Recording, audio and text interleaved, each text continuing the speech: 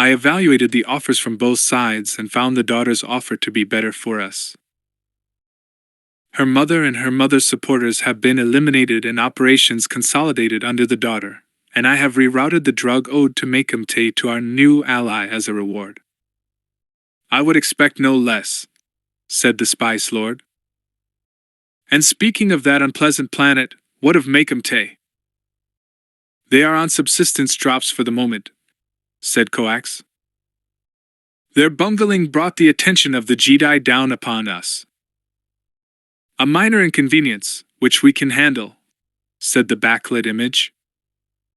You are here on Nar Shada? As per your orders. I have also made contacts with the Boma matriarch, and she has sent support as well. Excellent, said the Hutt. Gather them, then, and wait for me to contact you. And you have the item? Despite herself, Coax's hand went to the oversized hip pouch on her belt. The lightsaber weighed heavy against her side. Even in the shadowed profile, she was sure the Hutt caught her motion, and was amused by it. Shall I bring it to you? She asked. No, said the Spice Lord quickly. Things are going to become extremely unsettled very quickly. Be ready, and keep a strong watch on the doings of the Angeliac clan. They are hosting the Jedi and his allies. The Jedi is about to learn the dangers of meddling in Hutt politics. Be prepared to move, and move quickly, when my call comes. Again Coax bowed. As you wish. As I wish, said the Hutt, and broke the link. Coax collapsed on the bunk of the sleeping pod. She could have said that the Boma were getting particularly hard to deal with, that their matriarch proposed increasingly direct and dangerous methods of vengeance, but that was something her lord did not need to know. All the Spice Lord needed to be informed of was that the requested support was in position. The control of that support was her problem. Coax had riled up the Bomu clan and now, upon the Spice Lord's command, was going to unleash them on the Jedi. Maybe it would be enough to end this particular threat. And who knew, perhaps each would wipe out the other and solve all of their problems. If the Bomu happened to be particularly enthusiastic in their work, who was she to fault them? The one-eyed Cladoinian reached into her hip pouch and pulled out the Spice Lord's prize. The metal hilt of the dead Jedi's lightsaber glittered in the weak light of the sleeping pod. She thought about turning it on, feeling the power that radiated through it, but demurred. There was little enough room in the sleeping pod for herself and the hololink, and she would likely achieve nothing more than shredding the surrounding walls. And that might attract undue attention. She had met the Spice Lord but once in the flesh, and when they met, the Hutt had said simply, "Protect me." Since that day she labored to keep her master's empire intact, despite long periods without contact, and to be ready, at a moment's notice, to carry out the Spice Lord's will. And if the Spice Lord desired a Jedi lightsaber, who was she to argue? She replaced the Spice Lord's trophy, packed up the whole receiver, returned the security screens to their factory-issued insufficiency, and left the pod. She had to rally the Spice Lord's hounds in the hope that they would remove one more problem from her list. The dream returned to Mander, but this time with a difference. He was in the great library on Coruscant again, and this time he was not alone. There were voices around him now, unseen among the dimly lit records on the shelves.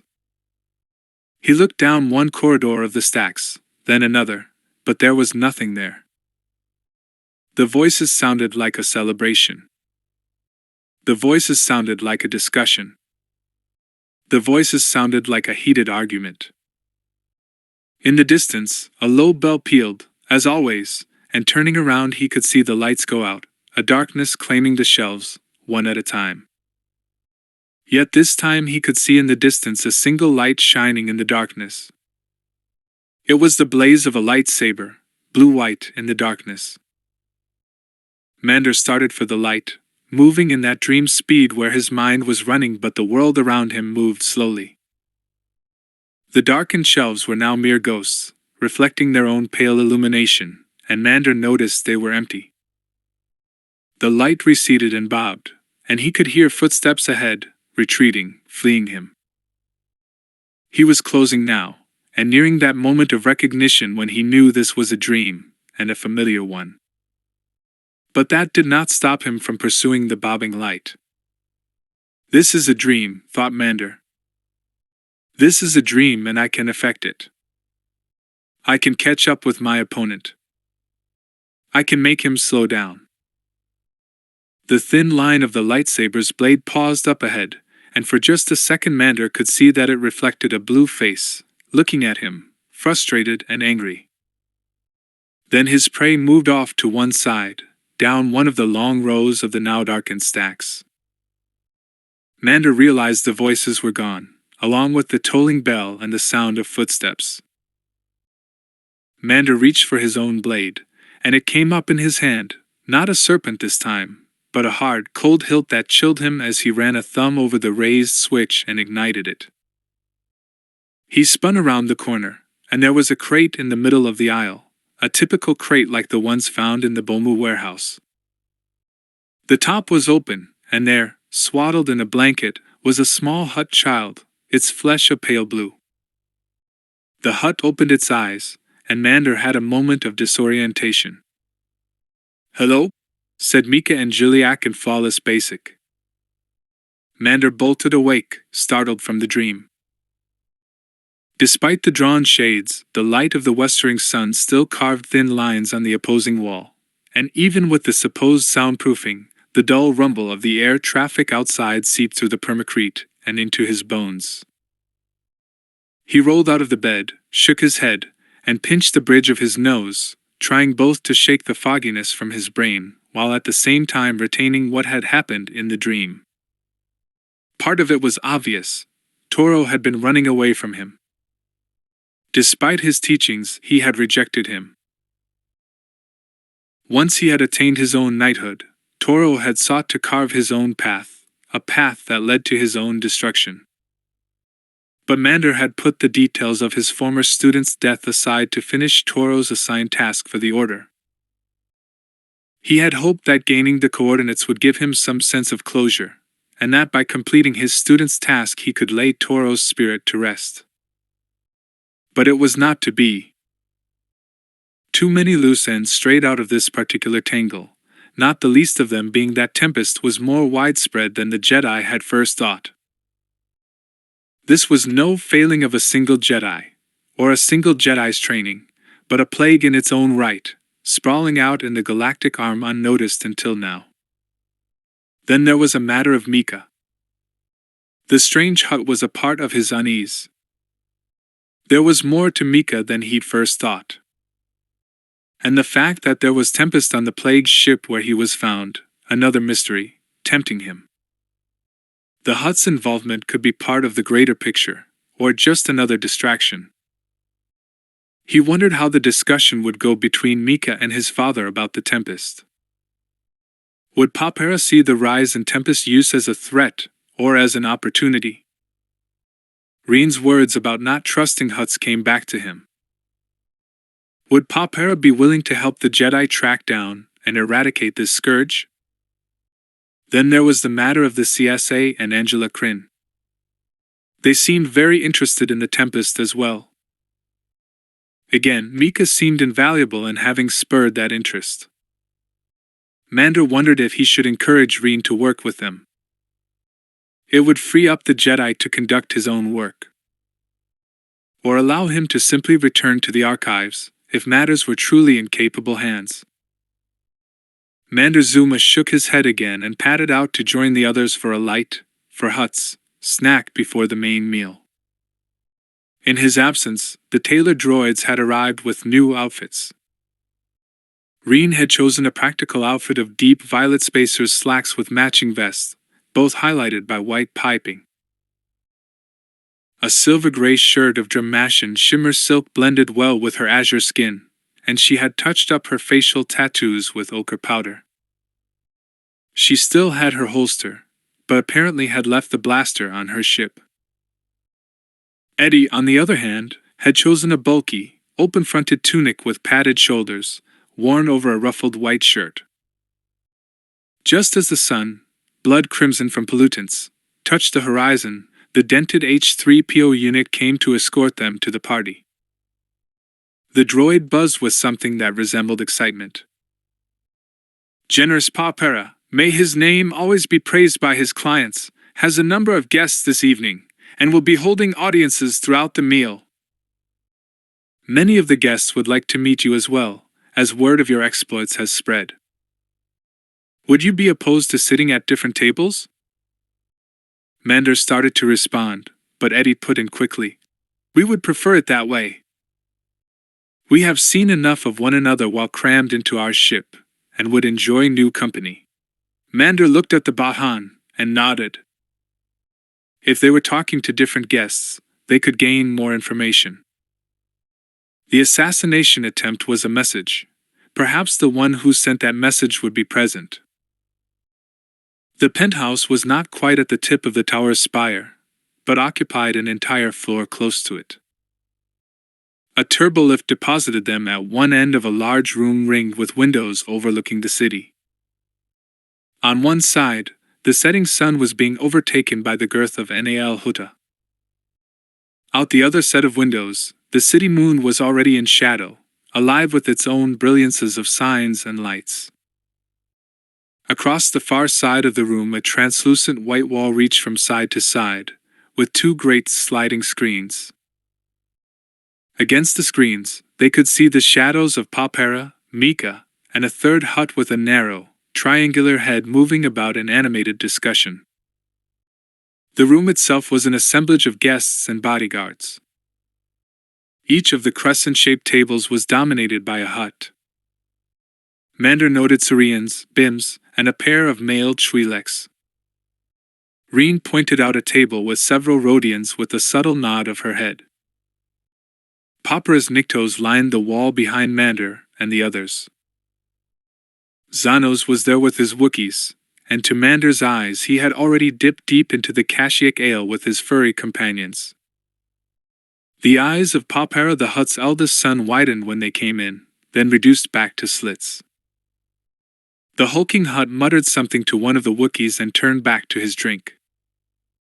The spread was, if anything, more indulgent than the catered meal delivered to their quarters earlier. Platters of hut delicacies littered the tables, include braised fork tarts, sand gizzards, and strained kabatas.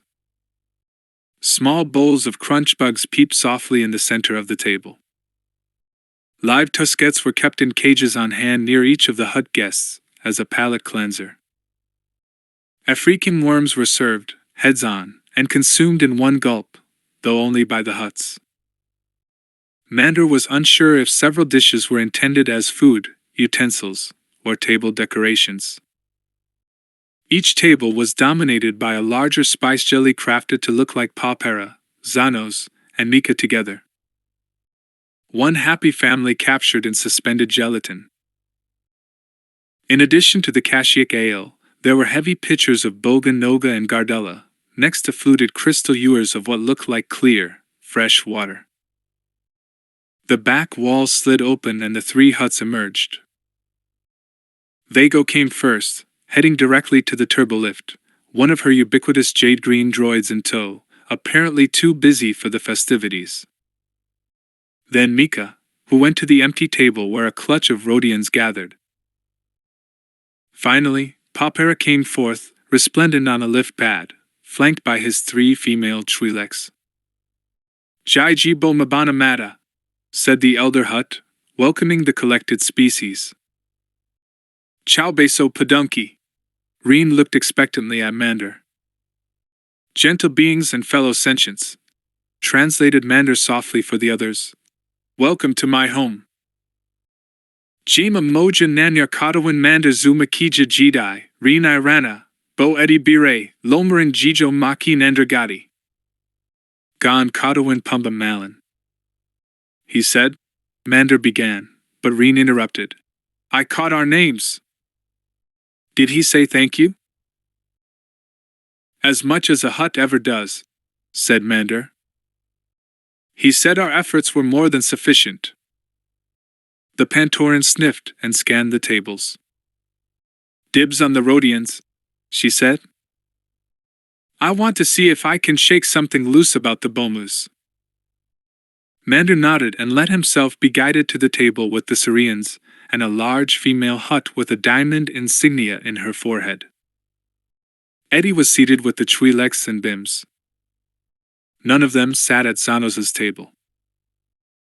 A tall Syrian introduced the hut at Mander's table as Lungren Nako, an old business associate of the Angiliac clan. The tall Syrian himself was named Kir Sesad, and was Lungren's chief advisor. There were a trio of Quarren at the table, but only one spoke basic, and that one with a sibilant lisp. When this Quarren translated the table conversation to the other two, her native language sounded much more delightful. Lungru, of course, only spoke in Huttese, and Mander could follow well enough, though Sesad would step in when Lungru slurred a colloquialism or Mander had difficulty making a point. The female hut was particularly interested in their adventures on Endragad, and more than once referred to Mander as Mika's savior. Such a child needs protectors, said the hut. Papra's youngest son seems more than brave and capable enough, said Mander. We had an incident earlier today. Came under sniper fire. He did not flinch in the face of that. Lungren's eyes widened in surprise, and Mander added, I believe our shooter was Syrian. Lungren made a chortling noise and burbled in Huttese. A Syrian? Do you recognize him at the table? Perhaps Kir Sesad here slipped away from my entourage to take a shot at Papra's favorite. The Syrian advisor gave Mander a look as cold as deep space, but the hut continued, amused at her own joke. Perhaps you snuck away when I was not looking at Kir Sesad? Kir Sesad replied stonily, I would never do anything without your orders, Lord Lungru, but the Syrian stare never left Mander. Lungru proceeded to say that she would never do anything so crass as to assassinate a rival before a dinner party, and noted that Mika being a target was not the young hut's fault, after all. Papera babies him. It happens to older huts. We get soft, sentimental. We miss opportunities. We don't take advantage. The Papera I remember was much stronger, more cruel. Now he is just old like me. At that point one of the Twi'lek handmaidens arrived and informed Lungru that Papera would see her. The female hut pushed herself away from the table, and the other Syrians followed the handmaiden up to the sliding doors. Kir Sesad brought up the rear. Papera's lift pad drifted back into the inner chamber, and the translucent walls slid into place. Papera was mixing business with pleasure, Mander realized, turning a celebratory feast into little more than a well-fed waiting room. The Quarren were having their own discussion, which did not include him. He looked around, and Reen caught his eye and excused herself from Mika's table. She half collapsed into Kir Sesad's chair. I need to trade seats, she said. How are your Rhodians? Asked Mander. They are accountants, said Reen, throwing as much venom as she could into the word. They belong to the Kima clan, and they are as dry as a desert world. I have never been as deeply bored in my life. Mander managed a smile. Poor Mika. Reen let out a frustrated snort. Poor Mika? He apparently loves this sort of thing. They'd been discussing the revised strictures on post-imperial import levies among the core worlds for the past half hour. So no luck then. Reen shook her head. They know of the Bomu clan, but consider them clowns and incompetents. I couldn't really disagree about that, given their track record. They think smugglers go into the business because they can't handle the paperwork. You should get back, said Mander. Here comes my table. The wall-sized panels slid open and Lungru slithered out, her entourage in tow.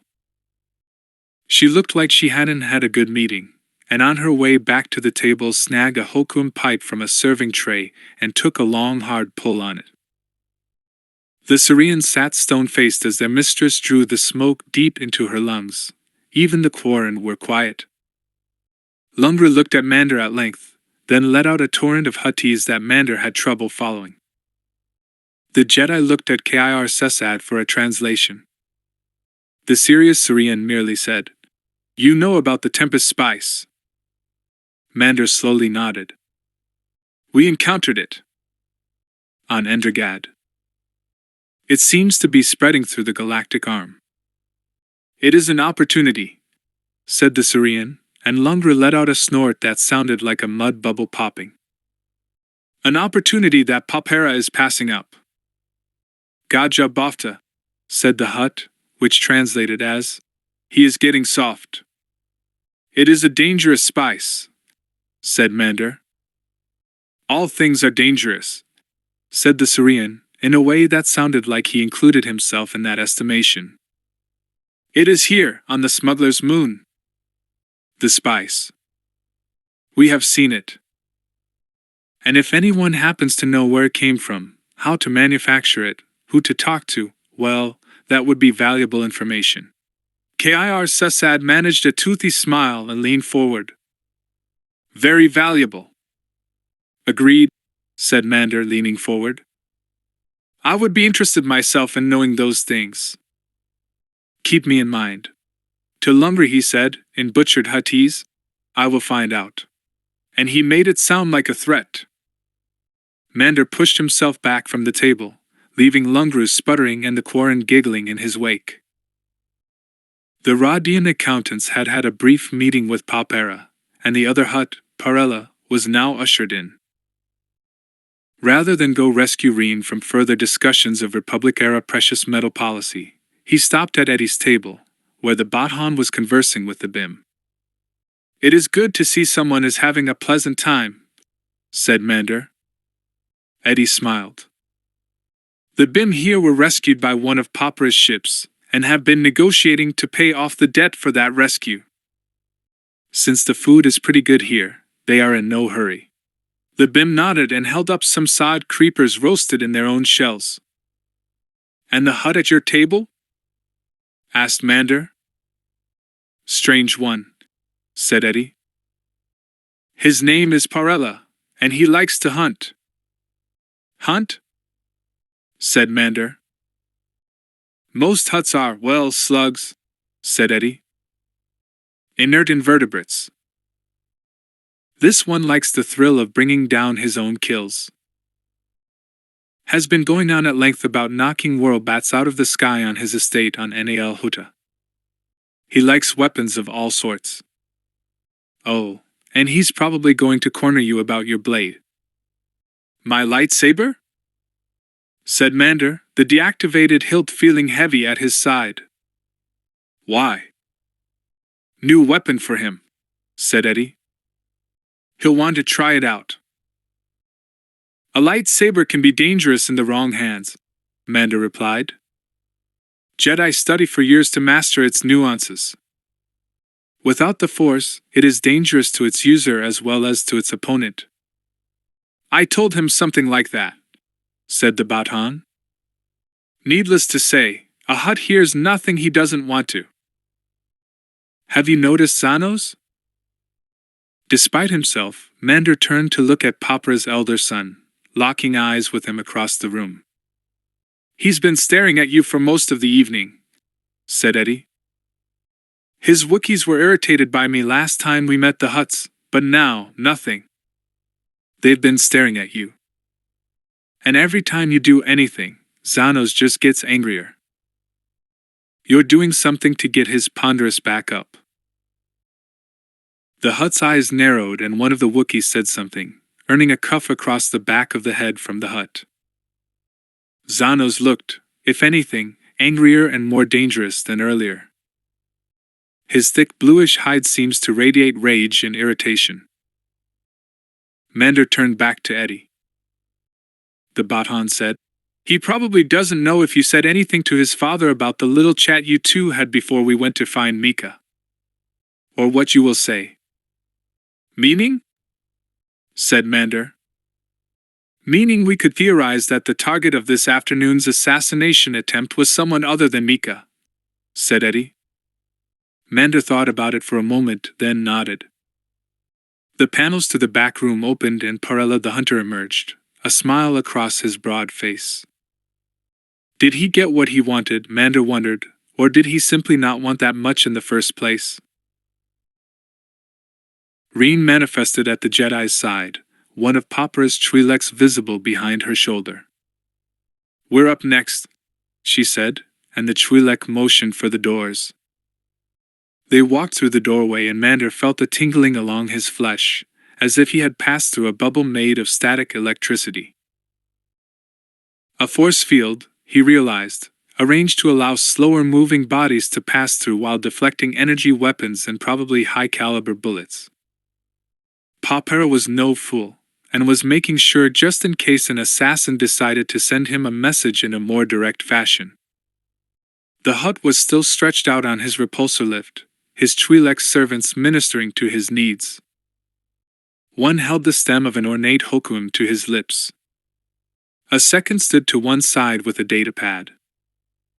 A third carried a large bowl with what looked like pale, wriggling worms. "Bet he doesn't say thank you this time either," said Reen softly, and Mander shushed her. Popper and Juliak took a long, slow pull on the water pipe, nodding at its Twi'lek bearer. She backed away and the hut exhaled the smoke from his narrow nostrils. Then the hut unleashed a long torrent of Huttese. Popera was getting down to business at once. Mander caught the gist of it, but the Twi'lek confirmed his thoughts in translation. "Mighty Popera bids you serve his family," said the Twi'lek, as Popera grabbed a fistful of pale white worms and stuffed them enthusiastically into his maw. "His youngest son, Mika, has uncovered that the plague that trapped him on Endergad was tied into a new form of spice. A hard spice that thickens the mind and inflames the passion. Mighty Popera would never condone trade in such a spice, despite the urgings of others." Here Popera swallowed his mouth full of worms and continued with another torrent of Huttese, hooting with each statement. "The Tempest spice is throughout Hutt space and the galactic arm, and is a bane to us all. Mighty Popera believes that young Mika found out enough to call attention to his actions, and those involved in the smuggling targeted him for elimination." Popera at this point levied a long series of curses, many of which Mander knew but several of which sounded extremely innovative. The Twi'lek chose to edit those out of her translation. "Popera will not have his family threatened. He has crushed his foes and left clan homes empty among those who have challenged him. For this reason, he wants to find out who is responsible for this new addiction on the worlds, so he may destroy them." Popera patted his belly, let out a belch, and motioned for more worms. After downing another handful, he took a long drink from a crystal ewer, and continued. "You are of similar mind, Mighty Popera thinks, as he is. The Jedi do not care for shackles, either on the body or on the mind." "Mighty Popera is correct in his assumption," said Mander, in the best Huttese he could manage. Popera chuckled, and for a moment a pained look crossed his face. He motioned for the ewer, downed a healthy portion, then burbled another long speech. The Twi'lek followed her master's words and translated. "Fatherly Popera does not wish his youngest son, so recently returned, to put himself at risk. Similarly, Vago is most competent, but Vago is like a daughter to him, and should not be endangered either. Xanos is the eldest, and one does not imperil the family heir. You will investigate this matter on our behalf." The Twi'lek with the datapad stepped forward and handed it to Mander. This is a list of local tapcasts at which Vago determined that this tempest was sold, the second Twi'lek said. Perhaps you will be able to trace the source, or find our would-be assassin. Mander slipped the datapad inside his robes and said simply, "It would be our honor to be of service." Reen started to say something, but Eddie nudged her with an elbow, and she thought better of it. Papera started to say something, then stopped, repeated himself, and let out an indecorous belch that took the Twi'leks aback. He started to say something else, but stopped again, even as he seemed to sway for a moment on his repulsor lift. Then his eyes widened in pain and horror. Eddie said, "What's going on?" Mander didn't know, and crossed toward the great hut. It would normally be a transgression to approach him, but Papera was clearly in pain now. Papera's belly started to swell, and the great hut patron started to croak like an injured frog. The Twi'leks were clearly frightened, and one of them pushed Mander back, away from their master. Still the hut's massive form expanded, his eyes wide with panic. His skin was stretched taut, like a balloon about to pop. Reen shouted, "I'll get help," and turned back to the doors. They slid easily apart, and Mander realized what it would look like to the assembled party. Papera in obvious pain, the Twi'lek shouting in fear, and the rest of them standing right in front of the hut's distended form. "Reen, don't!" Mander said, but Eddie grabbed him and pulled him to one side. Papera was almost ovoid in shape now, and screaming in a low, throaty roar. And then the flesh gave way in half a dozen places and Papera exploded, his organs rupturing in all directions around the room. The Twi'lek screamed, diving for cover, and Reen was flung forward by the power of the explosion and bounced off the force field, along with the former hut patriarch's interior organs. Both the Pantoran and the hut's digestive system were moving too fast to allow the screen to let them pass.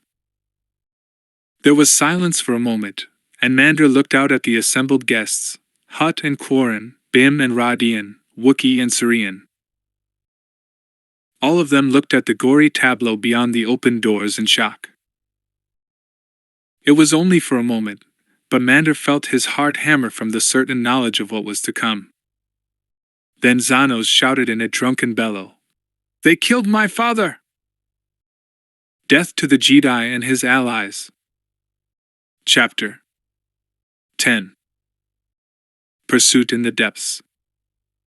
Mander, Reen, and Eddie were fortunate, in that the first impulse of the guests and bodyguards was to pull whatever weapons they had, concealed or otherwise, and unleash a volley at the three accused killers. Fortunate in that the energy screen held and their initial high-caliber energy shots splayed helplessly against the invisible barrier. Mander scanned the room. There was no obvious way out, other than the lift at the far side of the chamber, and on the wrong side of the now howling mob.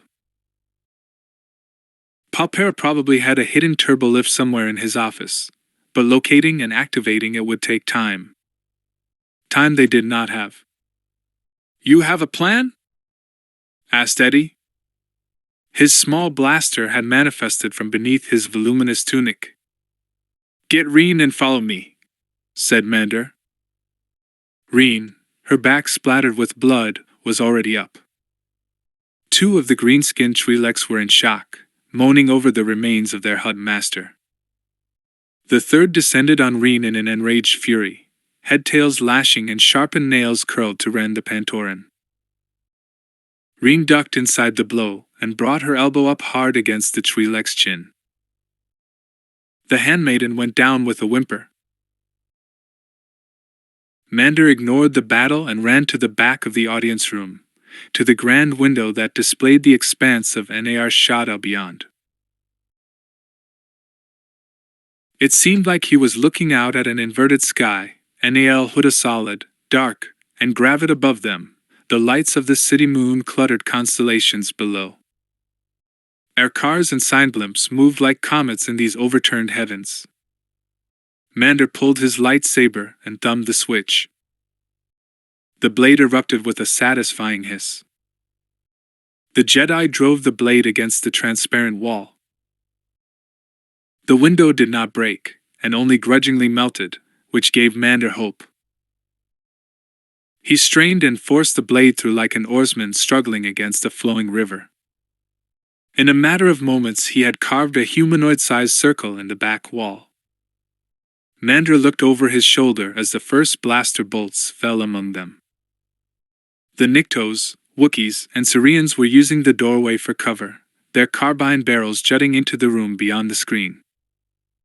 Apparently Eddie had hidden Reen's blaster under his tunic as well, and the pair of them were returning covering fire over the cooling remains of Papera and the now shrieking Twi'leks. Mander kicked the molten oval outward, and it disappeared into the darkness, glittering in the reflected light of the surrounding buildings. "Onto the ledge!" he shouted, and stepped out into the void himself. The ledge was ornamental, but ornamental in a hut style, which meant that it was narrow but not impossible for a normal-sized humanoid to navigate. He slipped out to the right, and Reen and Eddie followed him. The winds at this altitude curled around the buildings and threatened to pluck them from the ledge and send all three of them screaming to their deaths below. He flattened against the wall behind him and moved toward the corner. Behind him, the windows shuddered with blaster fire. Eddie flinched at the impacts. "It is made of transparent steel," said the Jedi. "They'll be able to break through it, but it will take time. We have to get off this side of the building." The shots tracked them as they reached the corner, and now a pair of Niktos had made it to the egress the Jedi had cut and were firing along the side of the building behind them. Reen, pulling up the rear, used the corner for cover and returned fire. This wall was also made of transparent steel, and the Wookiees were concentrating their fire ahead of their path, hoping to break the window before the escapees got to that point. They were trapped. "Good plan," Reen shouted over the gusts. "Now how do we get off this crazy thing?" "Shush," said Eddie. "He's working on it." Mander leaned back against the shuddering transparent steel and cleared his mind. Ahead of him one of the sign blimps was sagging its way slowly across the sky. He reached out, mentally, and pulled it toward them. The lighter-than-air vehicle bobbled in their direction, but the droid driver revved its engines to let it clear the building. "Size matters not," Mander muttered. "Inertia, however, is a pain in the butt." He shifted his attention away from the sign blimp and to the air between him and the vehicle. The air gusted away effortlessly, and pulled the blimp, with its surprised and cursing droid pilot, right up against the side of the building. There was a crinkling impact as the thin Heglum gas envelope crumpled slightly. "Jump on!" shouted Mander, but Eddie was already scrambling over the airship's dialed-lace sides, his boots knocking light emitters loose and scrambling the sign blimp's message. Reen took a pair of final shots and joined him. Mander leapt, and the transparent steel wall behind him shattered. Bolts laced among them, and a couple struck the sign blimp, leaving jagged tears in the outer skin and puncturing some of the flotation cells as well. The sign blimp fell away from the building, losing altitude steadily. "We're falling!" shouted Reen. Beneath them, the droid sputtered a mixture of orders and obscenities in Huttese. Behind them, the blaster fire was already dropping off.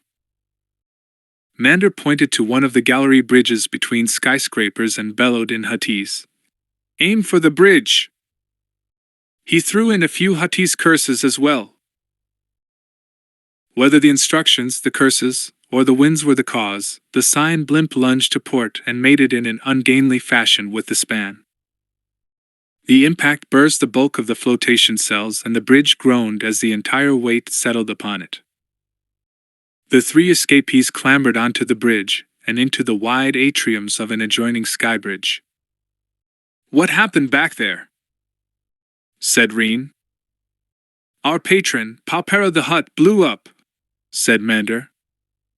I caught that part, said the Pantoran. How? Binary bioexplosive, most likely, said Eddie. One component administered by one vector, the other administered by another. Neither traceable as dangerous by itself. Something in the smoke, something in the worms, said Mander. And maybe a trigger as well to go off at a certain time, or in a particular place. We'd have to search the penthouse. Unlikely they would let us do that. Xanos has already determined we're responsible, Eddie said. He was quick with the accusation, said Reen. And he was giving you the hard eyes the entire meal. Think he was expecting it? Her implication was clear. Do you think he did it? Perhaps, said Mander. Or maybe Lungru or Parella or someone we don't know about. Or perhaps the Bomu clan is not as incompetent as we thought, Reen added. The Hutts do not lack for enemies and schemes. Mander thought about it. Adding the attempt on Mika's life this morning, it is most likely an effort to thin the ranks of Hutts interested in where the Tempest comes from. He looked around. Either of you know where we are? No, said Eddie. We could probably find our way back to the new ambition, but it is likely that Xanos and his Wookiees will get there first. No, make that definitely. We just got that ship, said Reen. We can't abandon it. It wouldn't be the first time, Eddie said. Reen scowled at the Bathan. We have the data pad of Tapcast selling Tempest, said Mander, producing the pad from beneath his robes. If Papera's death is connected with the spice, we can track our suspects through it. And maybe find a ship to get us off planet, added Eddie. There should be a surplus of shady spacers on the smuggler's moon. Regardless, I'm going to need a new outfit, said Reen. I reek of dead Hutt Lord. The vendor droid they came across was supremely disinterested in Reen's blood-stained gear, and suitable replacements were gathered, along with hooded robes for both Eddie and Mander. The vendor droid wasn't the only one incurious about the trio. The bulk of Nar Shada's population seemed singularly unaware of Papera's sudden and explosive passing, or that there was any pursuit of his accused assassins. It is the nature of the Hutts, Eddie said. They try to solve things inside the family. Let's hope it stays that way. What is our first opportunity? Kuzbar's Cantina was an upscale tapcaf on level 42, not far from Papera's Sky Tower. A Radian chanteuse warbled in the corner in Huttese, accompanied by a bim on a klilhorn. The barkeep, a member of a humanoid species that Mander could not immediately place, took a few credits from them and directed them to a particularly corpulent Celestin named Mingost, who had occupied a corner booth like his own personal fiefdom. I understand you're looking for information, said the Celestin, lacing his fingers before him on the table in an expectant pose. We need travel off-planet, said Mander. Can you arrange it? Easy for me, expensive for you, said Min, his lips curling up in an amused expression. Set it up, said Mander. Payment on delivery, the Celestin shrugged. What do you know about Tempest? Reen asked suddenly. Mander frowned. In his desire to get everyone away, he had forgotten why he had the list of tapcafs in the first place. The Celestin's eyebrows twitched. Others have been asking about Tempest. Those others smell of military, and I have told them nothing. Do we smell of military? Asked Reen, and the Celestin laughed. Mander put several Huttese true guts and a few of his remaining credits on the table. Reen smiled back impressed. So what do you know about Tempest? I know many things about this tempest, said Min. It is new. It is profitable. It is very, very hard. Tends to kill your customers. Bad for repeat business. You want some, I can find some for you. Do you know where it comes from? Asked Reen. Min shrugged again. No one knows. We had a dealer here, Rinix. Nice Trandashan male. Did good business. No one has seen him for a while. You know where he got his supply? Asked Reen, and Mander moved to put a few more coins from his depleted supply on the table, but the Celestin waved him back. If I knew, I would not be selling information. I would be selling Tempest. Who did this Rinix sell it to? Asked Eddie, and the fat Celestin blinked, as if noticing the Bahan for the first time. The Celestin paused, rolling the flavor of his information on his tongue before letting it loose. A select few. Mostly upscale. Papara's boy Zanos was a buyer. Reen sat upright and looked around the room. Zanos comes here? Again the Celestin laughed. A hot lord's son here? No. He sends his Wookiees. He thinks he is being subtle, but who else employs Wookiees? He laughed again. A squad droid with a hollow projector mounting on its bulbous head lumbered into the tapcaf, taking up a position in the center of the room. It let out a soft clanging noise to draw attention. Mander felt the hairs on the back of his head bristle as the face of Zanos the Hutt manifested in the holobeam. Mander realized now that he could see the veins at the sides of Zanos' head throb with anger. Wundera Nar Shada Sitas. Boom Zanos in Huttese, a melodious female voice translating in basic simultaneously. Attention citizens of Nar Shada! Papera and Giliac the Mighty has been assassinated, cruelly slain by these creatures. The screen changed to pictures of Reen, Eddie, and Mander, taken in one of the turbolifts before the party. I will pay 100,000 peggets for their arrest and or destruction. The holobeam winked off and the droid turned to leave. Mander fought the urge to scan the other patrons to see if they had noticed them.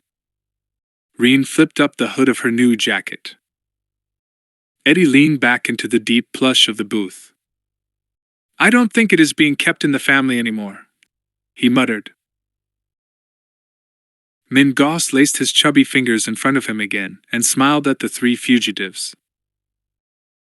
So, it seems I have a question for you. How much of my silence are you willing to pay for?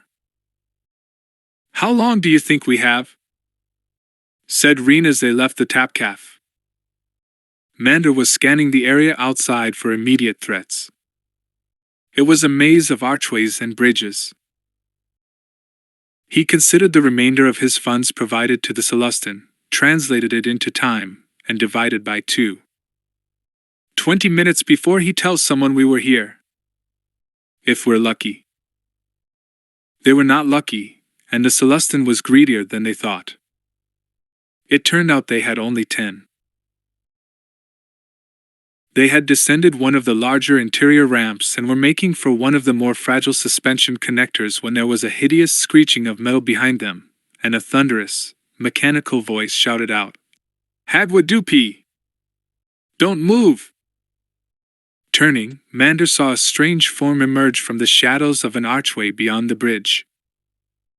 It looked like a hut wrapped in metal, its semi-fluid body covered with overlapping plates. Its necklace head was enshrouded in a dome of durasteel, with narrow windows cut for the eyes and ringed with sensors. The entity carried a stun baton in its metal-shod hands. The armored hut barked again, and this time a translation vocoder squawked in basic. Flee, you cowards! Said the translator. Make this a good sport. For you are the prey of Parella the Hunter. You have got to be kidding me, said Reen, and opened up with her blaster. Eddie joined her. Their bolts ricocheted off the metallic hide and into the space between the buildings. "Flee!" shouted the translator. "Do not make it too easy for me." Parella the iron hut lumbered onto the bridge. Its supporting wires hummed at the additional weight, and the bridge itself sagged slightly. "Can we outrun it?" asked Reen, still firing. "Possible," said Eddie. Small wheels appeared at the edges of the battlesuit. "Make that unlikely." "I will handle this," Mander said.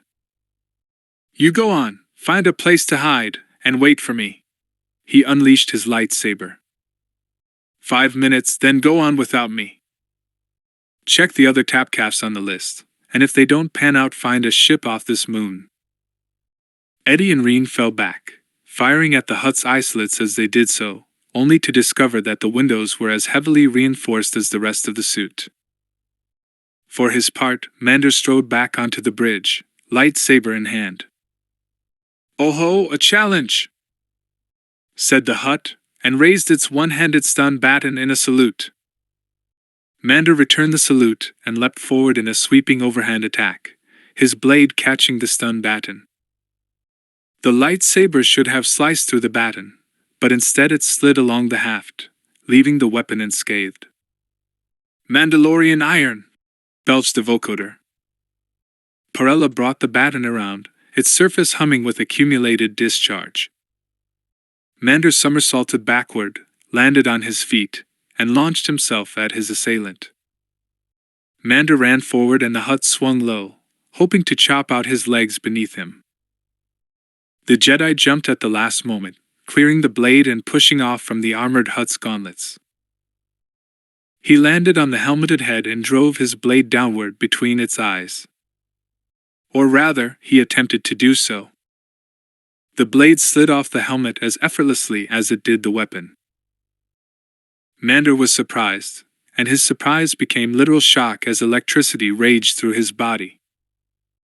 He fell backward, holding on to his lightsaber but landing in a sprawl on the bridge, its support cables straining from the weight. The armored Parella could have pressed the advantage, but instead let out a throaty laugh, its vocoder keeping up with it. "You cannot cut my weapon! You cannot cut my armor. Your allies have all fled. What now, little Jedi?" "What now, indeed," wondered Mander. He picked himself up and saluted the hut once more. The hut returned the salute and Mander charged again, exactly as before. The hut brought up his stun baton to block, but this time Mander took the parrying blow and slashed to his right, slicing through the bridge's support cable on that side. Then he rolled to the left, and coming up, cut through the cables on the other side. The armored hut spun on its wheels to face him, raising its baton to smash him off the bridge. That was when, even through his sensors, Parella could hear the sound of the bridge's cables begin to separate, the metal peeling back as the strands gave way one at a time. Parella the hunter had time to let out a surprised curse as the remaining support cables separated with sharp twangs, and the bridge surface cracked apart beneath the heavy hut. Mander leapt for one of the hanging cables. Parella lunged forward as well, hoping to take the Jedi with him, but the hut's gauntlets closed on empty air, and the great metallic slug fell, tumbling end over end into the canyon between the buildings. Mander, hanging from one of the remaining cables, sheathed his lightsaber, then swung himself overhand toward the remaining stump of the bridge.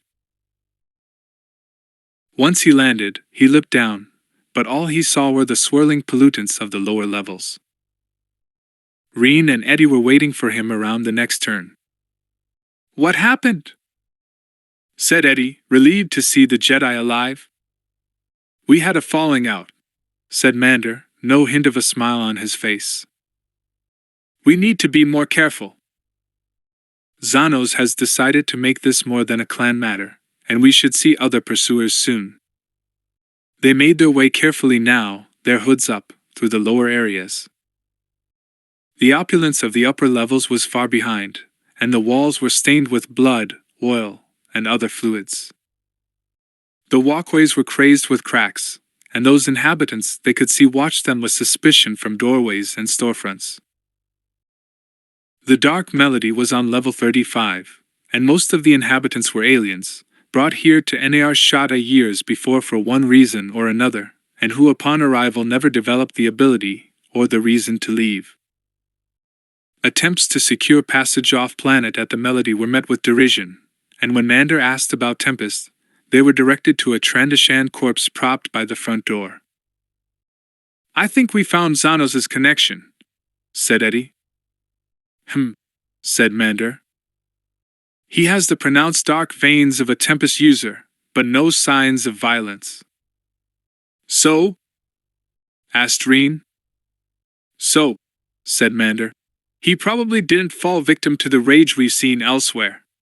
To the ponytailed barkeep he asked, "How did this one die?" The barkeep shrugged his tattooed shoulders and said, "He was alive, then he was dead. That was it." "What are you thinking?" Eddie said to Mander. "If we had the chance to check out the corpse," said Mander, "I think we'd find that he was poisoned by something he thought was Tempest." "How do you figure?" asked Reen. "No one knows how Tempest is made, or by whom," said Mander. "Let's assume that the individuals responsible are advanced biochemists, since no one seems to be able to synthesize it. And such a biochemist would be able to create a binary bioexplosive that could slide through a Hutt Lord's security," said Eddie. "And would be able to poison our friend here," said Mander. "Someone is cleaning up his tracks. Whoever is behind this knows someone is looking for him. We have one more place on our list. Let's go." The lights grew more infrequent, the corners and alleys darker. There was no sky above now, only a jagged ceiling made up of taller structures. It was impossible to determine if they were in any particular building, or if the towers of Nar Shada had all broadened into one great moon-girding sprawl. The passages were little more than tunnels, broadening into larger courtyards bereft of plants or fountains. Inhabitants were now fewer, but Mander sensed they were watching, waiting for something to happen. Ahead of them was a dip in the tunnel, once perhaps part of an underpass now buried deep in the heart of the arcology that swallowed it. It was a perfect spot for an ambush, Mander realized, just before the first blaster bolts erupted around them. There were two attackers, hunkered down behind some trash compactors at the far end of the tunnel, their green trumpet-like antennae visible only when they popped up and shot. Bomu Rhodians, laying down quick, random bursts, not risking their safety by poking their heads too far into view. Mander pulled his lightsaber out, but too slowly, and the stress screed around them fractured and chipped from the blaster shot. He had the blade up soon enough, though, and deflected the most accurate of the shots. Reen and Eddie had their blasters out now as well. "Back up!" shouted Eddie. "We can try another route." Mander started to shout that this would be impossible, that the Rhodians ahead were not trying to kill them, but rather to hurt them. But then the barrage came from behind them as the larger force of Bomu set up more withering, accurate fire, and his observation was rendered moot. Reen and Eddie both returned fire on the more exposed pursuers, but Mander found himself torn in two directions, trying to deflect charged energy bolts from the front and rear, protecting the others while not getting in their way. Following the course of the bolts by mere feeling as opposed to careful thought, he felt his controls slipping, and one bolt passed deadly close to the side of his head. "We go forward!" shouted Mander. "Take the two at the compactors and use them as cover." The Jedi now backed away from the more numerous pursuers, deflecting the beams as Reen and Eddie laid down a steady set of blasts forward, stitching carbonized scars across the front of the compactors. The Bomu ahead of them were now popping up, trying to make accurate shots.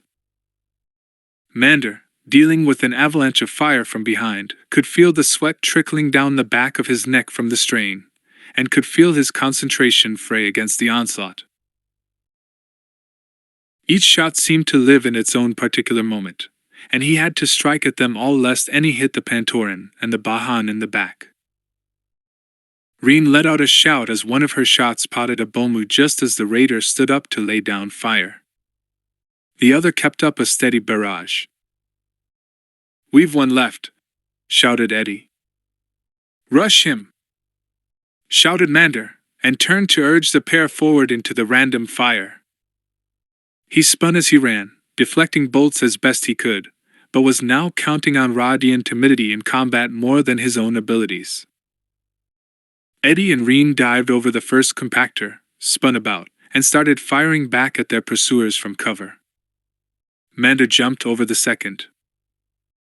As the Radian raised his blaster rifle, Mander cut through the barrel, intending to cut down his attacker with the backhand recovery. This Radian did not fall back, however, but rather lunged forward, driving the melted barrel of his weapon into Mander's belly. The blow caught Mander by surprise, and he rolled to one side, the breath driven from his body. His lightsaber dropped from his hand and went spinning down the alleyway. He managed to twist, and landed on his back on the side of the compactor away from the rest of the fire. But now the Radian was straddled over him, wielding his rifle like a club. Mander tried to squirm out of the path of the blow, but the heavy rifle stock caught him in the side of the head. The Radian raised his weapon again to deliver a death blow. And then there came a staccato of blaster fire, and the Radian pitched over, his head a smoking ruin. Mander thought it was Reen or Eddie who had saved him, but no, the blasts had come from the wrong direction. Mander's head was spinning from the blow, and the outside world was reduced to a narrow tunnel. He could hear himself struggling to draw breath, and the distant blaster fire, and Reen and Eddie shouting. Someone was kneeling next to him. Someone with red hair and corporate sector civvies, who now crouched over him and joined the others in repelling the Bomu attackers. "I swear," said Angela Kryn, "you are not like any Jedi I have ever met." Chapter 11. Beneath the Smuggler's Moon. "I am officially on detached duty," said Lieutenant Commander Angela Kryn. "While you were my guests on the Resolute, I started investigating the Tempest trade, and convinced my superiors that the trail led to Nar Shaddaa. The Bomu ambushers had fallen back once Angela had joined them, not outnumbered, but now facing 3 blasters operating from behind cover. Angela half led, half carried Mander to a nearby courtyard with a defensible entrance. Reen had recovered Mander's now deactivated lightsaber and handed it to him. Mander looked at it hard and long before he took it back. He had made an apprentice's mistake, thinking the Radian who had cut him down would just fall back in the face of the lightsaber's power. "You followed us," said Reen to the CSA agent. "I followed the trail," said Angela frostily. "A trail you happen to already be on." "I found you at the Dark Melody." To Mander she said, "I have a contact nearby. We should go, if you're ready." Mander let out a deep breath. He should have been aware that they had been followed. His side hurt, and he wondered if he had cracked a rib. The ringing in his ears had subsided to a great degree. "I'm good," he said, standing up slowly. "Let's press on." The surroundings decayed further now, the very pretense of civilization washed away. Here was the place that the trash and waste of the upper levels ended up. Piles of discarded packing and abandoned tools now littered the hallways, along with deactivated and repeatedly scavenged droids. There were humanoid bodies as well. Some of them had been partially eaten. "Verbuthers," said Angela Kryn, and Reen shot a questioning look at her. she explained. They are or were a native life form, scavengers that hunt in packs. They've adapted terribly well to life in a hut city. One more thing to worry about, muttered Reen, now paying particular attention to the shadows. You said the trail led to Shada, said Mander. How did you come to that conclusion? Remember the crashed ship, the one that brought the plague? Angela said. We managed to track it by the engine numbers. And what did you find? Eddie asked. Who owns it? It was a Skydive ship, Angela said, her face betraying no emotion. She was watching the Bathan for any reaction on his part. Eddie did not disappoint, a wave of surprise spreading across his face. Skydive freight? It was an Angeliac ship carrying the drugs? Angela Kryn nodded. Reen snarled. So Popera lied when he said that he didn't deal in hard spice. I don't know about that, said Angela. My contact was sure that Popera was unaware. That someone else in the organization was responsible. And we can talk to this contact? Asked Mander. He is waiting for us at the headache bar, said Angela. Always start with the last place on your list. And yes, my contact knows about your list. If you hadn't gotten pinned down back there, you would have met him already. Ahead a sign flickered erratically. The headache bar, the 3 syllables of its name on different timers, long since fallen out of sync.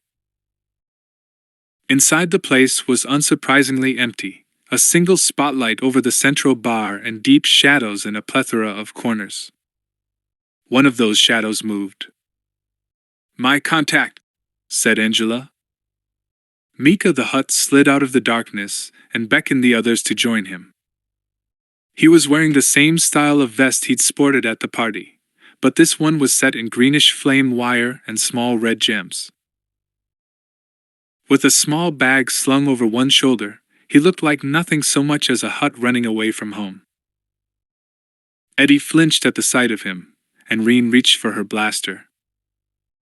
Mander put a hand on the Pantoran's shoulder.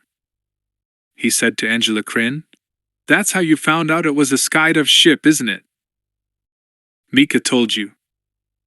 The CSA would have discovered it eventually, said the small Hutt. The registration was buried behind a couple of false front companies, but not so well that a dedicated investigator would have missed it. Smuggling, as you know, often depends on people looking the wrong way, either by accident or design. I myself was unaware that one of the family's ships was being used for the trade until I personally tracked the engine numbers that your Pantoran provided. Reen ignored the idea that she was anyone's Pantoran, and instead said, So your father was responsible for the Tempest? Mika blinked in what would pass for a shake of his necklace head. No. When I came back, I checked through my family's records. The Endergad ship was reported as lost in a comet storm 2 years ago. Someone took it out of service and repurposed it. I think they did it without my father's knowledge. He would have been shamed and angry if he knew. Mika let out a deep sigh, and Mander wondered if it was from grief for his parent, or that the Hutt was embarrassed to reveal a weakness in the family. The Jedi said softly, We think that Xanos may have been taking Tempest as well. Mika's eyes flew open, obviously surprised by the idea. But catching himself, he quickly returned them to slits. Yes, said the small Hutt. That makes a sort of sense. But surely even my brother would not seek Popera's death. Mander shook his head. Not directly. There is more intelligence in play here than Xanos has displayed so far. Mika let out a snort. If you are saying that my brother is not smart enough to blow up my late father, you may be right. He must have had help then. Mander asked, What is the situation in your tower? Uncomfortable, said Mika. And if it is true Zanos is an addict, I can see much of that now in his behavior. He has put a bounty on your heads, regardless of your innocence. Zanos is looking for someone to be blamed for this, so he can establish himself as the full heir to the Angeliac clan. A change in leadership often leads to problems for the lesser siblings. I fled here soon after the incident, with my father, to meet with my CSA contact. He waved a stubby-fingered arm at Angela Kryn. Can you get us off planet? Reen asked the woman. I can't, said Angela. My own resources are limited, added Mika. All the more so if my brother is truly under the influence of spice and involved in the smuggling. But I have enough sway to make sure you have a safe ship and a trustworthy pilot. Zanos is not the only one with a couple of ships that exist off the official books. The CSA maintains a safe house near here, said Angela, and Mika was startled at the news. Both things made sense, Mander thought. The CSA should have resources on the smuggler's moon. And Mika would not think that they were there. She continued, not noticing Mika's reaction. We can hide there until you make arrangements. With that, the group quit the headache bar. They had to avoid what passed for public transportation on the planet, and to reach the safe house plunged still deeper beneath the concrete skin of the world. Even Mika seemed nervous now, clearly in unfamiliar terrain. If Angela was equally unfamiliar with the territory, she betrayed no sign, instead quietly pointing out the new direction at each crossing.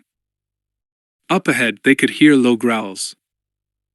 Angela froze for a moment, and then said, Verblethers. We can loop back and find another way.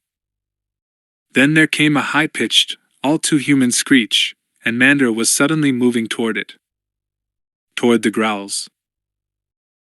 A pack of lizard-like bipeds had surrounded a pile of trash long since brought down from the towers, scavenged, and then abandoned. The Verblethers had leathery hides the color of overly ripe fruit, and short, curled horns perched above underslung, fanged jaws.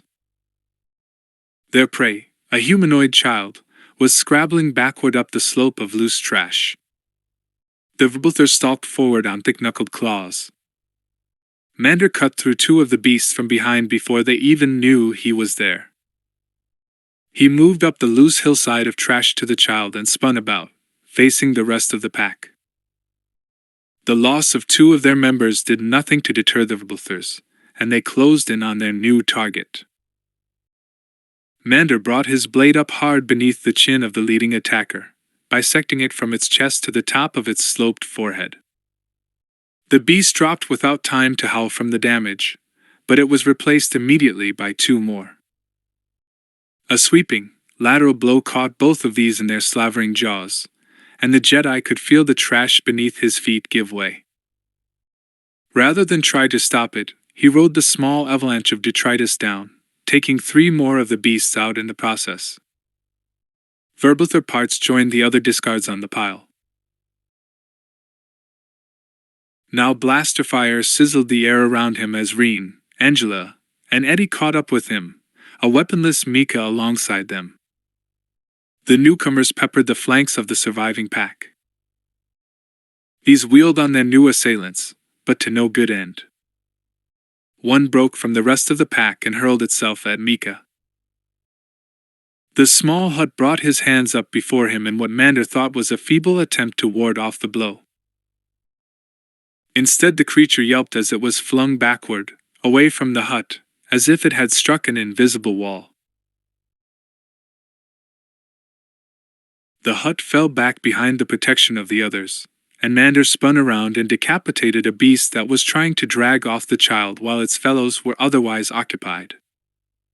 With another volley from the group's blasters, the entire pack was dead. Mander deactivated his lightsaber and climbed back up the trash pile, where the would-be prey was curled and weeping. It was a child, definitely, but the species was unknown to him. Its skin was the pale yellow of gentian fruit, and a ring of small protrusions, protohorns, formed a lopsided ring along one side of its head. It was dressed in rags that at one time long before may have had a color. "Come on," said Mander. "I won't hurt you." He held out his hand. The child looked up, its luminous eyes weeping pale green tears, and reached out a slender hand to take Mander's. The pair climbed down the trash heap. The child looked up at the others in wonder, but visibly shrank away from the hut. "Amazing," said the hut. "I thought they were all dead." "What is he?" asked Angela. "Evoshii," said the hut. "They once lived on Enel Huta, and were exported to Enar Shada to help build the smuggler's moon. They were never very hardy. I thought they had proved non-viable." Reen gave Mander a hard look, but before she could say anything, Eddie said, "He's not alone."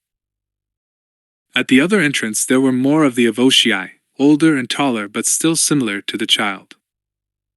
They were dressed in a tattered collection of rags and battle armor, and carried what Mander hoped were inoperative blasters. Mander raised both hands to show that he bore no weapons or ill will, but the child burst loose from them and ran to the adults. He buried his head in the robes of one of the females and unleashed a torrent of what Mander could only identify as a Creole of Huttese and Basic. The lead of Oshii strode forward, shot a withering glance at the hut, but bowed to Mander. The Jedi returned his bow, but when he straightened, all but the leader had vanished back into the darkness of the tunnels. The leader nodded at him, and then retreated as well.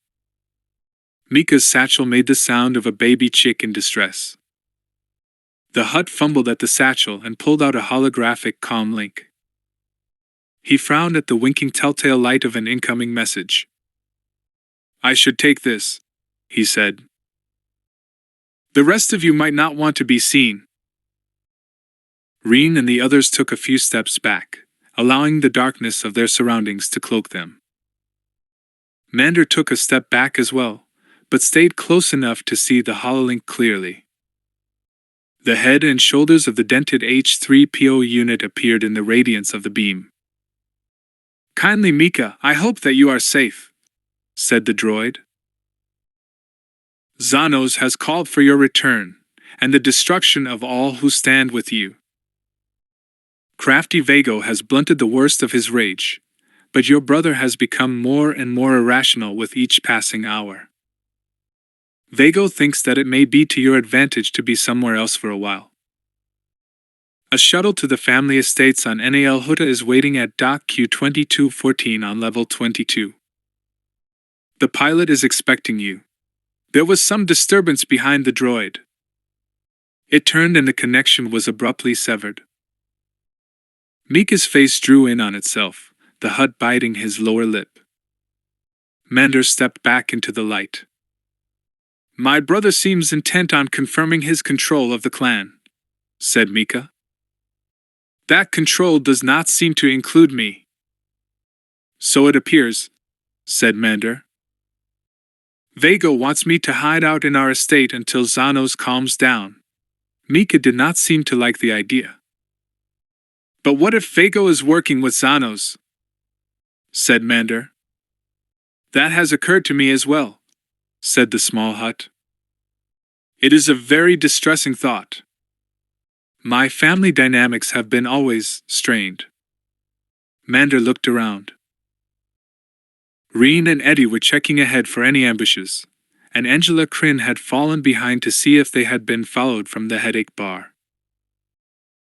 The Jedi said, "Anything you can tell me may help us.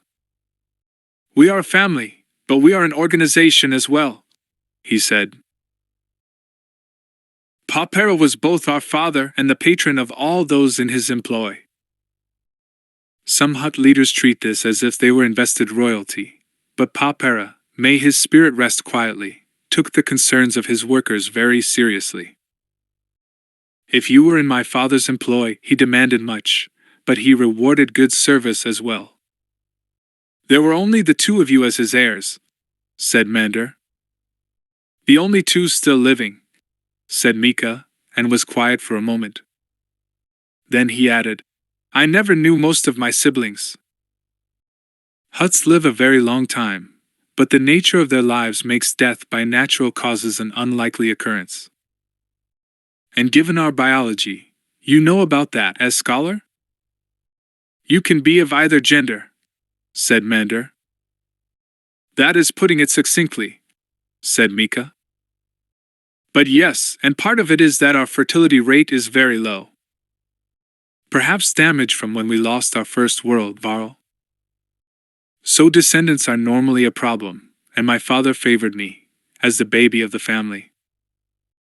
And you think that might create problems with Xanos? Asked Mander. Mika puffed the air out of his cheeks in desperation. Perhaps. Xanos is the heir, and he's a Hutt's Hutt. The other families, the Council of Elders, would approve of him. He's not the sharpest vibroblade in the armory, as you've noted, but he has that something that others respect in our political circles. Mander watched the little Hutt and felt sympathy, even pity for the creature. He was not a typical Hutt, and was afraid of being punished for it. The Jedi looked around, but things were still quiet. It was a peace that was sure not to last. What can you tell me about Vago? He asked. Mika shook his head. She's dedicated to my father. She makes things work. She's always been more dedicated to the family's shipping business than Xanos ever was. And she has always been very kind to me, teaching me about the business and encouraging me to explore on my own. Trips like the one to Endragad were with her urging. I think that she feels that if something happened to Xanos, I should know enough to handle myself in negotiations. I'd hate to think that Vago is wrapped up with this. Angela Kryn joined them at this point. Nothing behind us. We can still hide at the CSA safe house. Find our own way off planet. We can protect you, Mika. Mika looked at Angela, and Mander imagined he could see the wheels spin in the young Hutt's mind. Accepting the CSA's aid would be a safer choice, but carry with it additional obligations. Plus, not responding to Vago's offer to help might cost him an ally. If Vago was truly an ally at this point. You want to go to Vago? Said the Jedi, trying to form the words as a question but failing. He added, You should not go alone. The Hutt nodded. Yes, he said. We should contact Vago. But we should be careful. The rendezvous spot is only a couple of levels above us. Angela Kryn looked like she would disagree for a moment, but then furrowed her brow and nodded. Mika said, Should I disappear, don't let Vago get away with this. Again she nodded, but this time more slowly. Mander wondered what that promise would entail. The group set out again, and the young Hutt proved more than capable in keeping up with others. As they ascended, more citizens of the depths appeared in the courtyards and arcades, and if they thought it odd to see a Hutt traveling with his retinue so deep beneath the spires, none said anything about it. There was still no open sky above them, but as they climbed, Mander felt a weight being lifted from his shoulders. The shuttle pad was set along the length of a shaft bored through the towers and slums of the smuggler's moon, with landing pads jutting out at different levels. Beneath them, the shaft continued down to the blast pits. Far above them a retractable dome had been pulled back, and Mander imagined he could see open sky at the very top. Catwalks and cross supports turned the passage into a twisted maze for any pilot. Cradled on the pad was a squat shuttle of Sorosub make. A Quarren leaned against one of the support struts, sucking on a death stick. He caught sight of the 5 of them, waved, and entered the shuttle to make final preparations. The dented H-3PO unit emerged and waddled toward them. Mander and the others walked out onto the narrow bridge to the landing pad as the droid approached. Mander realized he had been holding his breath and let out a relieved sigh. Eddie and Reen seemed to relax as well.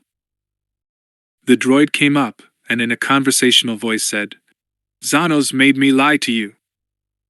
You should run now." A squad of Wookiees tumbled out of shuttle, bellowing and brandishing blaster rifles and stun net projectors. Reen cursed and brought up her carbine, while Eddie spun around and shouted, "Pull back!" The two forward Wookiees each dropped to one knee and aimed their stun nets. Microfilament netting blossomed from the barrels like greedy flowers ringed with electrified weights. Mander moved one aside easily with the force, but the other found its mark and draped over the surprised Mika. With a ragged growl of pain, the young Hutt slumped, small bolts of lightning sparking his light green flesh from the microfilaments. They were halfway back to the blast doors when a group of Rhodians boiled out from around the corner, armed with blaster pistols and stun batons. They cut off the retreat, laying down a withering pattern of fire. Mander leapt in front of the others, lightsaber drawn, and batted away the charged pulses of ionic energy as best he could. Behind him, Eddie and Angela Kryn returned fire, dropping a Rodian with every other shot. "Think they're working together?" shouted the CSA agent. "I doubt it," the Baton shouted back. "I think the Wookiees want to take us alive." The Bomus do not seem to be as discerning. Mander shot a glance over his shoulder and realized that Reen was still back along the platform, closer to the shuttle. She had taken up a position behind the stunned form of Mika, and was blasting the charging Wookiees.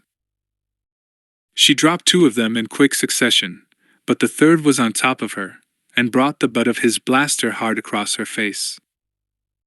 The Pantoran dropped like a rock. "Reen!" Mander shouted. "Look out!" bellowed Eddie. "They have a detonator!" Mander looked back as the depleted Rodian force rolled a small thermal device toward them. He reached out with the force and tried to shove it off the landing pad, out into the empty space of the launch tube itself. He almost succeeded.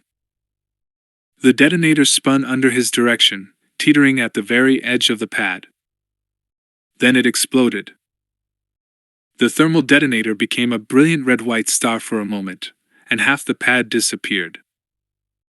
The stress rocked the rest of the landing structure, and the Wookiees behind them fell down.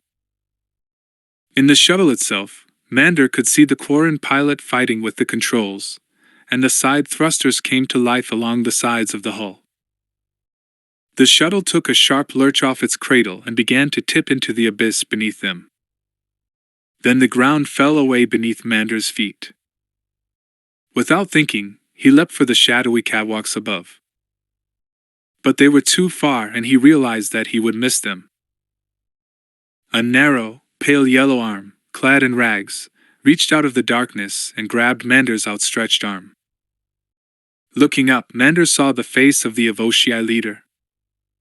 "Sometimes you fight, sometimes you run," said the leader in broken basic. "This time you run if you want to fight later." Mander looked around and saw that Eddie and Angela Kryn were in the hands of other Avoshii, being pulled to safety at upper ledges. Behind and below them, the pilot was trying to save his craft from the crumbling landing pad, firing his landing thrusters to stay stable. He was failing. Two of the Wookiees were protecting the fallen forms of Mika and Reen, while the others now bunched along one side of the shuttle, pushing it off the side of the platform.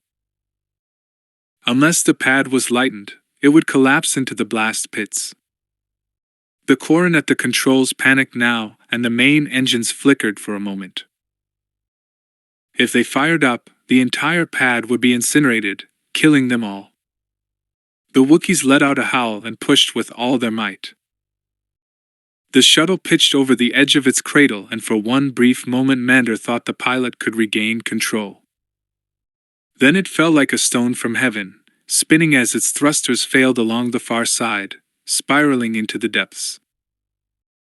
His Evoshii rescuer shoved him through the safety of a blast door as he heard the distant thunder of the crash.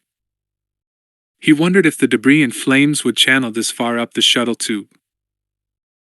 Then the blast door's safety engaged and the Durasteel doors shut behind him with a final clang. Chapter 12. Trial and Terror. "It is not your fault," said Eddie. "I could have gotten rid of the thermal detonator," said Mander. "I could have saved them both." They were standing on the balcony of the CSA safe house. It was surprisingly accommodating for a surreptitious hiding hole, situated halfway up one of the sky towers of the NAR Shada arcology. From this viewpoint, they could look out over a wide swath of lower construction and ruins, and see the bulk of the Angeliac Tower, nestled against the structures of other powerful Hutt clans. Which may have been a reason why the CSA maintained this apartment in the first place, Mander realized. To keep an eye on the Hutt clans. The long night of NAR Shada had passed, replaced with the gray, polluted day. The Evoshii had brought them here, under Angela Crin's orders. Now half a dozen of the warriors were camped out in the main room, some noticeably afraid of being this far above their normal haunts, the others raiding the larder and putting food aside to take to their families down below. Angela came out to join the others on the balcony, apparently unconcerned that so much of the CSA resources were going to the refugees. Mander had an errant thought and wondered what her expense account would look like after this. "I've found a way off planet," she said. When she noticed the questioning look on Mander's face, she explained further. "I called in a couple of corporate favors. We can leave before local nightfall, which is only 40 hours away." "We have to rescue Reen," said Eddie. Mander hesitated for a moment, and then nodded. "That would be your choice," said Angela Crin, looking at Mander. She already knew better than to argue with the Bahan. "But you are more likely to find out about the Tempest Spice if you're alive. Which you will not be if Xanos finds you." "We have to rescue Reen," said the Bahan again. Angela Crin shook her head. "Losses happen, even in well-planned operations." Which this was not, Mander thought. He looked out over the sprawling multi-level traffic of the lunar city. "Besides," continued the lieutenant commander, "we don't even know if she's still alive." Her eyes lost focus for a moment, lost in thought. "Or if Mika is alive either." "She's alive," said Mander, pointing at a sign limp. The face of Xanos the Hutt sprawled along the light pips of the sign limp, and the bass voice of the Hutt thundered over the din of the traffic. "The assassin of my father has been captured," translated the droid pilot, as the picture changed to that of Reen, battered but alive. "She will be executed at forenoon, in 2 hours' time. The trial and execution will be broadcast on these blimps. Watch the worthy demise of the murderer of my father, and see the firm justice of the Angeliac clan." "He is solidifying his power," said Angela Crin.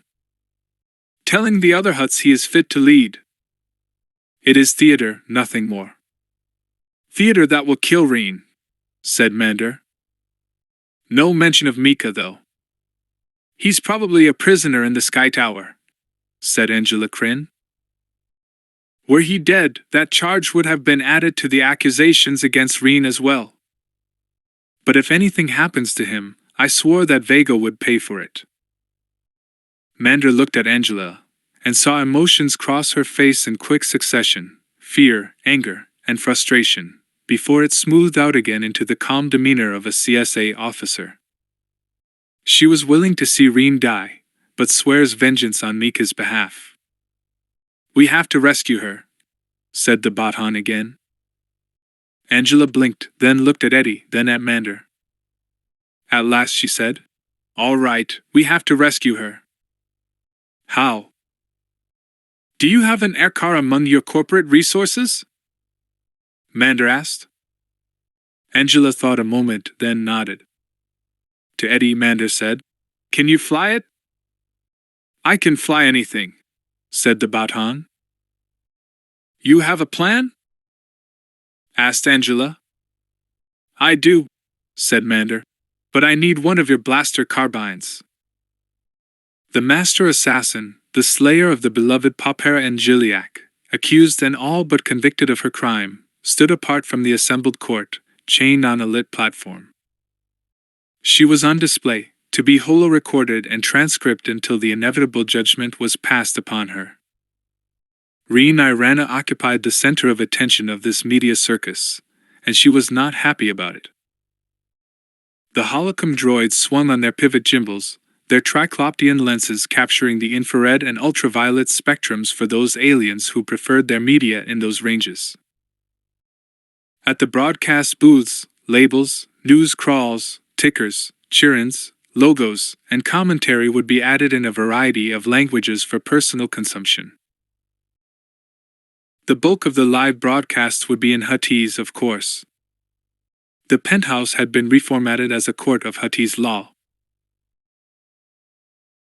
Screens had been dropped over most of the panoramic windows, and those panels that had been damaged by the earlier blaster fire had been replaced with temporary sheets of lightweight durasteel.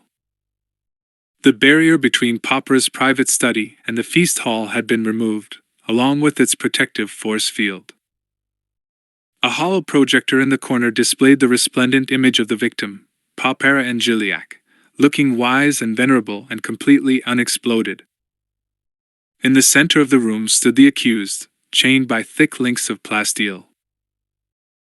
Her face was bruised from injuries supposedly sustained during the thrilling capture, where, according to the press release, she was kept from killing Mika the Hutt only through the personal efforts of Xanos' own heroic Wookiee guards. Even so, she destroyed a shuttle and crippled a vital set of shuttle tubes. No charges were brought against her for these crimes, as they paled beside the charge of Hutticide. And of that crime she was already found guilty. All that remained was holding the trial and carrying out the sentence, as determined by Xanos and Gilliac. The lift tube doors opened and Xanos entered with his retinue. Mika was not there, nor Vago, but Popera's robed Twi'lek handmaidens now moved demurely behind their new master. The Wookiees came next, throwing their heads back and roaring for the holocams, marching to the far side of the room and standing guard behind the prisoner. Last came the household Niktos, their reputation diminished in that they had failed not only to protect their former master, but also to capture the designated assassin. These unfortunate bodyguards lined up behind Xanos and the Twi'leks. Xanos was dressed in a cape of gold scales, though Reen did not know if this was a symbol of mourning or power among the Hutts. His blue-tinged face was a maze of engorged blood vessels, darkened to a violet shade by Tempest use. The veins seemed to throb as she watched, and violet pus collected at the corners of the Hutt's wide eyes. He was deep in the throes of a Tempest binge, Reen realized, striving hard to maintain the facade of calmness. He used his way up a short platform to a dais that allowed him to tower over the Pantoran. The left side of Reen's face was swollen, but her eyes blazed with anger at the Hutt. She refused to be intimidated, even at this point. Above her a swirling constellation of disintegrators hovered, installed specifically to carry out instantaneously the will of mighty Xanos. A toady she had not seen before, a huge-headed, multi-eyed Vuvrian, strode forward with a massive two-handed club in its insectal claws. For a moment Reen wondered if she would have to fight this minion one-on-one, but the being slammed the base of the club against the floor and let out a stream of enthusiastic Huttese. The Vuvrian could be a lawyer for the prosecution, stating the charges against her, or some courtier extolling the virtues of the late Popera, or just sucking up to Xanos. Whatever his role, he was taking his time about it, and threatening to pull all the oxygen from the room. Reen wondered if that was a method of Hutt execution, boring the accused to death. Despite her battered state, she smiled at the idea. Mander would like the concept. Xanos caught the smile and glowered at her, interrupting the Vuvrian and bellowing something incomprehensible at her. Oily spittle dripped from his lips as he flung insults and accusations at her. Reen looked the Hutt square in the eye and recited the only Huttese that she knew. It was short and obscene and made scandalous reference to both Xanos' bathroom and his dining habits, equating the two. Xanos blanched at the curse. Then the purplish stain on his face deepened, and he grabbed the club from the Vuvrian and swung it above his head. Reen thought she could twist at the last moment, bring up the chains, and maybe use the brute's own rage to break them. If she couldn't, she would be dead, and at least she would be spared any more of the Hutt's legal proceedings. She tensed herself for the leap, and that was when the wall exploded behind her. All eyes in the penthouse-turned courtroom, living and mechanical, had been trained on her as she verbally and publicly assaulted Xanos. As a result, no one saw the air car that peeled away from traffic, and therefore no one had the opportunity to think it odd that such a vehicle would try to form its own lane. They would be surprised, though, when the air car took a sharp left and picked up speed, aiming at the penthouse itself. It blasted through the Durasteel panels that had so recently been installed over the shattered windows. The panels themselves held, but the temporary fasteners were not so resistant to impact, and huge plates popped inward into the room. The Wookiee guard, strung along that wall in a place of honor, was completely bowled over by the force of the blast, and many were crushed beneath the multi-ton plates. The canopy of the aircar shattered and a lightsaber beam was clear in the smoke. Mander Zuma strode out of the wreckage. Angela Kryn and Eddie Bire flanked him, their blasters drawn. The Niktos were caught gaping at the sight, and Eddie and Angela mowed down the bulk of them. Two of the Twi'lek handmaidens fled back to the lift, shrieking. The third, calmer than her sisters, retreated behind them in good order. The Vuvrian toady dived for cover among the holocom droids. "Let her go!"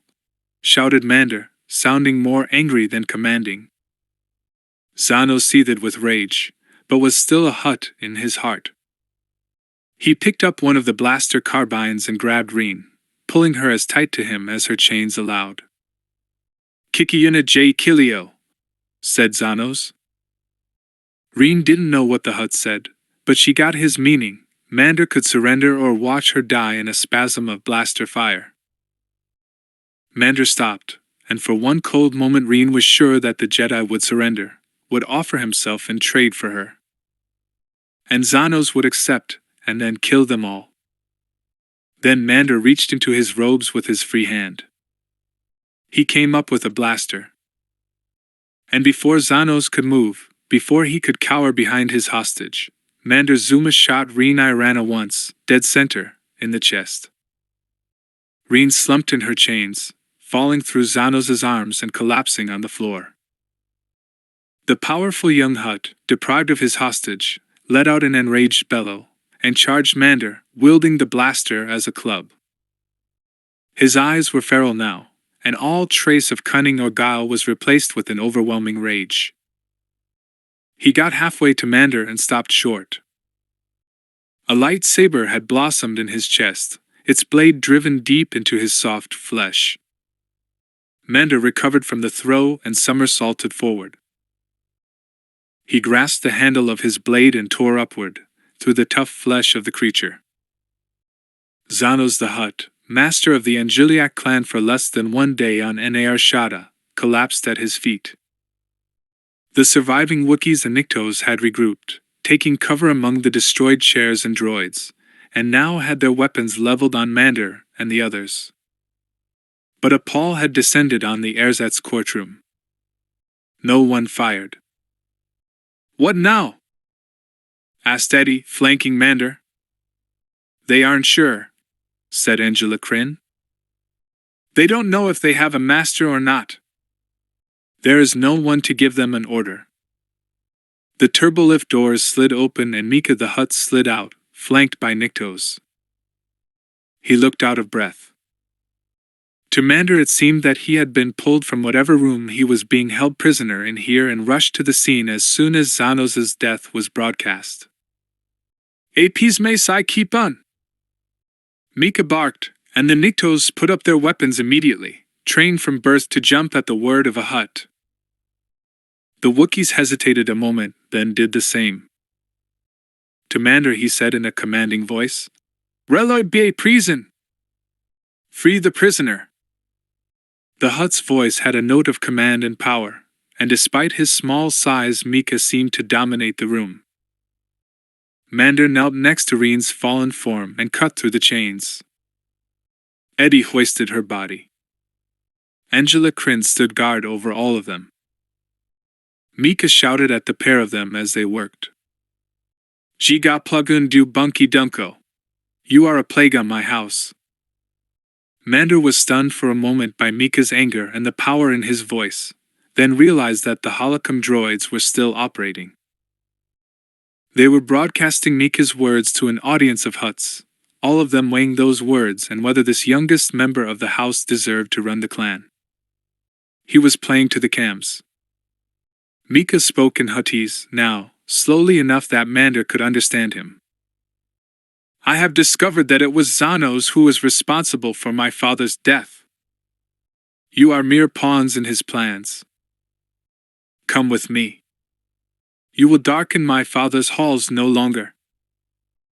He beckoned for Mander and the others to follow.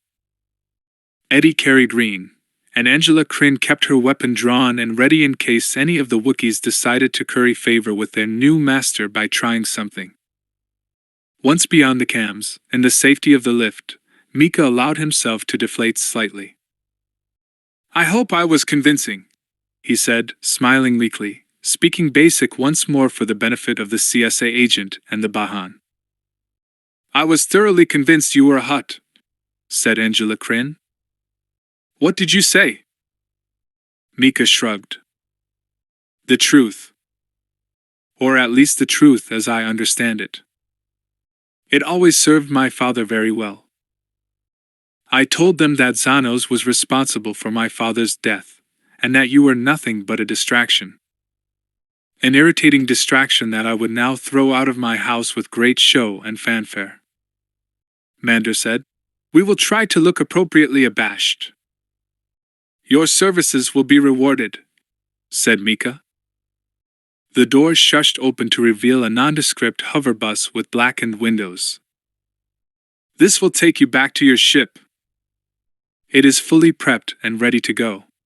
Angela went in first, and helped Eddie bring Reen's unconscious form on board. "Thank you," said Mander. "There is one thing, though," he added, looking to make sure that the others could not hear them. "When we fought the Verbalther, you seemed to use a special talent," finished the Hutt. Mander nodded. "A talent that many of my brethren share." Mika's face darkened in embarrassment. "I am thought of as an unusual son of an unusual Hutt to begin with," he said. "Can you imagine how the other families would react if they knew that I had a special talent?" said Mander. "It is a tool that I would prefer others not to know about," said Mika. "My father knew. And your apprentice found out, and helped me understand part of it. But so much of your teaching is alien. I cannot wrap my mind about it, no matter how hard I try." "Not everyone who feels the Force can be a Jedi," said Mander. "I know," said Mika, and seemed to fall in on himself, seeming smaller than he was before. "I can work children's tricks, no more. I would prefer that no one else knows this, either among the Hutts or the Jedi." The small Hutt's brow furrowed and he shook his flat head. "I will have my hands full. Vago is missing. I don't know if Xanos had her killed, or if she has fled. I don't even know how much she was responsible for what happened. I will have much work to repair my family's reputation as it is. This is a secret I would prefer to be kept. I understand, said Mander. And I want you to know that if you need help, you can trust this Jedi to keep your secret. Mika smiled weakly. Your efforts will be rewarded, he said with a shrug. Mander said, for our part, we will continue to pursue the Tempest trade. Mika shook his head sadly. Of all the things, that particular drug has damaged my family the most. Perhaps with Xanos' death it will finally abate. Please keep me informed about your progress in this matter, and for my part one will tell you if Vago turns up. Of course, said the Jedi. Now hurry, said the Hutt, before the cam droids figure out where your ship is. Mander boarded the hover bus and it pulled away. Through the darkened windows, he looked back to see the lone, small Hutt standing on the platform, lacking family, lacking support. A singularly unique Hutt trapped in a life he had not planned. And then the hover bus lifted into the clutter of air traffic, and he was gone. Chapter 13. Calculations. Coax the one-eyed Cladoinian stood her ground as waves of abuse and Huttese spilled out over the whole receiver. Spittle showed up as snowy static as the Spice Lord dressed her down. In her sleeping pod, she was glad she had set up the privacy shields to maximum. No one wanted to hear an angry Hutt through the walls. An amateur operation! Snarled the faceless silhouette hovering above the receiver platform. Your Rhodians could not handle the simplest of tasks, covering their own tracks on Makeum-Tay. Why should I expect them not to make an act dog's breakfast of something like this? Why should I not put you and them out on the street? Coax visibly blanched at the thought. With respect, Ma Lorda, Rhodians are by their nature creatures of violence and vengeance, and the Bomu clan more so than most. The Spice Lord was unimpressed with her line of argument.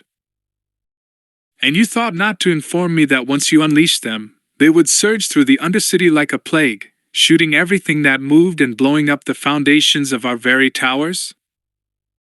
Coax stammered for a moment, and the light in her red eyes seemed to flicker from nervousness. For Cladoinians, indeed, for most of the client races under control of the Hutts, disappointing their lords was a cardinal sin. And yet inwardly she seethed, this was not her problem. The Spice Lord had gotten what the Spice Lord had wanted. I apologize for their enthusiasm. They were meant to merely herd the group into Xanos' trap instead of trying to blow it up.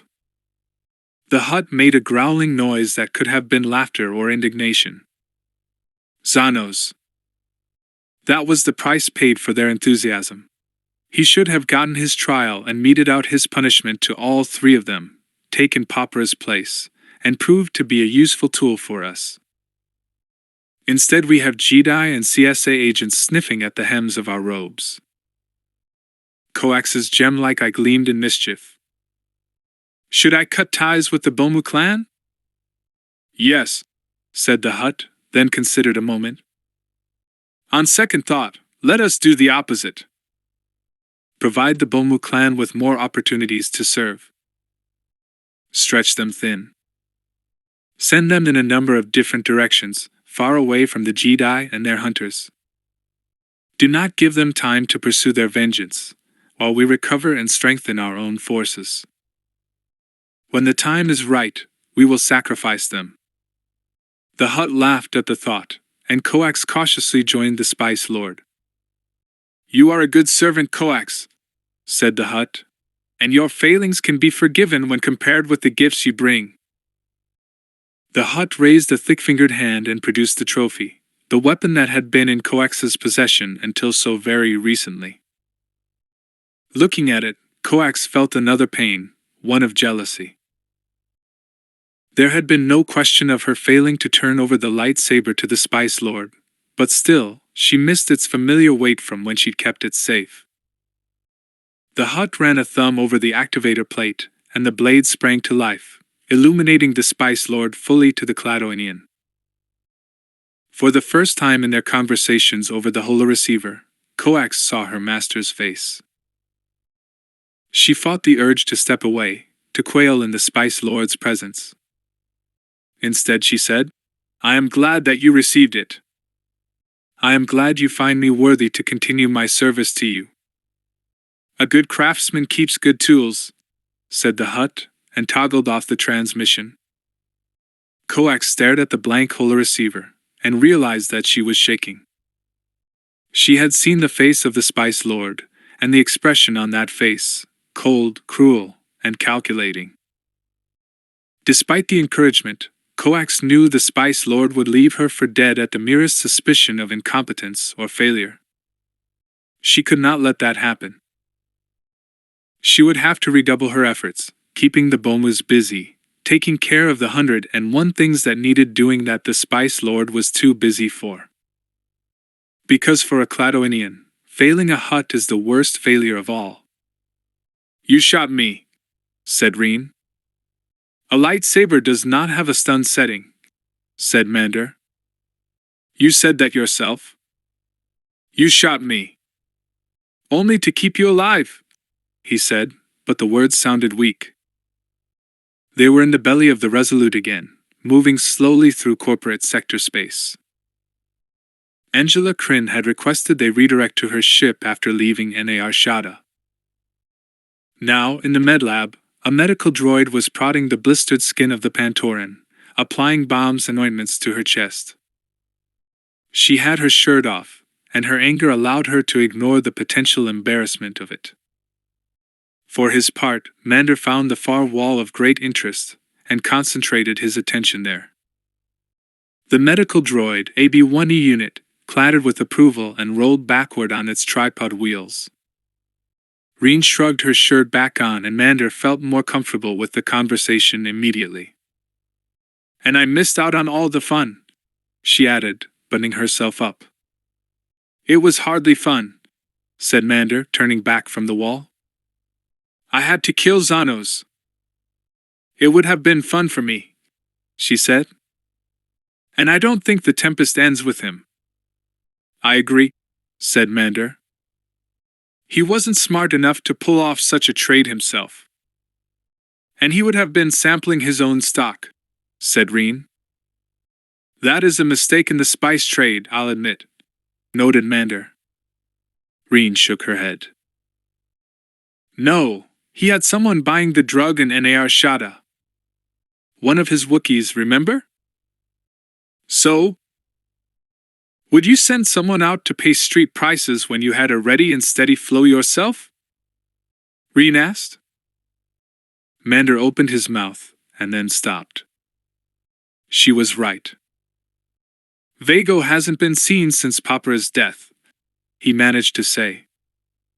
Reen regarded him coolly. "And Vago is smart enough to pull this off." Eddie manifested at the medlab door.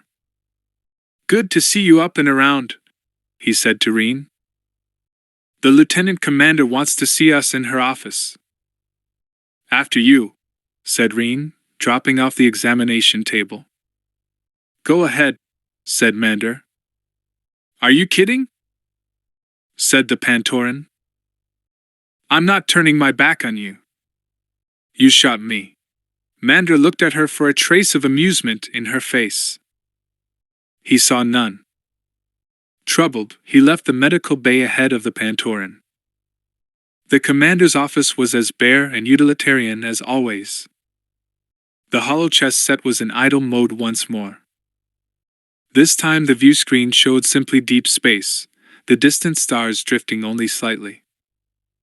Lieutenant Commander Angela Kryn stood facing those stars as the three were ushered in, dressed once more in her full uniform. She waited for them to be alone. Then she turned to her desk and punched a few buttons.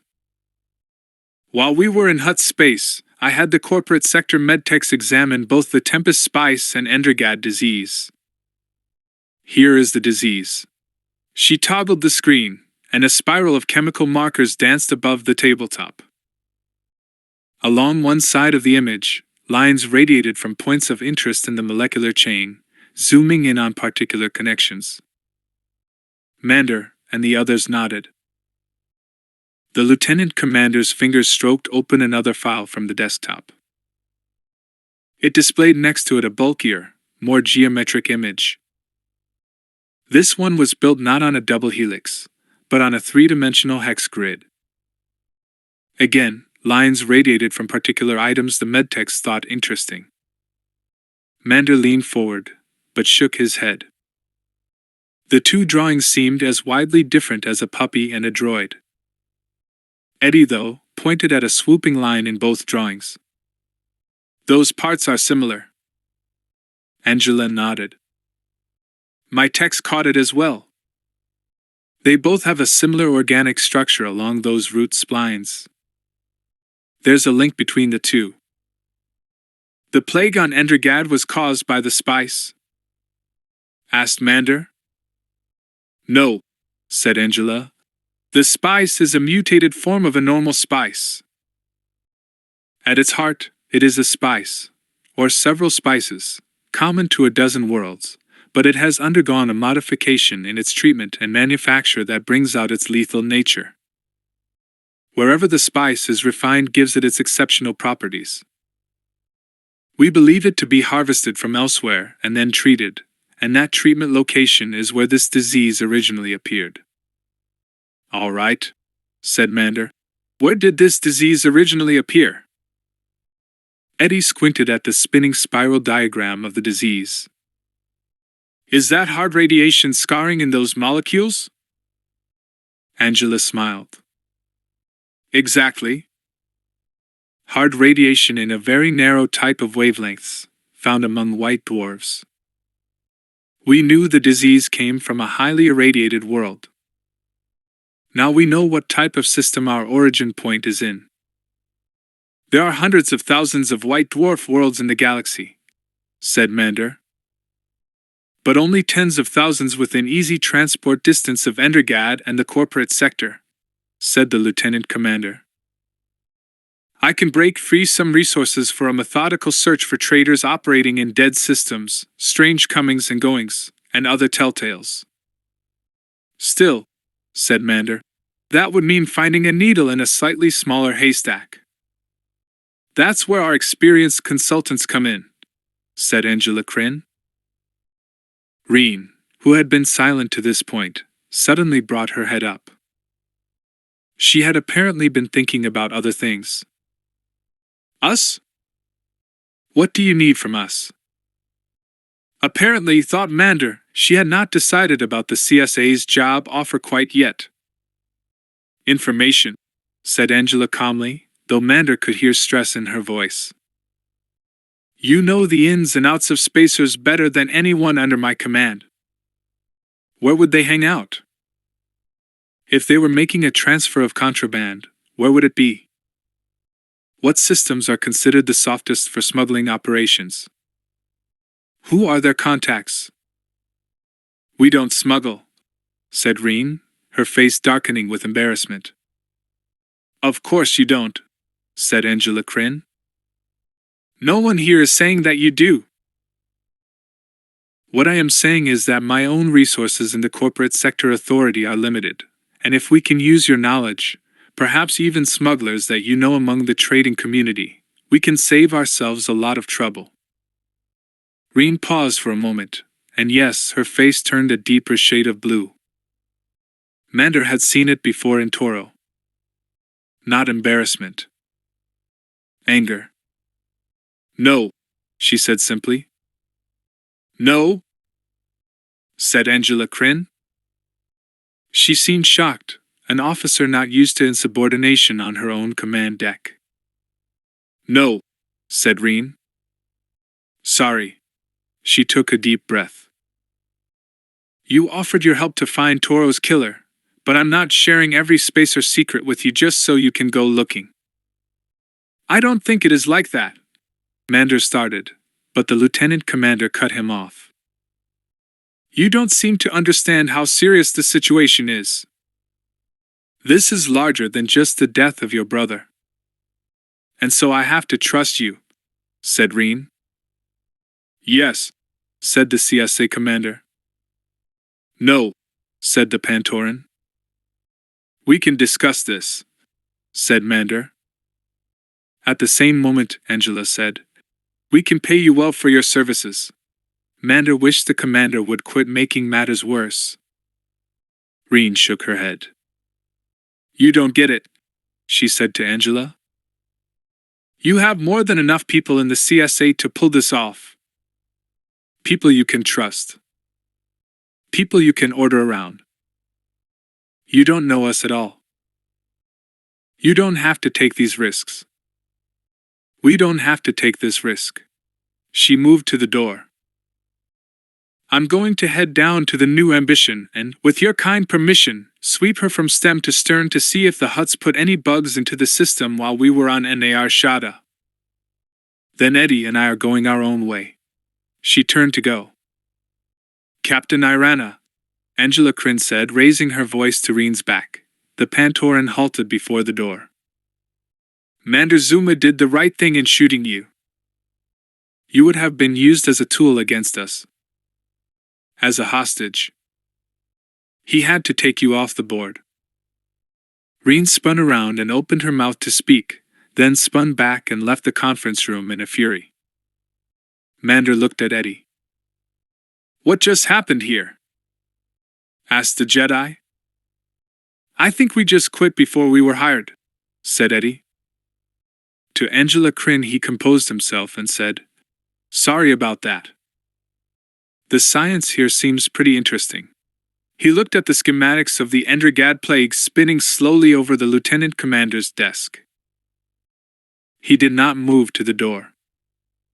Aren't you going down to help Reen? Asked the Jedi.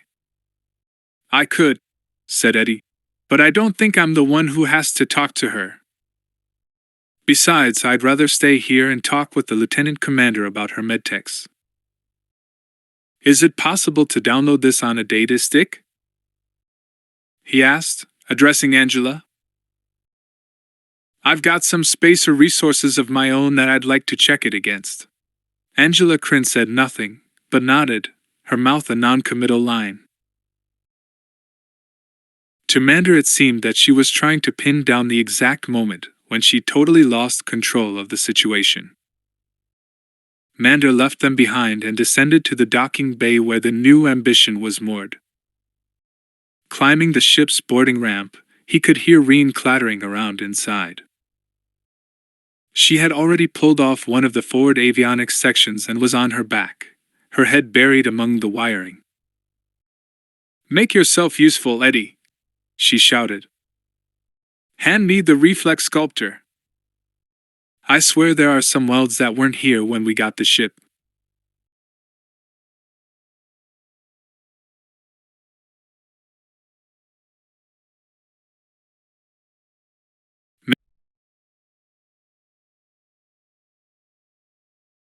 Mander sat down in the co-pilot's seat and looked at the open toolbox.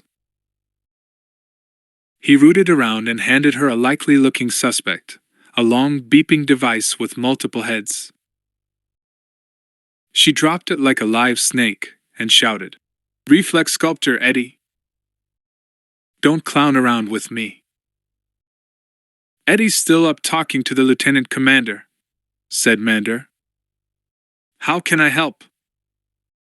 Reen pulled herself out of the avionics section and scowled at Mander. I thought I was clear on this. We're not interested in another criffing adventure.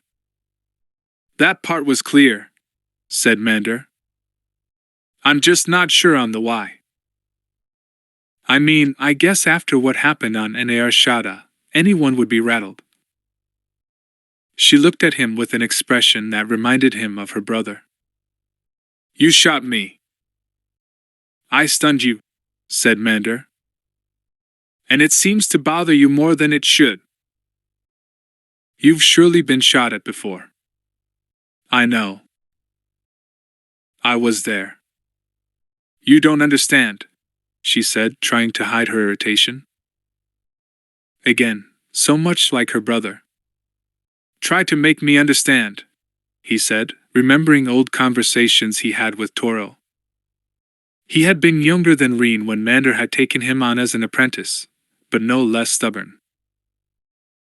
You shot me, she said, and I didn't expect it. Mander leaned back in the co-pilot's chair and let out a deep breath. So you're angry that I surprised you? Reen leaned back against one of the consoles, trying not to look at the Jedi. I thought I had figured out how you thought. I mean, you're a librarian. Archivist, corrected Mander, but she ignored him. You've been the one to recommend talking things over first, she said. Careful planning. Knowing your opponent.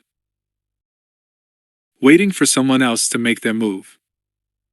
I think we knew Xanos pretty well by that point, Mander noted. And I thought we planned pretty well for the situation. And your solution was to ram an air car into the building and shoot me? Her voice climbed as she spoke. We were pressed for time, Mander said, and shooting you was only an option if Xanos took you hostage. Which he did. You were just... Her voice trailed off.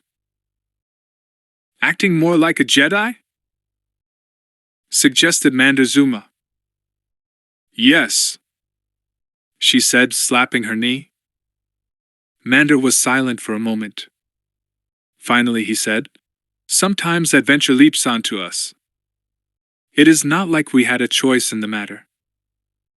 Reen started to protest, but Mander shushed her, continuing. I think I know what you mean. Part of a Jedi is the ability to process all manner of threats and situations, analyze them, choose the best option, and then act. It is supposed to happen very quickly for us.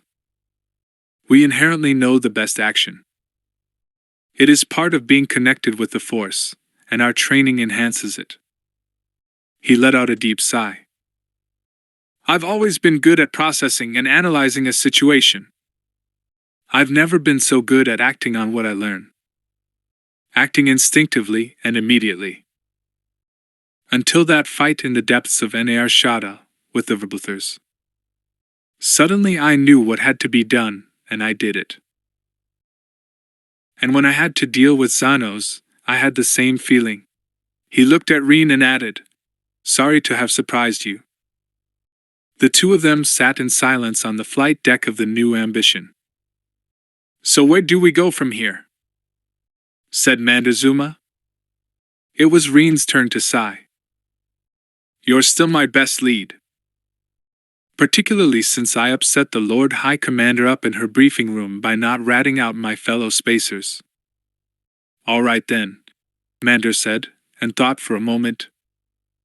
Bomu clan.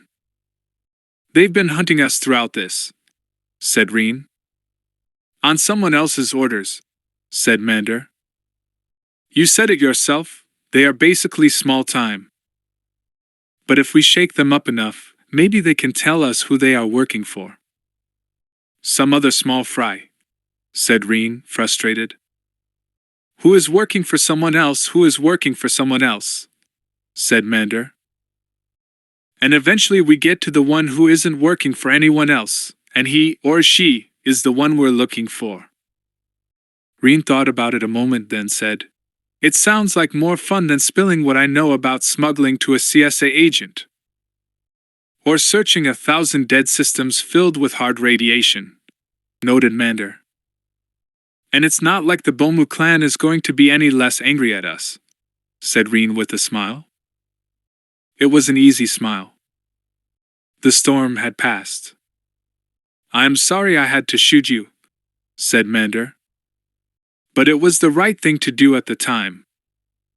Warn me next time, said Reen, then paused for a moment. Why are you still here?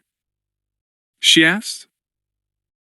You've gotten the coordinates and finished Toro's last mission, rescued your traveling companion, and killed a hut and lived. I know why I need to go forward, and even Angela's reasoning. Why are you still here?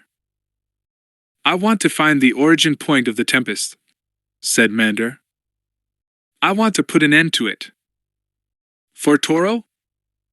Asked Reen. In part, said Mander. And for you. And for Mika, he added to himself. For an odd little hut who lost his family because of the tempest trade. And for yourself? Asked Reen. Are you sure that you're not dealing with your own personal tempest? Is the excitement, the chance of playing the hero, clouding your better judgment?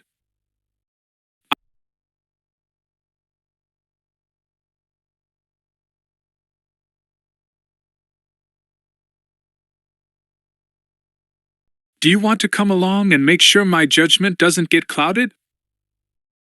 Reen made a noise and disappeared back under the avionics console. Sure. Regardless, I still have to check out everything on this boat. Go tell Eddie it's safe to come down here and help. Mander said. Of course. And stood up. Reen popped her head out one last time. And Mander? Yes? Tell the commander we are not game pieces, said Reen. We're not to be taken off the board, or used as pawns. I hate that. That was a poor choice of words on the lieutenant commander's part, said Mander. But I will keep that in mind as well. But Reen was already back under the console, muttering at the welds and trying to figure out if they had been there before NAR Shada.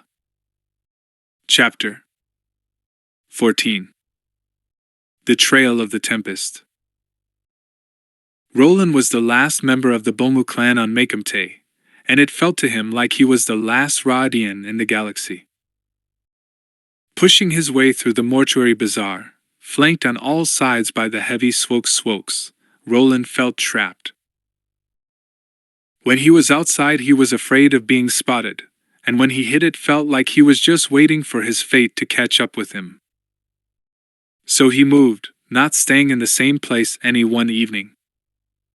He crashed in alleyways and in the shadows of the great tombs. He stole where he could, ran when he had to. He stood out in this population of flabby, neckless monstrosities, and could not rest for a moment. There was no way for him to get word out. With the disaster in the spice warehouse, with the arrival of the Jedi, their best warriors had died. Dijaro, his contact with the Spice Lord's people, disappeared soon after that. The word was that the Jedi had caught up with him, but Roland thought that unlikely. It was more likely that Dijaro had bolted for space, and would not be heard from again. Then matters got worse. The Tempest shipments dried up, then stopped entirely. Attempts to re-establish the supplies were met with apologies at first, then with indifference. Those of the Bomu clan who had survived the Jedi's attacks slipped out in ones and twos. Some were called away on clan business, sent to new opportunities.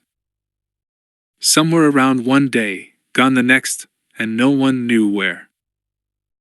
Eventually, the only ones left were the low-level dealers who were unaware that everything had gone south. Low-level dealers who were unaware that their supplier and patron, this Spice Lord, had turned away from Makumte. Low-level dealers like Roland. It got worse when the spice stopped. Their customers felt the pain first, as withdrawals surged through their systems, heightening their rage. Even though the swokes lacked pain receptors, their flesh was still prone to the anger the drug brought. And they knew it came from the Rodians. And too late, Roland realized the danger of having a clientele that was taking a spice that made them angry. A clientele that was near invulnerable in combat. An angry, volatile, near invulnerable clientele that knew what you looked like.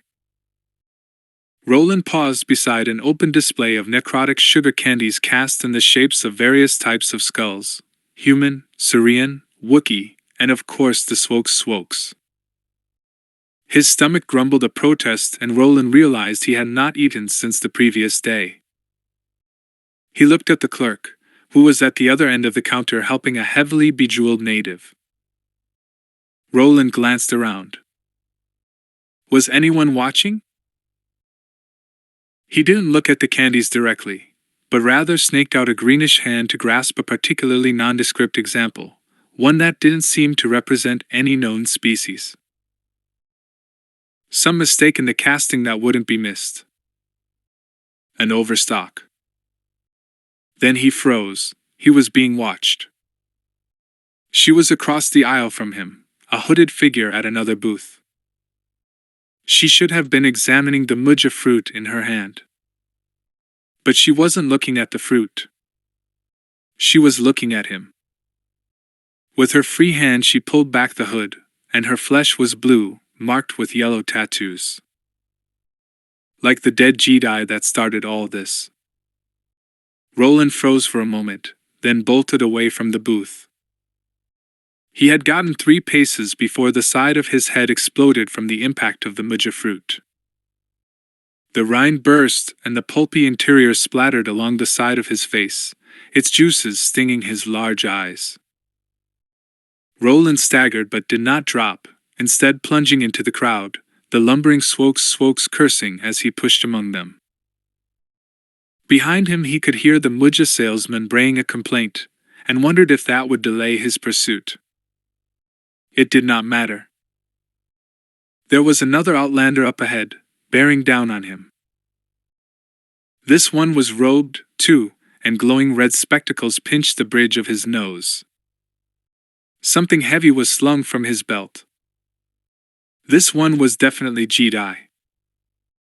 Roland made a sharp right-hand turn, jumping over a low stall of flower arrangements. The proprietor took a swing at him, but he slid underneath the blow and was out the other side of the booth in moments. He had gained but seconds on his pursuers, and he needed a place to hide, quickly.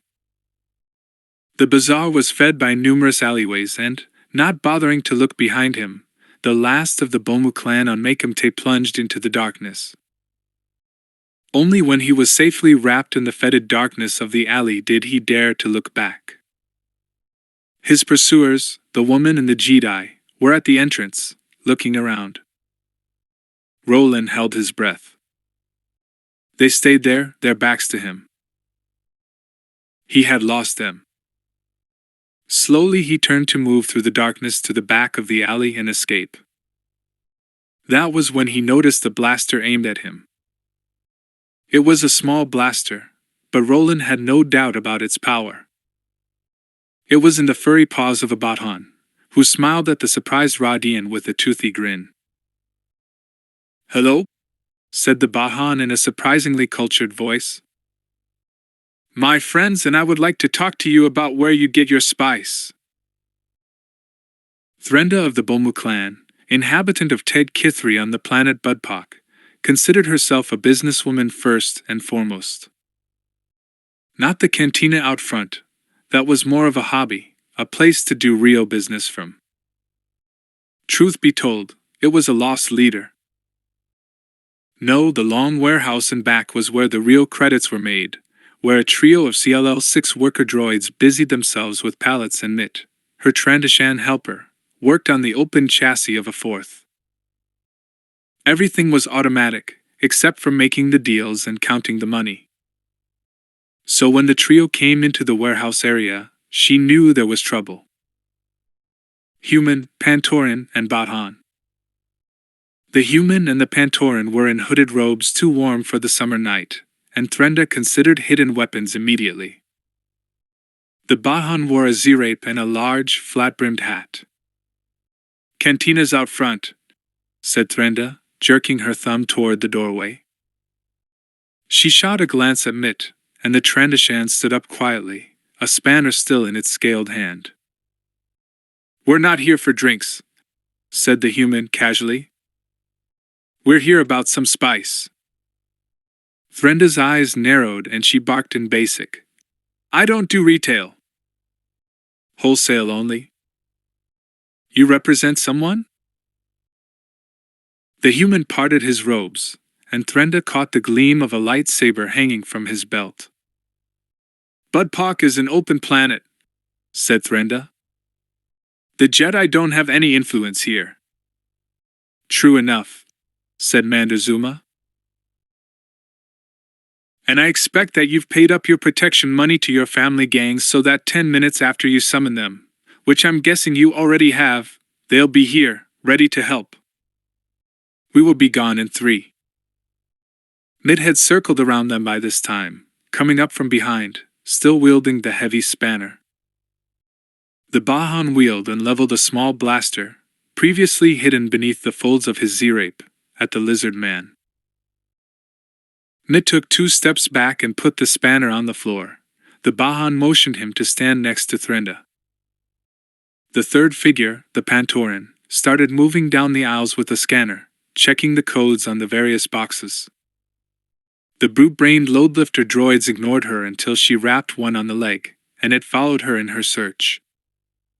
Threnda frowned but continued. I trade in spice all the time. What is it to you? We're looking for a particular kind of spice, said the human. Tempest. Keep him talking, thought Threnda. The clan brothers should be on their way. Never heard of it. It is a dangerous drug, said the Jedi. I don't deal in hard spice, said Threnda with a sneer. Found it, said the Pantoran, as a binary loadlifter placed a particular nondescript container on the open floor. She tapped the transportation code on the container's side as the droid backed away. Open it, said Mander, and the Bahan provided a pry bar from beneath his Z-Rape. The sealed lid parted easily to reveal white trays set with thin layers of the deep purplish spice. The heady pungent odor filled the warehouse around them. First time I've ever seen that, said Threnda. Must be a mistaken shipment.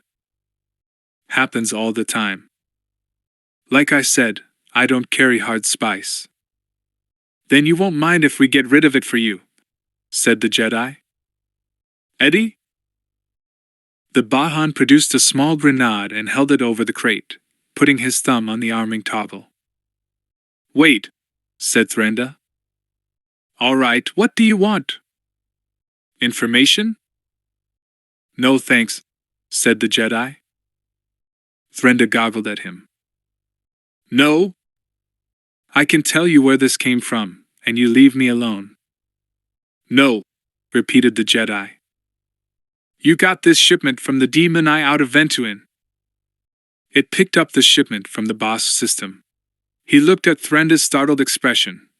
This isn't the first distribution point we've been to, and some of them have been positively chatty.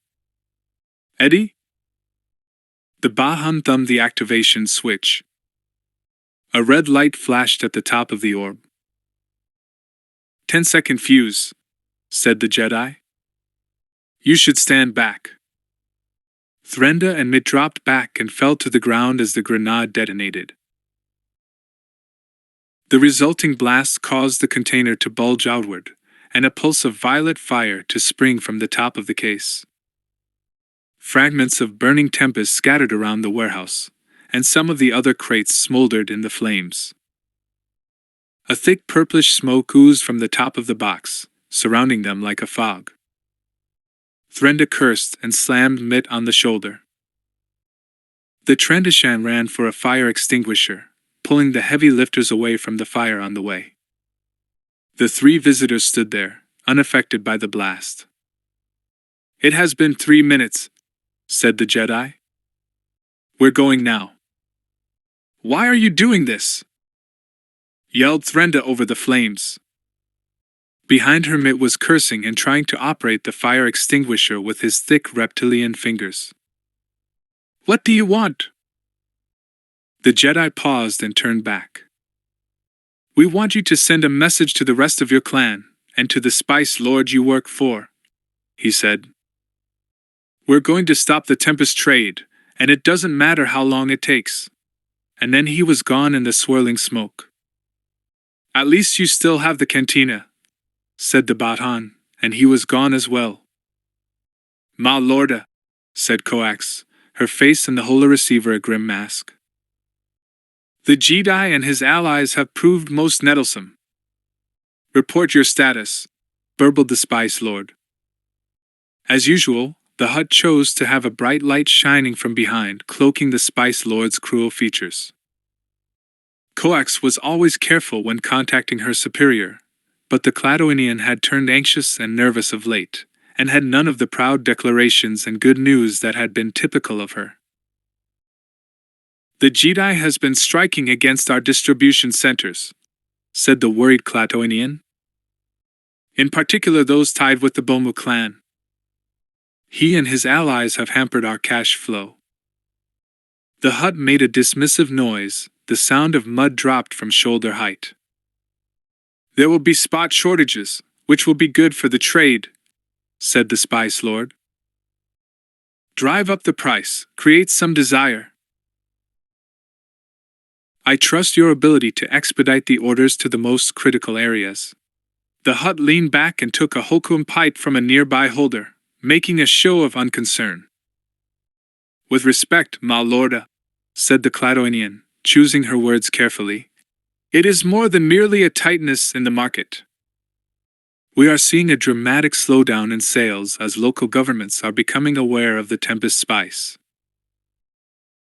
In the corporate sector alone, market penetration has halted completely, and we are in danger of losing our new prospects in the Wiri sector. No one wants to deal in a spice that might promote a visit from the Jedi. They strike and say they are sending a message, that they will end the Tempest trade. The Spice Lord leaned forward. What are you not telling me? Coax stammered for a moment, then cast her eyes down. The Bomu clan, she started. The Spice Lord let out a laugh that made the Cladoinian, far away at the other end of the connection, jump. The Bomu clan! Have we not had them all killed or made them too busy to think about revenge? They are resilient, said Coax, and numerous as well. But the losses the clan has sustained at the hands of the Jedi are sufficient to make them question their loyalty. One of them has given up the name of Morgabunna, the depot runner. She let the last word trickle out like an admission of a secret.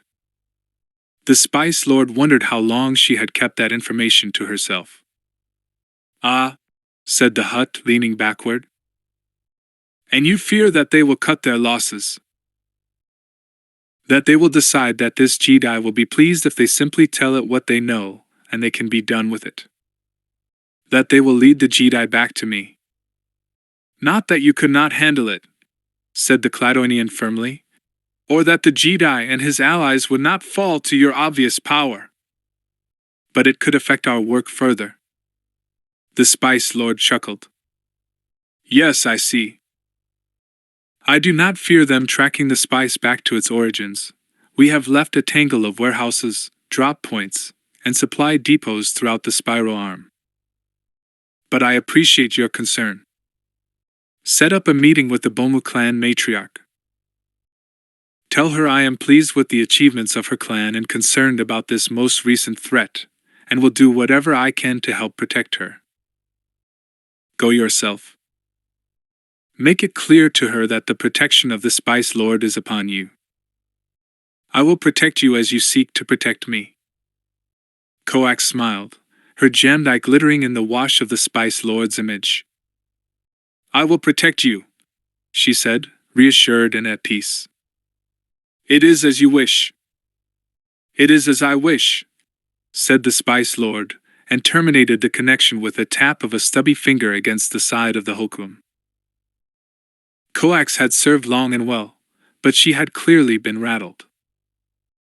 And she had been concealing the worst of the news from her master. Her actions could be corrected, but the nervousness she now exuded could spread like a disease among those she dealt with, into the rank and file. What Coax did not know was that not all of the spice shortages came from the Jedi's actions. More was being shuttled elsewhere, through other pipelines. The Bomu clan had been overexposed through their vendetta, raising their profile to the point that others were paying attention now. That was bad business. Better to close down this less profitable operation and move on. And if Coax was one of the casualties of that change, it would be regretted, but it would not stop a good Hutt from making the decision. The Spice Lord snapped thick fingers, and a jade-green droid moved out of the shadows. "I think," said the Hutt, "that it is time to deliver a message of our own." Chapter 15. Dealings. The outermost moon of Bosf was a moon only out of pity, a mere chunk of rock that was the remains of a larger chunk of rock that had been blasted apart in a forgotten war. It was far from the planet and far from the primary, and was as desolate a spot as one could wish for, far from the populated space lanes of the galaxy. It was the perfect place for Morga Bunna, retired Bosf bounty hunter, to set up his supply depot. The tides of trade were fickle, Morgan knew. A seller might want to hold on to an item until he found the proper buyer. Unfortunately, such an item could be rather warm to hold on to, sometimes being as hot as the surface of a sun. And the seller may not want to meet directly with the buyer. And that was where Morga Bunna's depot came in useful. It served both as a cash point for particularly hot items, and as a trading post for individuals who did not want to deal face to face. Over time, Morga had burrowed through the moonlit, carving out halls and passages and storage rooms, as well as building himself a translucent pleasure dome along one side. There were things that had been there for years, their original owners having forgotten about them or died. And there were other materials that moved smoothly as the tides favored their sail and they were shipped out. Yet Morga Bunna did not become an old boss by being a fool, and he was prepared when a ship identifying itself as the New Ambition contacted him through a channel that only clients should have, requesting a meeting. The New Ambition landed on one of the transport pads, little more than level spots on the moon, while droids maneuvered access tubes to the ship's airlocks. 3 individuals left the ship, as he had been warned, a Bahan, a Pantoran, and a Jedi. He met them beneath the transparent steel dome at the heart of his complex. To the new arrivals, Morga looked like any prosperous and respected boss, his 4 arms inscribed with the star maps that recorded his travels, his slender horns tipped with gold, his compound eyes newly washed and gleaming, his robes of the finest quality. He stood calmly in the center of his small dome, surrounded by native plants of his homeworld, growing under radiation lights. The opulent garden space was flanked by balconies leading off into other parts of his den. Morga rocked back and forth as the 3 approached.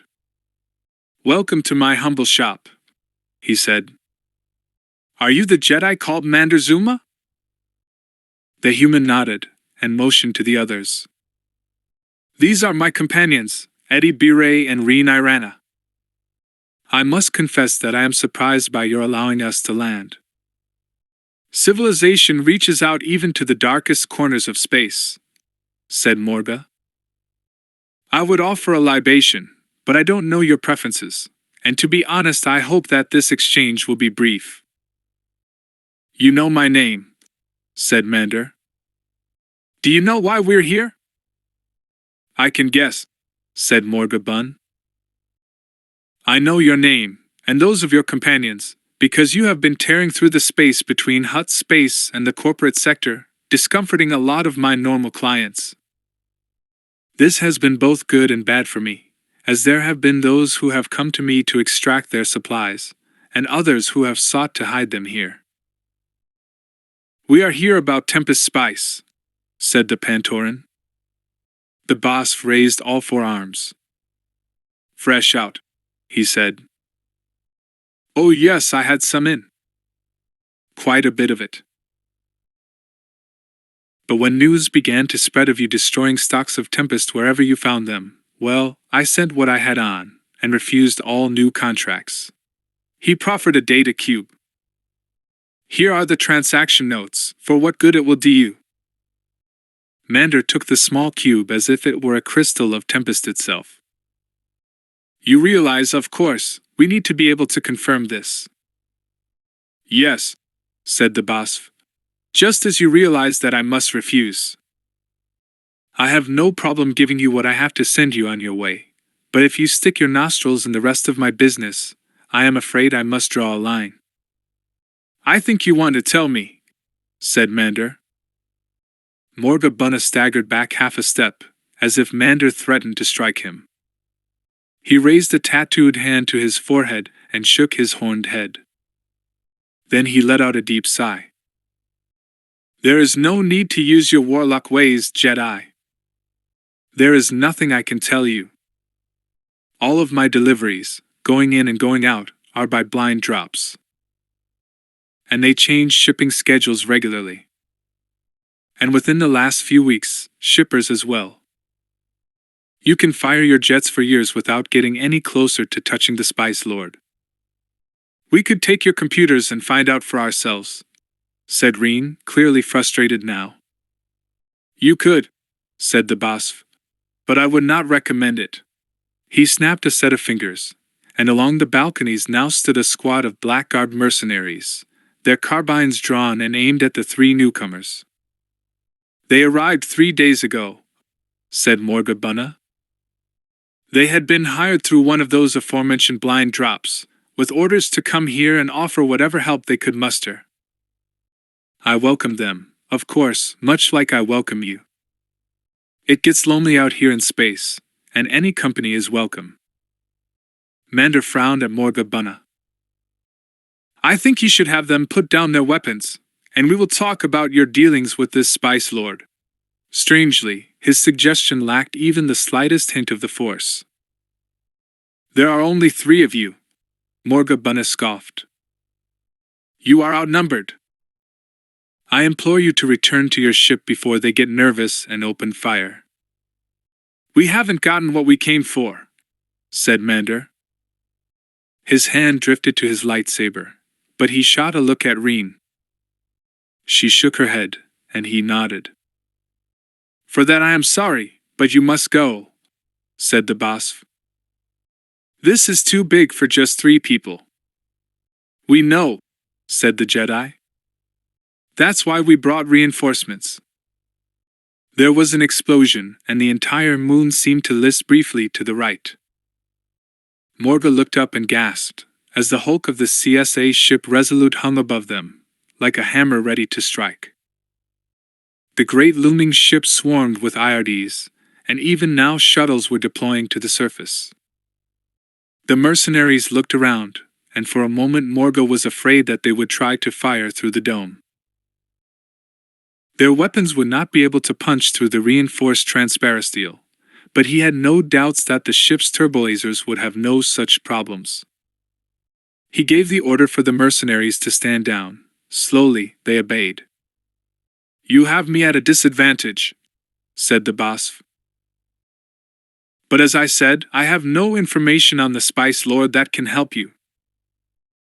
The one you seek speaks to very few as I understand it, and the deliveries he stored here come from a variety of sources. I fear that I am a dead end.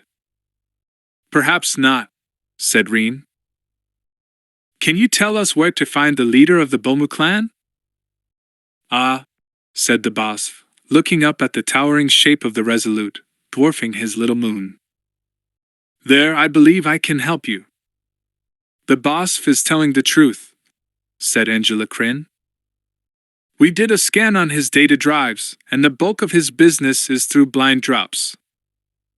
No identifier as to what ships stop here or who is paying the bills. There is simply no other data than pickups and deliveries. The 4 of them were sitting in the commander's briefing room once more.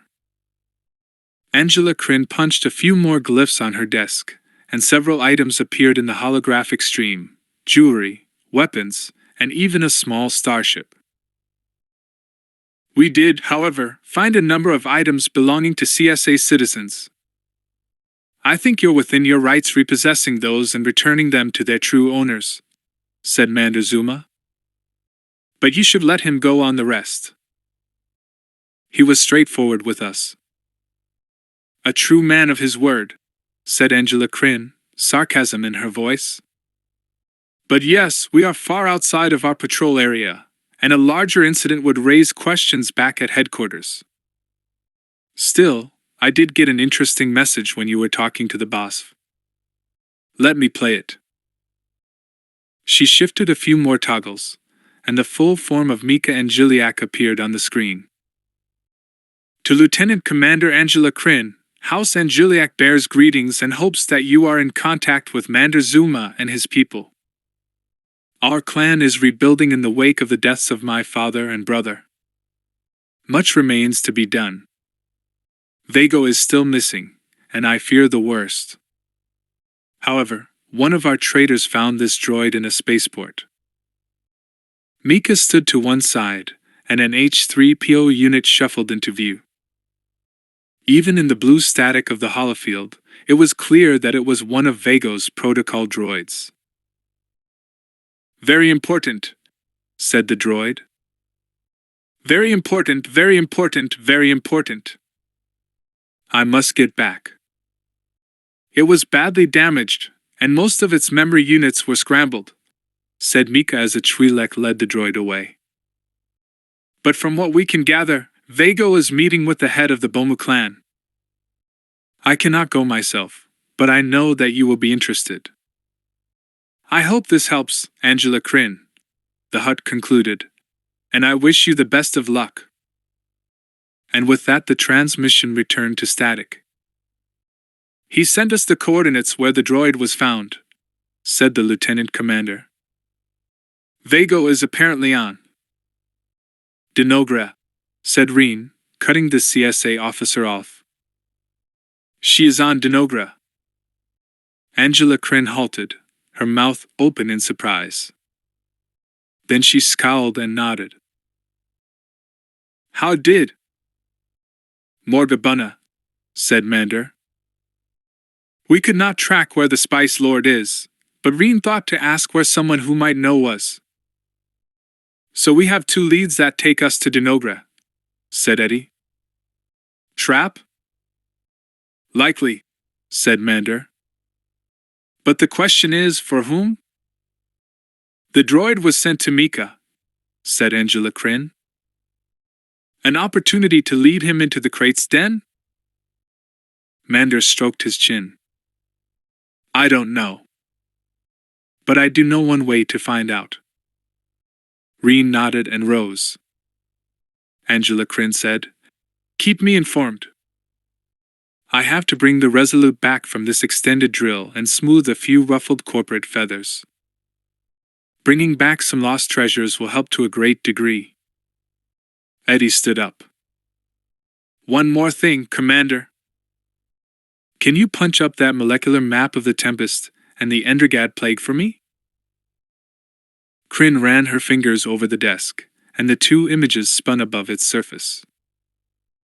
Here they are. We are still checking white dwarfs, but haven't come up with any good candidates. That's okay, Eddie said. What I am looking for is here. He pointed at another loop of molecules in the plague. Can you compare it with similar chains and figure out where it comes from? Angela Kryn said. I can get some lab techs working on it. It shouldn't be too hard. What are you thinking about? Mander asked Eddie. A hunch, said the Badhan, shrugging. In the meantime, we have a date on Denogra. Chapter 16. The Rhodian Matriarch. The problem with your people, Hidu, matriarch of the Bomu clan, said in Huttese, is that you think the Hutts are gods. Coax bristled at the frail, ancient Rhodian's words, but replied, And by your people you mean Cladoinians, Vodrans, all the various breeds of Nyctos, snapped the matriarch. All you faithful species that have sworn fealty to the Hutts. They were in the main room of a manor complex on Denogra, on the outskirts of Zeos Nafkin. The city itself was a mud-baked sprawl broken by larger piles of whitewashed complexes owned by the more powerful bandits, pirates, and scoundrels in the area. The Bomu clan's grand house was no different from half a hundred others within 5 kilometers.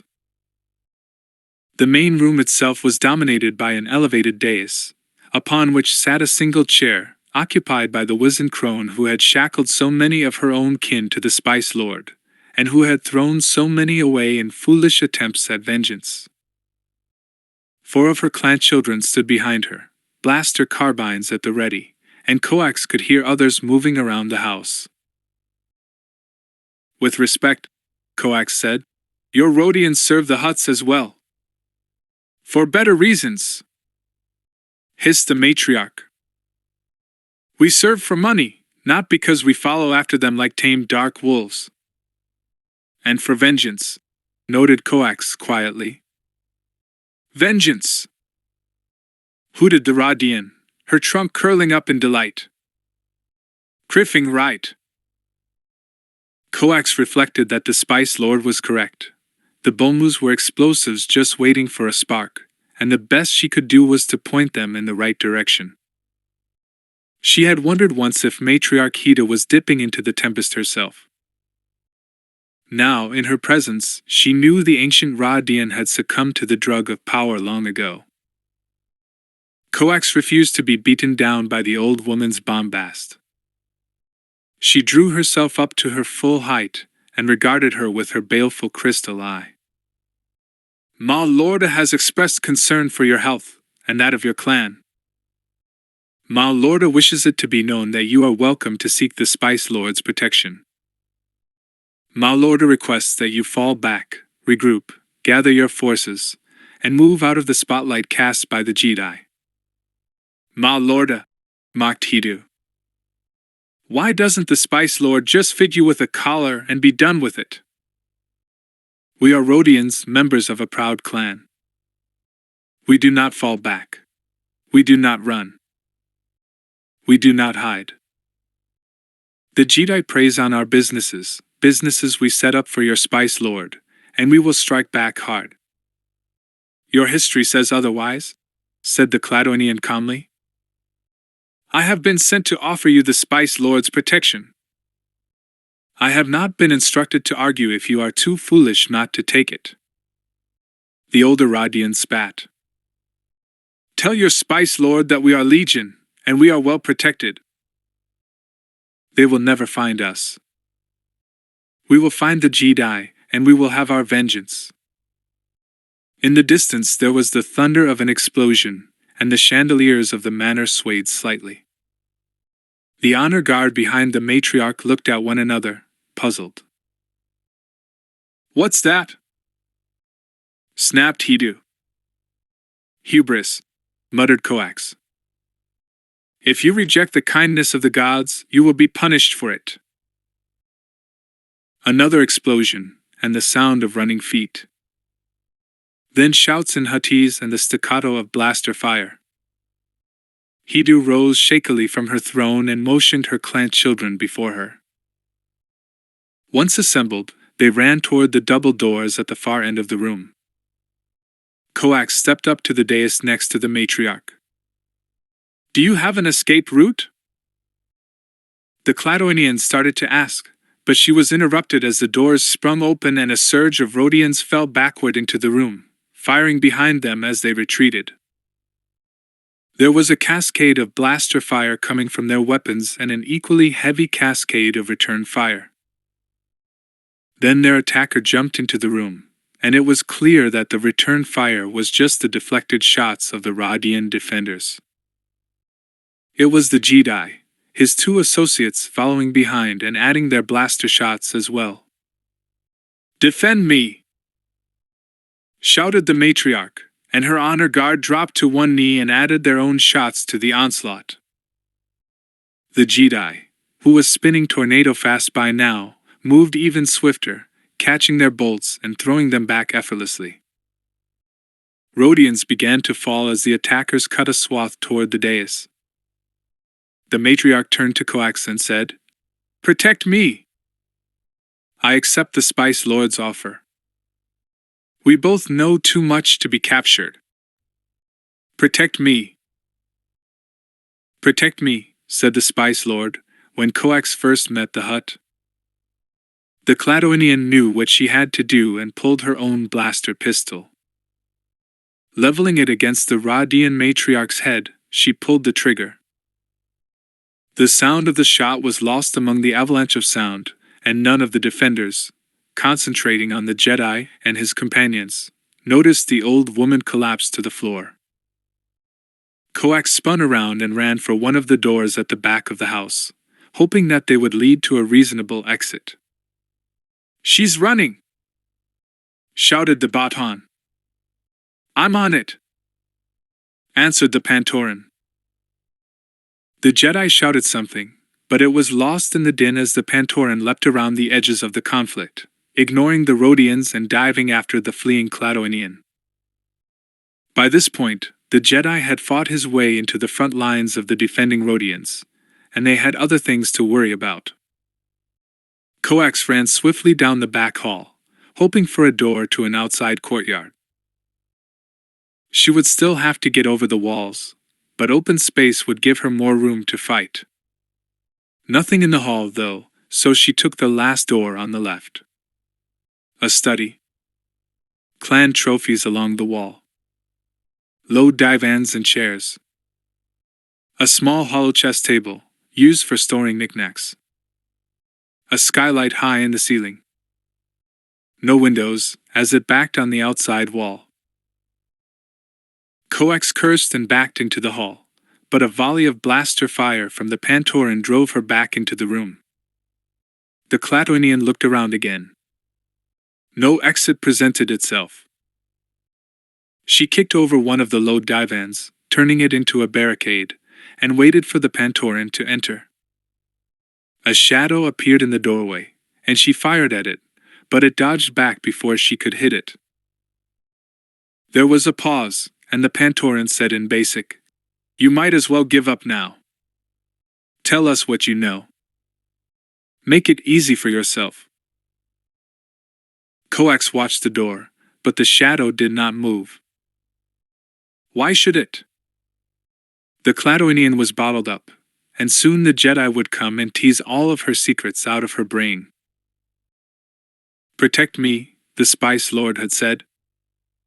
Coax pulled one of her tribal daggers from her belt, pressed the tip against her belly, and took a deep breath. "That the last of them?" said Eddie. Mander Zuma looked around at the carnage of the fallen Bomu warriors. "I think so." No sign of Vago, though. "Can't say I'm surprised." "Where's Reen?" Eddie nodded toward one of the doors at the back of the room. "She lit off after the Cladoinian, the one who shot the matriarch." Mander ran for the door, but Reen appeared. She looked a paler shade of blue. "What happened?" asked Mander. "She killed herself," said Reen. "I had her trapped in one of the rooms, and rather than fight, she—" The Pantoran shook her head. Mander looked at Eddie, and the Bahan shrugged. The Jedi said, "Search for any tablets and data cubes you can find, but then we have to be off. Denobra may be a viper's lair, but sometime soon people are going to come to see what all the noise was about." Reen remained quiet most of the way to the jump point, letting Eddie do the piloting while she sat back in the galley and went over the looted data pads, data sticks, cubes, and crystals with a reader. "How is it going?" asked Mander. Reen made a face and waved a hand over the pile.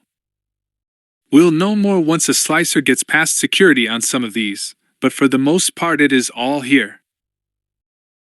Deliveries, clients, contacts, payoffs, every bit of the Tempest trade that the Bomu clan was involved with." She let out a sigh. Except where it came from," she said. "Except who this Spice Lord is." "Not all the answers come on data sticks," said Mander. "I know. she said. I look at all of this and I say, is this enough? Enough? Mander raised an eyebrow. Toro, said Reen, and Mander nodded. You thought that by finishing his mission it would be enough. I thought bringing down the people who gave him the spice would be enough. And yet here we are, said Mander. They sat in the galley for a long moment, the deep rumble of the ship filling in the need for words. I'm still mad at Toro, Reen said at last. Mad? Angry, she said. I think he did something horrible and foolish, and I want him to be here so I can yell at him. I wonder if that goes away. I don't think so, said Mander. He sat quietly for a moment. I want to ask him why. I don't think those answers are on data sticks either, Reen said, shaking her head. So now what?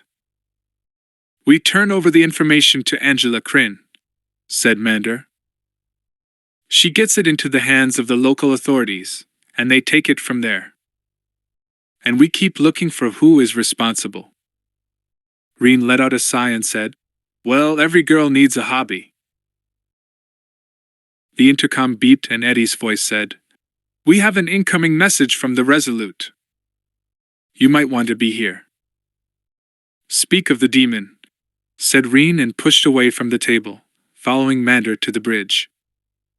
When they got to the bridge, Lieutenant Commander Angela Kryn was saying, Congratulations on the successful mission. The surviving members of the Bomu clan will likely regroup under a new leader, but hopefully one who doesn't adhere so much to the idea of vendettas. I wish I had been there. No Vago though, said Mander. So it was a trap, said the CSA officer. I don't think so, said Mander.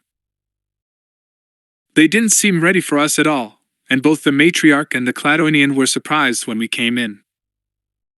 Eddie put in. I think our spice lord leaked the information in the hope we would tie up a couple of loose ends. Mander nodded. That made sense. Angela Kryn also nodded and moved on without batting an eye. I checked out that chemical chain you asked about. It's very interesting. Interesting? How? Asked Mander. It's an odd organic loop. The sort of thing that shows up in oscillating high-gravity zones. Black hole radiation. Mander thought about it a moment then said, I'm guessing there aren't too many in this region of space near a black hole and a white dwarf. No, said Angela Kryn. Most planets do not survive their primary falling into itself and becoming a black hole in the first place. So we need a planet that survived a stellar collapse, that's scarred by radiation, and that's in close proximity to a black hole, said Mander. Varl, said Reen, who had been quiet up to this moment. Varl? Said Mander.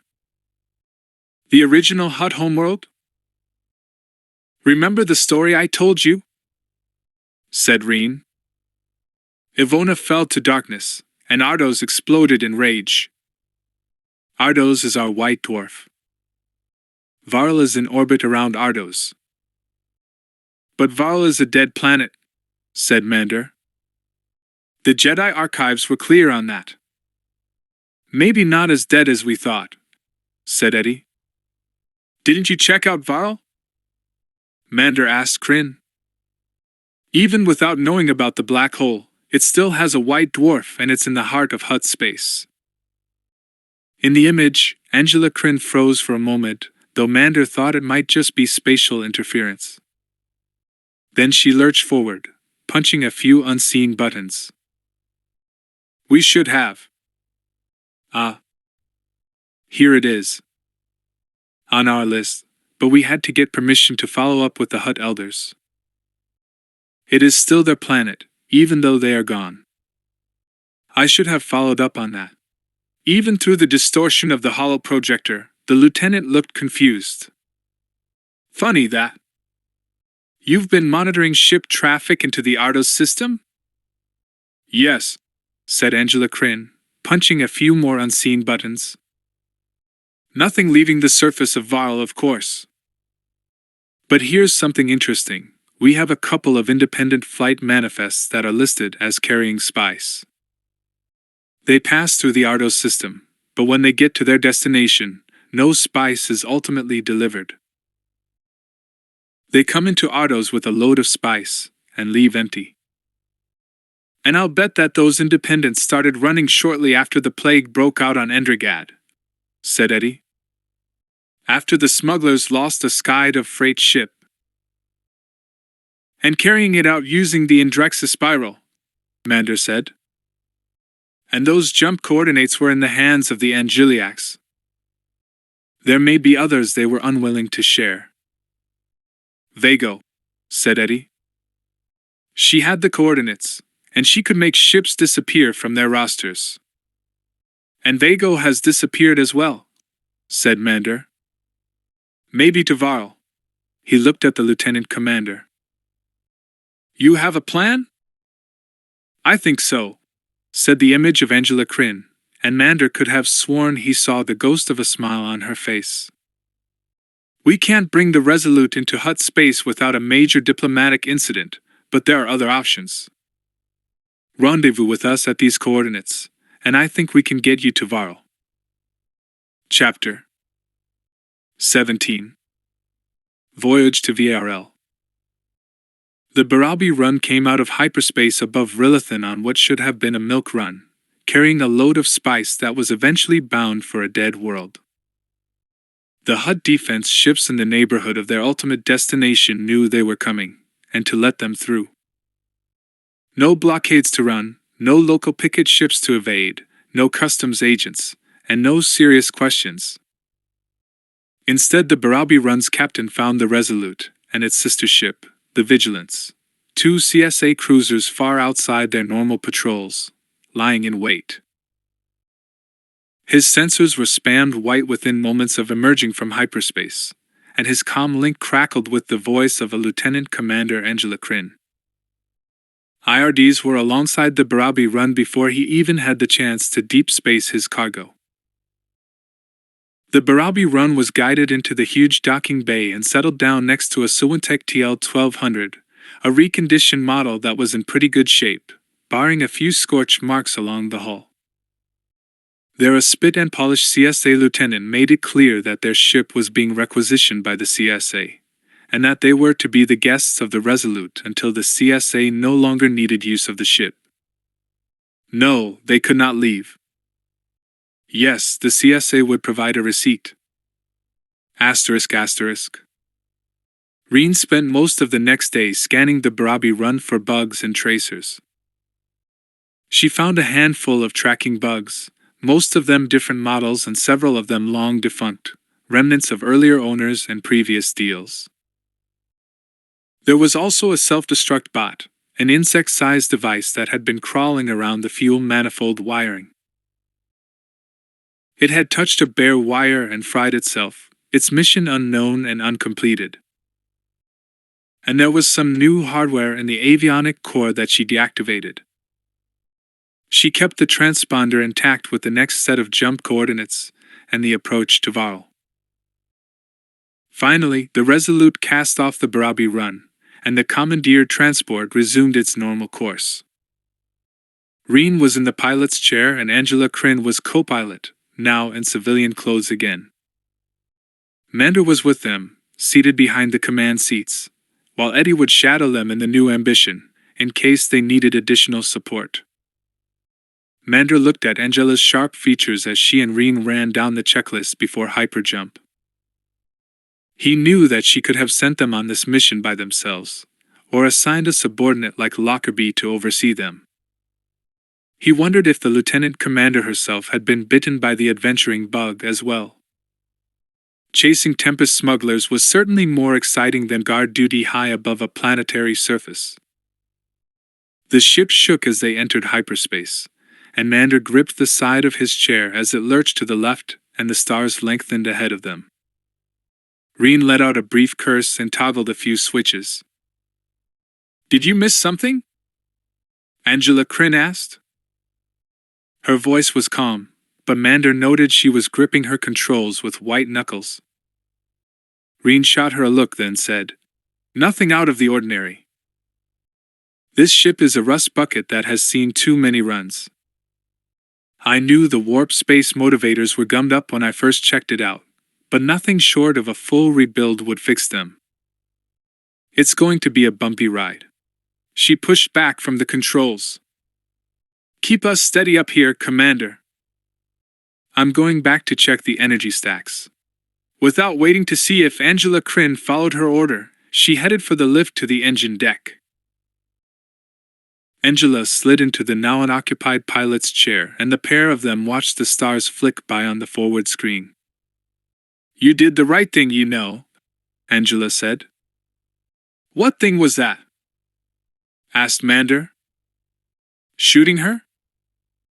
"That," said Angela, "and manipulating her to come along. She and the Bahan are both very effective." "You assume I manipulated her," said Mander. "Isn't that what Jedi are good at?" Angela said, allowing a stern grin to blossom on her face. "Every time we talk, I check my recordings afterward to determine if you've used any mind tricks on me." "And have I?" said Mander. "Not that I can detect," she said. "So either you don't, or you are very good at it. The best weapons are those that never need to be used," said Mander. "But no. I only told her the truth. Though it may be a while before she can trust me fully. The important thing is that she trusts you enough." The entire ship gave a shudder, and the shaking reduced from a gut-wrenching lurch to a deep-seated thrum. Reen appeared back on the flight deck, but motioned for the CSA officer to keep the pilot's chair. "Loose interweave coupling," said the Pantoran. "Nothing much to worry about. How are things up here?" "Going smoothly," said Angela. The last jump put them in what at first appeared to be deep space, in the great emptiness between stars. Far in the distance, one star glimmered brighter than the rest. That would be Ardos, Varl's primary. "Sensors are lighting up," said Angela Kryn. "We've got a lot of company out here." "Inert masses, though?" "Asteroids." "That would be the remains of the other planets," said Reen. "Ardos's other children, blasted apart in the storm." She flicked a switch. "Eddie, are you there?" The comm link crackled and the Bothan's voice resounded. "Just came in. Feels a little crowded here. I'm going to find a likely-looking chunk of rock to hide behind, but I'll be around if you need to get off-planet quickly." Mander checked the screens and saw the dark shape of the new ambition hovering nearby.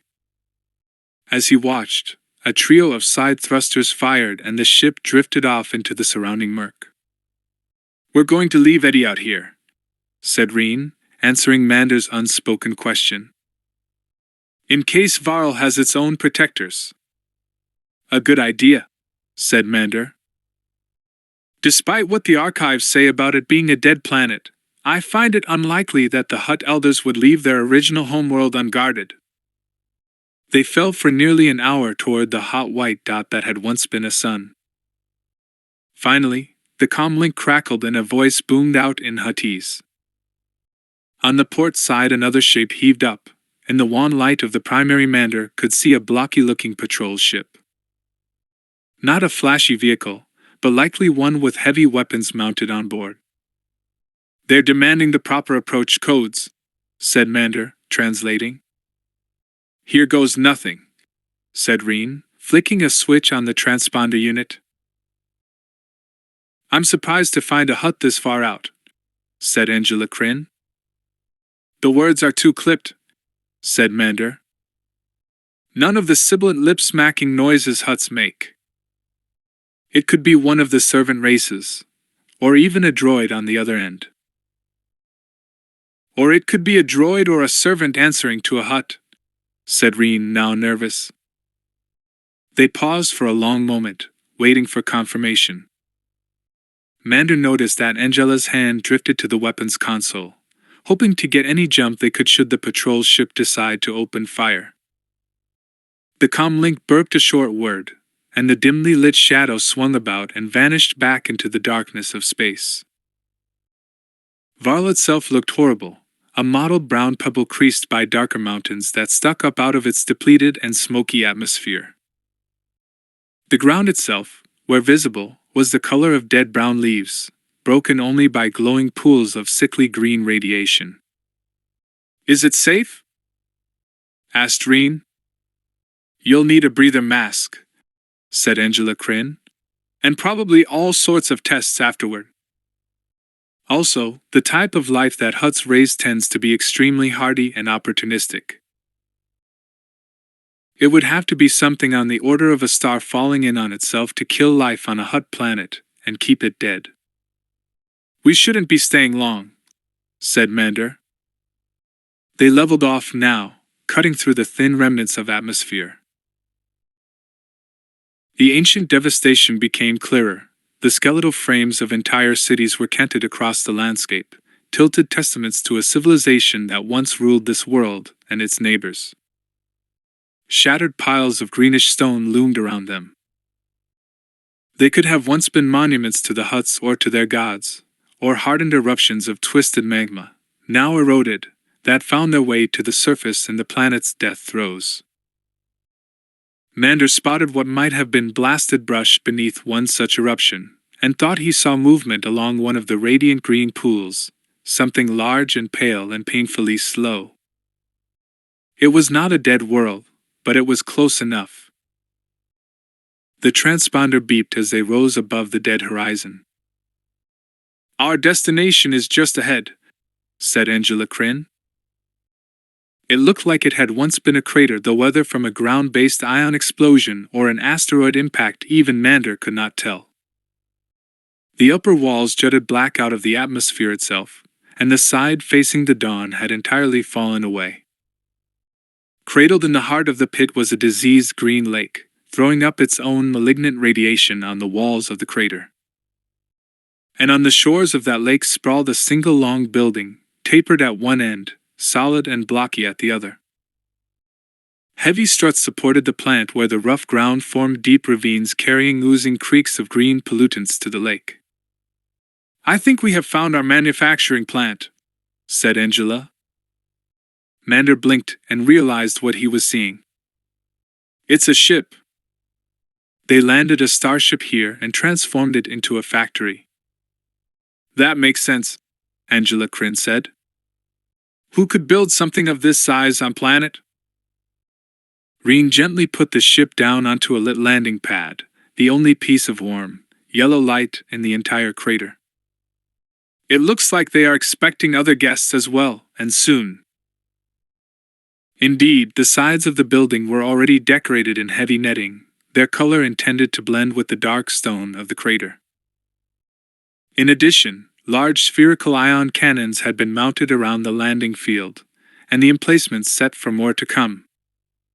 Another month, and they would have made themselves undetectable, said Kryn, surveying the defenses. And unbeatable as well. The Barabi run settled on the landing pad and Reen's fingers danced over the controls, shutting down the last of the boosters. She toggled the ramp and unlocked the cargo shells. We have company. Already ASP droids, small and spindly, were waddling toward the unlocked cargo containers. What happens now? Asked Reen. According to our guests back on the Resolute, replied Angela Kryn, they would drop the cargo, and then take off again. Payment would show up in their accounts, routed through a number of shell companies. They never saw anything more than the loading droids. That's their standard operating procedure. So we're going to break the procedure, said Reen, strapping on her holster. Hang on, said Mander, looking out one of the side screens. There, standing at the cargo doorway of the plant, was a jade-green protocol droid, checking over the shipment with a datapad in its hand. Reen let out a low whistle. One of Vago's droids. I think we've found our Spice Lord. Chapter 18. The Heart of the Tempest. The three of them descended the landing ramp to the entrance. They determined that Angela Kryn would lead, as she had never met Vago or her servants. Reen and Mander followed, their weapons ready beneath their cloaks, their hoods casting their faces into deep shadow. All three wore breather masks, and even though it was a matter of mere meters from the ship to the factory, Mander felt himself holding his breath, fearing the toxins and viruses that might leak around the seal. The asps paid no attention to them as they strode to the entrance. The 3PO unit, on the other hand, was not so complacent. Is there a problem? Asked the droid. I need to see your boss, said the CSA officer. She was trying to sound tough, as opposed to merely official. To Mander's ears, it sounded false. This is unusual, said the H-3PO. I don't know the proper protocol for this situation. Vago, Angela Kryn pressed. She's here, isn't she? The droid looked at Angela Kryn, startled, then at the other two behind her. You should return to your ship. Its digits flicked onto the pad. Let me check. Reen's blaster was up at once, and the side of the droid's head exploded in a single shot. The droid slumped to the ground, its fingers still poised to check on its superiors. The asps all froze in place, their conical faces twisting toward Reen and the others. Labor dispute, snarled Reen. Get back to work. She sounded much more convincing than Kryn, Mander thought. The asps all resumed unloading the containers of spice, tumbling over themselves in compliance. So much for subtlety, snapped Angela Kryn. They are going to find out we're here eventually, said Reen. I just bought us a few more moments. She swept into the open plant entrance while the droids clattered about behind them. Mander Zuma thought Reen correct, for as they passed into the plant itself, everything seemed quiet, save for the bustling asps with heavy containers of normal spice. He spotted a number of holocams in the hallway, and pointed them out to Reen and Angela. They shot them out. By now the Spice Lord might know they were there, but they would do what they could to keep the Hutt from knowing too much. They followed the loader droids deeper into the ship. After a long passage, a final cargo door opened onto a great balcony overlooking the heart of the ship. The central spine of the grounded starship had been cleared of its interior walls, and had been transformed into a huge factory. To their right, piles of ordinary spice had been heaped, dumped by the ASP units from the Barabi Run and half a dozen other smuggler ships that had previously docked here.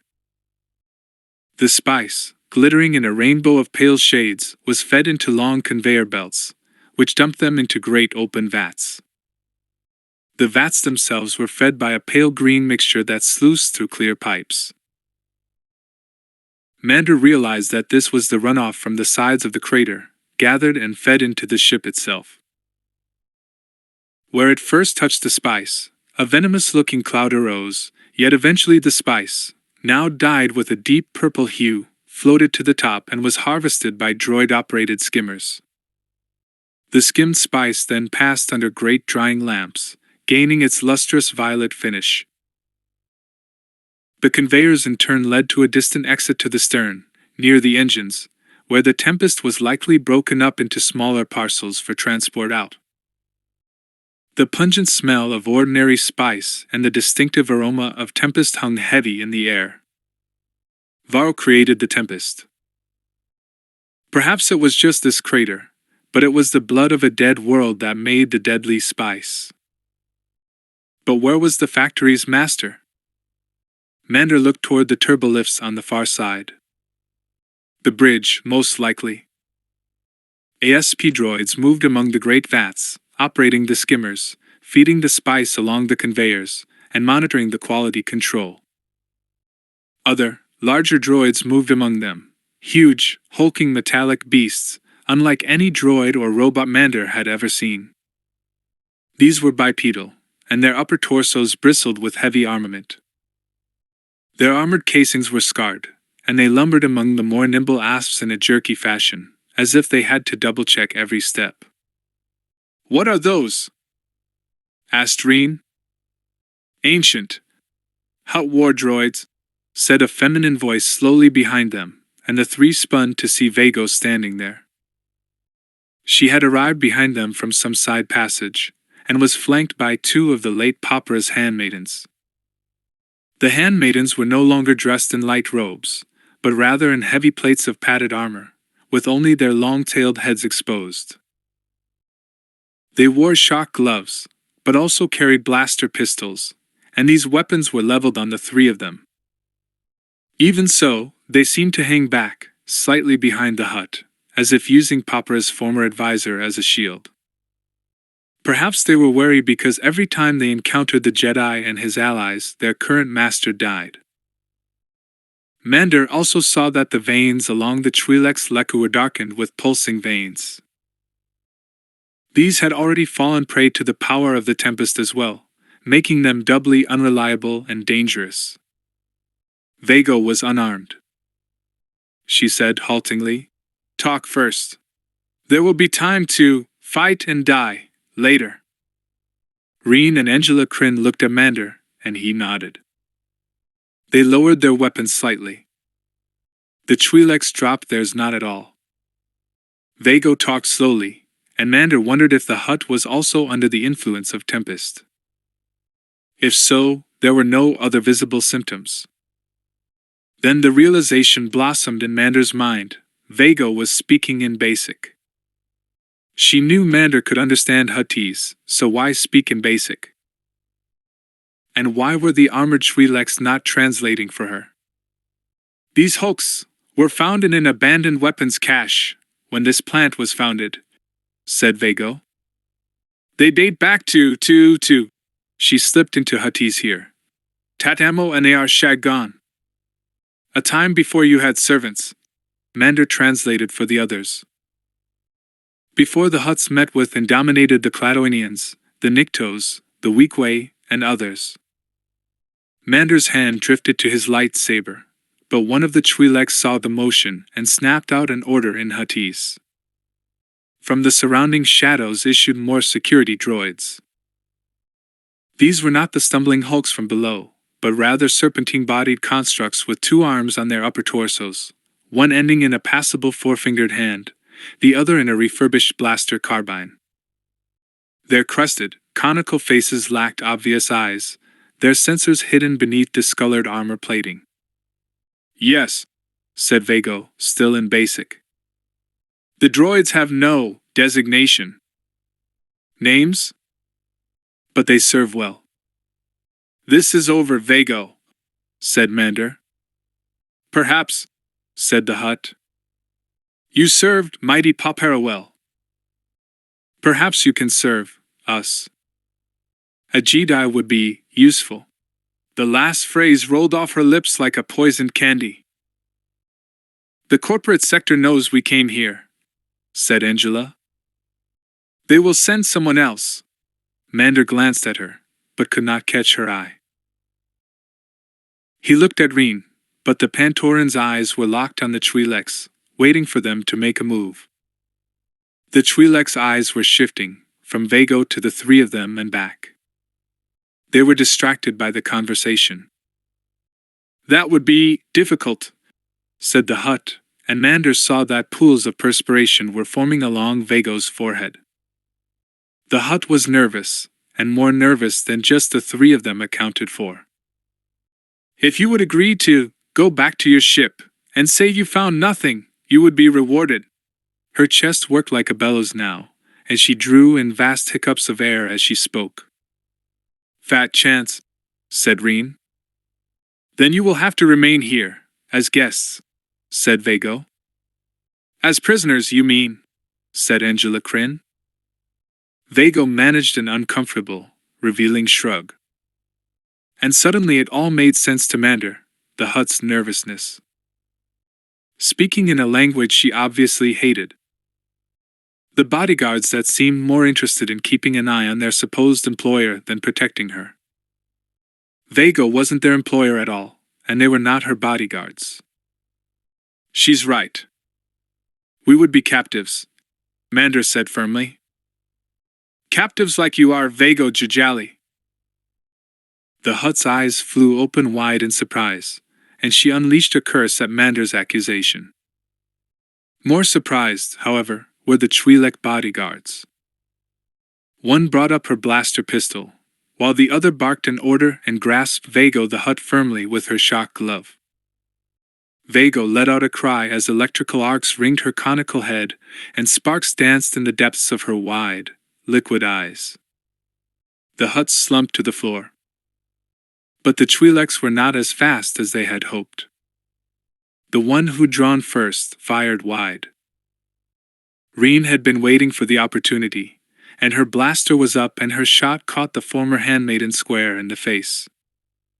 The Twi'lek fell backward without firing another shot.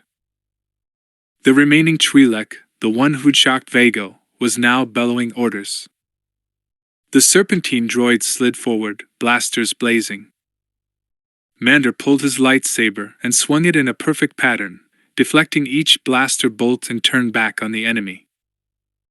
He could see the patterns in the blasts, able to determine which ones were wide to start with, and could therefore be ignored, and which were potentially dangerous to the three of them. These, he could analyze easily, knowing which among them were of the most immediate danger and the quickest reach, then curling the arc of his blade against them so the photonic energy caught on his blade and was bounced away. And even then, he could see where the now deflected shot would land, and target it against one of the droids, avoiding both his allies and the fallen form of Vago. Time slowed for him as he moved forward, staying out of the way of Reen and Angela Kryn's own shots, making himself the target of the ancient droids, directing their fire to him, and allowing him to return each volley clearly and cleanly. Already 4 of them were toppling, their battle-scarred housings punctured with shots from their own upgraded weapons. For Mander, it didn't feel like a cold analysis progression of one shot, then the next shot, but rather like music, where each note logically followed the next. Where each motion smoothly dovetailed into the next, where each action was clear, and where thought itself was not necessary. Then something drove hard into his stomach and time resumed, the real world and all its conflicting messiness descending on him. He had concentrated on the blaster fire, and had paid insufficient attention to the surviving Twi'lek, who now had risen from behind the fallen Hutt and lunged at him, slamming the Jedi with her shoulder and driving him backward. He held on to his blade, but the handmaiden-turned-bodyguard had rolled him back and stepped onto his wrist with a heavily booted foot. She stabbed one hand under his chin, throttling him by the neck. The other, the one bearing the shock glove, she raised high about her head. Her sharpened teeth glittered in maniacal delight, and the tempest-thick veins on her headtail throbbed. And just as quickly, the Twi'lek was gone, screaming, vanished into the midst of the surrounding battle. Mander pulled himself off the floor and saw that Reen had grabbed the handmaiden's lekka halfway up its length and pulled back sharply. The headtails were particularly sensitive, and the Twi'lek shrieked and clawed at the Pantoran, the shock glove trailing bolts of lightning as she lunged. Reen dodged beneath the clumsy assault and brought the heel of her pistol up hard across the handmaiden's face. The Twi'lek collapsed with a whimper. Angela Kryn, for her part, had laid down a withering rate of fire, blasting the remainder of the serpentine droids in quick succession. One, partially hidden by the bodies of its comrades, raised a head cautiously above the debris, only to have that head explode with a carefully aimed shot from the CSA officer's blaster. Kryn walked over to Vago's prostrate form and pressed the barrel of her blaster against the Hutt's head. Mander grabbed her by the wrist and turned the weapon away as the dazed Hutt muttered something that, in another universe, might be considered a phrase of gratitude. Angela Kryn stared at Mander. We can't trust her. She's part of this. She killed Popera. She didn't, said Mander. She was a prisoner, a hostage of the Twi'leks. She was acting under duress. Angela shook free with her weapon. It doesn't matter, she needs to die. She's a Hutt. She's a threat to Mika. All the more reason to keep her alive, said Mander. Someone has to explain this to the Hutt Council of Elders when we're done. Jedi, muttered the groggy Hutt. Mika Respunda. Gosa Obridge. I know, said Mander to the Hutt. You know what? Asked Angela. Who is really responsible for this? Replied Mander. The Tempest, the smuggling, Popera's death. All of it. Reen came up, her blaster drawn and ready. So what are we waiting for? Mander turned to the Pantoran. You both need to take Vago back to the ship and take off. Call Eddie for help. He looked at Angela, who was still staring at the prostrate form of the Hutt. Emotions played across her face. Anger, fear, and frustration, each in turn. Mander had seen it before. It was as if conflicting programs were all running at once in her mind. We need to protect him, said Angela Kryn, and once again tried to bring her weapon to bear against the female Hutt. And Mander realized what was going on in her mind. To Angela he said sternly, You need to protect Vago. He flexed his voice as he said it, fitting the words into the crenellations of her brain, backing up his words with the power of the Force. He moved his hand slightly as he said it. Angela nodded and parroted his words. I need to. And then she stopped, a look of angry betrayal spreading across her face. That's a mind trick. You were using the Force on me. Yes, said Mander. And it's not the first time it has happened to you, is it? Think about it. Back on your own ship, after we got back from Endrigad. Angela's face fell with a sudden realization, and she looked at the Hutt and the blaster in her hand. And a cold look of anger settled finally onto her face. He did it to me, didn't he? She said. I was worried about you and he was the one. Yes, said Mander. But you don't have time to be angry. You have to get Vago to safety. Can you do that? Angela Kryn blinked for a moment and said, Yes, I can.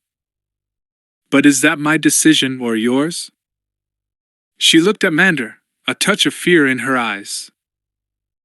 The fact you asked the question gives you the answer, Mander said gently. What's going on? Asked Reen.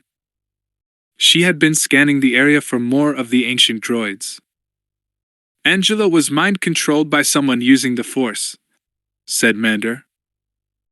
I thought she was bit by the adventuring bug, and that she was acting oddly for that reason, sometimes calculating, sometimes emotional. But it was something much worse than I realized. Angela Kryn gave him a stern look. She was back in control once more. I should go with you. There is precious little time, said Mander, and I need both of you to keep Vago alive. To Reen he said, Angela may be confused for a little while. Can you handle both of them? Reen nodded and said, Only if you insist. Where are you going? To the bridge, said Mander. That's where this will end. You'd better hurry, said Reen. They've got more reinforcements on the way. Already the metal ramps around them sounded with the heavy footfalls of the ancient war droids and the metal scrapings of the serpentine security droids. We're going to have to fight our way out, said Reen. Then you better start now, said Mander, pressing a comm link into his ear. Keep Vago alive. Call me on the comm when you're safe. And with that he was gone. The turbolifts to the upper levels and the bridge were on the far side of the vats. Mander leapt up to one of the catwalks and dashed for the lifts. Behind him, he could hear blaster fire. More droids had descended on Angela and Reen's position, and he hoped the two had found more cover than that provided by a stunned hut. Beneath him, the larger war droids on the factory floor were now opening up from a variety of torso-mounted weaponry. A staccato rainbow of ionic bolts laced through the catwalk. Mander dodged them nimbly, but the onslaught of firepower took its toll on the catwalk wires. The elevated grating behind him separated and cascaded into the turbulent pits of tempest below. Wires ahead of him, overloaded by the strain, gave way and snapped, and the catwalk fell out from beneath Mander's feet. The Jedi leapt onto one of the clear pipes carrying the effluvia from the crater without losing a step. The war droids below did not let up their fire, and the pipes were pierced in numerous places from their blasts. Greenish liquid showered down on top of his attackers, its acids etching them deeply. The acid shower worked into their gyros and power packs as well, and Mander heard the rewarding sound of multiple explosions as the war droids beneath him blossomed into fireballs. He had reached the far balcony when a particularly ancient hulk of a war droid lumbered out of the shadows. This one was twice the size of its comrades on the floor, though of the same design, spindly bipedal legs supporting a top-heavy torso bristling with firepower. What had been the ancient hut's model for this, wondered Mander as he charged forward. The war hulk unleashed a salvo that could have brought down a small starship, but Mander had already anticipated the attack, closing the last few meters in a single rolling cascade, curling as he flew forward, his lightsaber at a right angle to his body. He landed hard and spun horizontally across the floor, passing between the legs of the ancient war droid. And then he was up on the far side. He turned, pausing for only a moment. The huge droid seemed initially unscathed, but as it tried to turn, its legs started to fall away from the body. The hulking overloaded torso slid forward along the seams cut by Mander's lightsaber, and the entire top half of the droid clashed to the ground. The legless torso tried to raise itself on its weapon arms, but finally collapsed in cybernetic surrender. The great plant had gone quiet, and Mander hoped that it was a good sign, that Reen and Angela Kryn had gotten Vago back to the ship. Without waiting to check, he turned to the turbolifts and ascended. As he rocketed upward, Mander took a deep breath, trying to calm himself. Find his center. What had to be done would not be pretty, but it was necessary. The lift chimed and Mander stepped out. The entire bridge was lit with emergency lights, broken by blue-hued screens. "I've come for the Spice Lord of Varl," said Mander. "Ah," said Mika the Hutt, standing at the captain's console. "I see you've finally arrived. It has taken you long enough." Chapter 19. The Spice Lord of VRL. Mika the Hutt was apparently alone in the red-hued darkness of the bridge. He wore a long vest-like coat, open in the front, but cut in the fashion of Mander's own formal robes. The Hutt's light yellow-green flesh glowed with the warmth of a hearth in the red light, highlighted by blue holoscreens. The screens showed scenes in and around the factory ship. There was the main floor, littered with wrecked droids and burst vats. There was another display, showing a near-identical picture, unscathed. Another manufacturing bay, perhaps to the aft. Hallways throughout the plant flickered in turn, and several holocams showed the Barabi run on its landing pad, the Spice unloaded, the headless body of the H-3PO unit still discarded by the entrance. There was no sign of Reen or Angela Kryn, though a large number of the screens were beset by gray-blue static, and Mander remembered that their passage into the ship had knocked out a number of cams. But Mika had known they were coming from the onset. "When did the Whoopie finally drop?" asked Mika, his face wide and open, his tone as congenial as when they had first met him. "When did you realize you had been played?" "Only at the very end," said Mander, keeping his eyes on the hut. "There was still a chance that Vago was responsible, or someone else in your household. Maybe even your father's Twi'leks. But after we met Vago as the Twi'leks hostage, there was no one really left who could handle something this extensive." "Yes," said Mika. "Pity about my brother. I had hoped that he would have been pleased enough just to take our father's place, and not ask too many questions.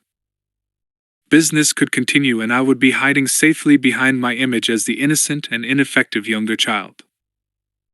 Imagine my surprise when he actually showed the wherewithal to capture me and gin up a show trial for your Pantoran. His plans were that I would quietly disappear after he solidified his hold on the business, and I couldn't have that. That was when I knew that he would not survive, but I still needed another decoy to take his place." "Vago," said Mander. "She didn't know, did she?" "Not at first, no," said Mika. "It is so easy to move things around when no one really suspects you. Vago never expected anyone else in the family to access the Angeliac finances. Papera trusted her exclusively to carry out his will. Xanos only cared for his own pleasures, whiling away the time until he finally controlled the family empire and name, but comfortable to let Vago continue to run the day-to-day.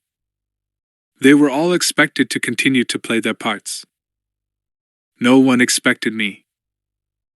Or the Tempest. "How did you find it?" asked Mander, slowly closing the gap between them. "A step at a time." "The Tempest, I mean." He tried to keep his voice light and free of the Force. The Hutts were known for their resistance to Jedi mind tricks, and this one would be tougher than most. Mika smiled, and it was clear that he saw through Mander's casual charade. He backed up a step, putting a control panel between him and the Jedi. "I was interested in our home planet. I found records of our most ancient times, speaking of its great cities and powerful families. And later, the reports of a blasted, almost airless world, exposed to the raw ravages of space. And after a time, those reports petered out. The Council of Elders still assigned patrols to the region, to keep others away, but the planet itself was considered so much dross, insufficiently profitable, a dying world spinning around a dying star." "So you didn't come for the spice, then?" said Mander, and his eyes flicked to the various screens surrounding the hut. None of them showed his companions or Vago. "That was a happy accident," said Mika. "I was actually searching for the old droids that you found guarding the plant. I thought at the time that their designs might prove useful in the modern age. Then an employee who was an aficionado of a less damaging breed of spice brought his own supply here. That supply was in turn affected by the air and water of this world. He died, both the first recipient of the drug and the first victim of its effects. I had the body autopsied, of course, and in the process discovered the Tempest. After that, it was a simple matter to backtrack and confirm, then set up the plant. This was the ideal location, and the cache of ancient droids made perfect workers and protectors. Pity it is over now, said the Jedi. Mika let out a deep sigh. It does not have to be this way. You could become part of the organization. You and the others. The offer I made through Vago still stands. The refusal still stands, said Mander. As does our warning. We have allies waiting for us. You want to help me, said Mika calmly, smiling. He passed his hand in front of him. The emotional pressure upon Manda was immediate, a bow wave of the force striking him head-on, penetrating him utterly. For a moment he was taken by surprise, his own will washed away, replaced briefly with the desire to help this little hut, this small, strange, persecuted being, all alone in the greater universe. Despite himself, he staggered back. Part of his surprise was that he had felt the style of this mental attack before, and knew where the hut had learned the trick. Mander Zuma took a deep breath and dropped into himself mentally. He embraced the meditation of emptiness, and let the wave of outside desire pass through him. No, Mander said, and Mika's broad smile disappeared with the refusal. An apprentice's mind tricks will not work on the one who taught them to him. Mika let out a growl and said, So you know that as well now? Mander nodded. Toro Irana taught you that.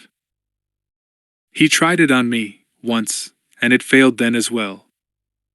It was one of the few tricks I could learn, said the hut and laughed.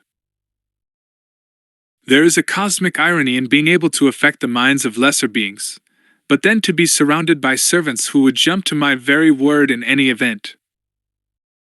And to then keep the company of huts, who are naturally resistant to its effects. But Toro could not teach you much, said Mander. He made it sound like an insult. Mika the hut chewed on his lower lip, and his face blanched.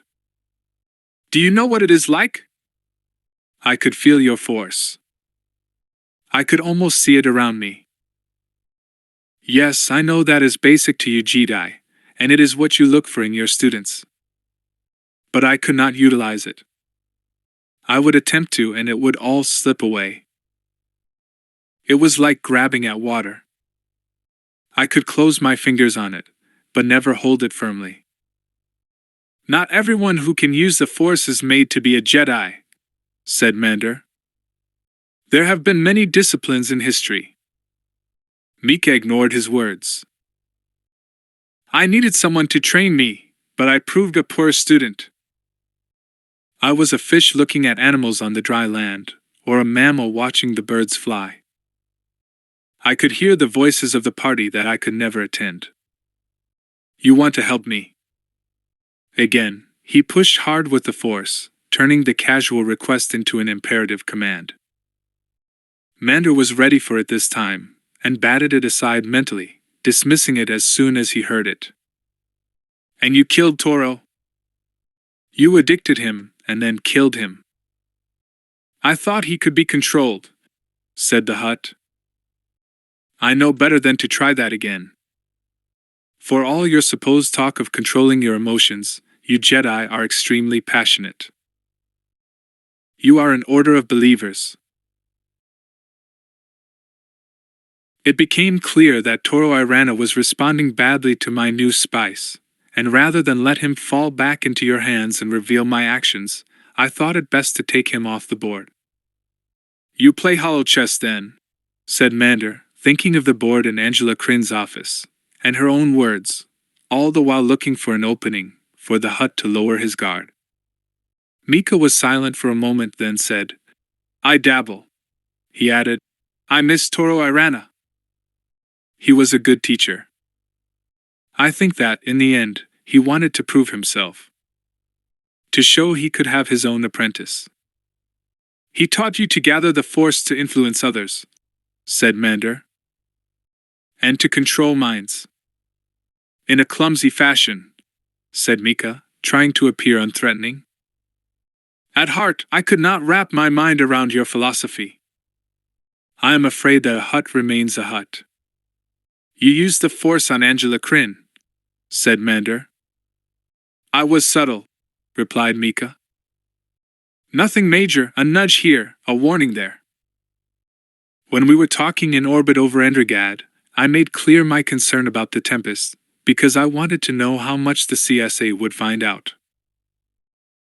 After your Pantoran found the serial numbers, I knew it would be only a matter of time before they tracked it back to Skyda Freight and my family.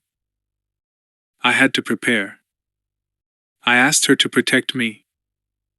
Which is why she came to Nar Shaddaa, supposedly to track down the hard spice, said the Jedi. You put the idea in her mind. That and more, Mika said, nodding. I had her keep me apprised of what the CSA knew. I led her to understand what a danger I thought Vega was. Then I had planned to maneuver her into the same room with my father's counselor and let nature take its course. He held his hands out in a plaintive fashion. But you knew that. I am slow, but I get there eventually, said Mander. It's why I came here by myself. There's no one else for you to manipulate. Now it is time to stand down, Mika. Your hut mind tricks don't work on me. Then I will have to try something else, said Mika. Killy do skoon. Mander heard the sound of a lightsaber engaging and immediately thumbed the activation plate and brought his own weapon up. Even so, he was nearly bowled over by the force of the blow. The third Twi'lek handmaiden, her skin as green as the irradiated pools outside, had leapt at him, igniting a blue-white blade as she jumped. Mander caught the weapon on his own blade. As the two blades ground against each other, the Twi'lek arched over his head, landing between the Jedi and the hut. She shook her tempest-veined headtails, and Mander noticed that they were shod in overlapping coppery plates. No vulnerability there. She raised her blade to threaten Mander, and her eyes were a solid, deep violet from the tempest spice.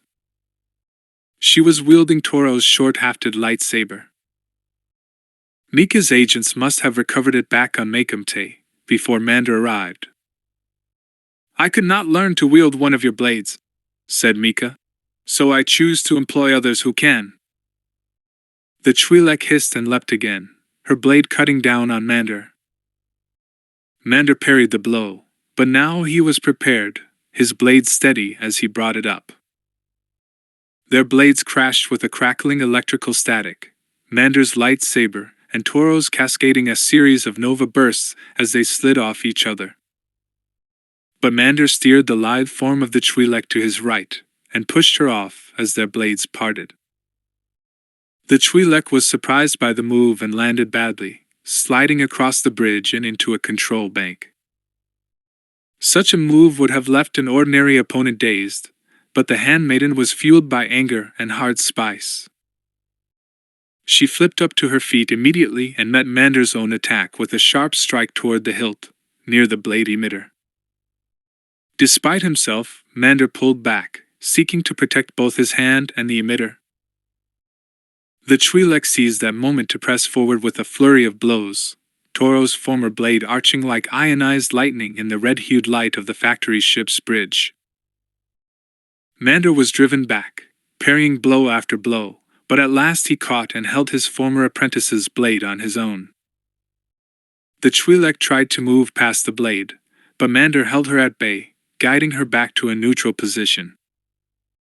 She would have to retreat, lessen the pressure, if she was to make another attack, and then he would have her. Too evenly matched, said Mika. You have knowledge, but she has rage. Perhaps I can rattle that monk-like calm that you Jedi love so much. The hut pressed a couple of toggles on a console and the holoscreen changed. Instead of showing locations within the factory, they all showed the same display, the Barabi Run, perched on its landing cradle outside. Where are your friends, Jedi? Asked Mika. You had them when you came in. Did you think to send them to safety while you tried to deal with matters by yourself? Mander let out a shout, but the hut's pudgy digits punched a button. From half a dozen directions, beams of ionic power laced through the poisoned atmosphere and struck the ship. It disappeared in a ball of flame. Mander cried out at the sight, the image chilling him to his soul. The Twi'lek took advantage of his distraction. She jerked her head back, and then forward, arching the metal-shod tips of her headtails above her and down onto the Jedi. One of the copper-colored tips carved a deep, hot crease along the side of Mander's face, and the pain blossomed across his cheek and ear. He fell back from the Twi'lek, rolling as he did so and regaining his footing, buying himself time. But the Twi'lek did not pause from her assault, swinging wildly at him. He danced back, bringing his own blade up, but she beat it back, recovering in time to unleash another assault, and not giving him a moment of peace. He could deflect the blows, but not return any of them, and with every assault she forced him farther back. Another 2 steps and she would have him against the wall, with nowhere to run. The Twi'lek, sensing her victory, made a broad, slashing attack against Mander's stomach. He jumped back, against the wall itself, but smelled the burning of his robes as the blade passed too close to his flesh. His assailant was already recovering, bringing the crackling blade back along the same path. Mander thought of Reen, fighting this Twi'lek earlier in the Papyrus penthouse, and how easily she had dealt with her. Tempest or no, trained or not, this was the same woman with the same vulnerabilities. He ducked beneath the returning blade, and in doing so deactivated his own. He stepped into the arc of the Twi'lek's attack, after the blade had passed, and twisted the lightsaber hilt in his hand before bringing the pommel up sharply against the Twi'lek's chin. The Twi'lek's violet eyes rolled up into her head from the shock and she pitched backward, losing her grip on the blade. The deactivated lightsaber followed the curve of her attack and flew, useless, across the room, spinning to a stop beneath one of the large holoscreens showing the burning wreckage of the Barabi run. Mander turned toward Mika, standing at the command chair of the bridge. His face stung from the Twi'lek's assault, and, reaching up with his free hand, he felt something wet. His hand came away red with his own blood and fragments of plastoid. His calm had taken part of the blow, but jagged slivers of it were now piercing his flesh. He brushed the back of the bloody hand against his hair, shaking most of the splinters loose. His robes smelled of burned fabric, and his limbs ached from the fight. Mander thumbed his lightsaber alive once more and pointed it at Mika. He stepped toward the hut, who did not respond, but instead smiled at the Jedi as he advanced. "Surrender," said Mander Zuma, though in his heart he wished the hut would try something. "Go for a weapon. Try to flee. Try to use the Force on him again. Something that would give him a reason to cut him down and avenge Toro and Reen and Angela Kryn." For a brief moment, he could feel an abyss of emotion and temptation yawn before him. "It's over," he said simply. "Not yet," said the hut, and his stubby hand reached down to the command console, slamming a cluster of buttons. At once the massive engines flared to life, and the ship gave a violent jerk. Mander was unprepared as the entire cabin lurched forward, the factory ship tearing loose of its moorings and straining upward. Outside, he could hear small explosions as final connections were jettisoned. He stumbled, dropping to one knee. Mika smiled and pressed another series of buttons on the console. The factory engaged its huge rear engines, and the ship almost cleared the lip of the crater, the rocky edge scraping along the lower fuselage as it passed. Mander fell backward, his lightsaber flickering back to an inert state as he slammed heavily against the rear bulkhead. Dazed, the Jedi tried to bring the blade up, to reignite it and parry whatever assault the hut had planned, but he was too late. Mander writhed in pain as something heavy smashed into the hand holding the lightsaber, and in his grip the Jedi could feel his weapon come apart, sharded into pieces by the weight of the blow. The hilt split beneath the impact, the emitter crystal fractured, and fragments scattered in all directions. He had been bludgeoned by the blunt end of a heavy electrospear. Above him towered Mika the Hutt, a look of victory in his broad face. "No," said the hut. "Now it is over." Chapter 20. Fall of the Hut.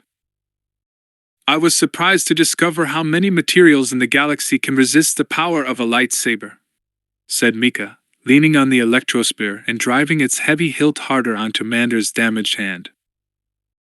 Of course, there is a great inducement for people to discover them. This particular one is called Frick. It was rare before the war and is even rarer now. Still, there are surviving examples, which are available for a discerning collector. Mika leaned forward, driving his weight down onto the Jedi's hand. Mander could feel cartilage grinding and bones cracking as his hand was pinned beneath the butt of the electrospear. The pieces of his lightsaber were scattered around him. Mander rolled toward the remains of his blade's housing and flung the pieces upward, hoping to catch the hut in his broad, taunting face. His throw was close enough, and the weight lessened for just a moment as the hut pulled back in surprise. Mander pulled his injured hand out from beneath the electrospear and rolled in the other direction, away from the hut. Beneath him the floor vibrated, the ancient ship now taking to the sky. The deck was tilted upward, away from him, and Mika was framed in the forward screen. Ahead of them Ardos burned with a vengeful and ineffective white fury, the other stars behind it clearly visible in its corona. The holoscreens were now all filled with static, and the bridge was a patchwork of red light broken by blue-gray bursts. The fallen form of the Twi'lek handmaiden was still slumped by one console. Mander rose to his feet, cradling his shattered hand against his torso. He could feel the bones slide against one another, and was sure that at least 3 of them were broken. He wanted to concentrate, to use the force to reach out and gather the wounded parts of himself together and assuage the pain, but there was no time. "I really wanted you to be on my side," said Mika, stalking Mander across the bridge slowly. "I wanted to have one of your order working for me. It would have been an emblem of power, of control. A status symbol. I thought I had simply made a mistake with young Toro, that I had tried the wrong approach. Giving into his weaknesses, downplaying his strengths, making him need my Tempest. Need me. But now I see that I did as well as I could have expected. You Jedi, you could never be." He rolled his tongue around, searching for the right word. At last he settled on, "Domesticated." "We found your base on Varl," said Mander. "Others will find it as well." He pushed the pain away and stood up straighter. "You've inconvenienced me," said Mika. "Now I have to find another, newer methodology.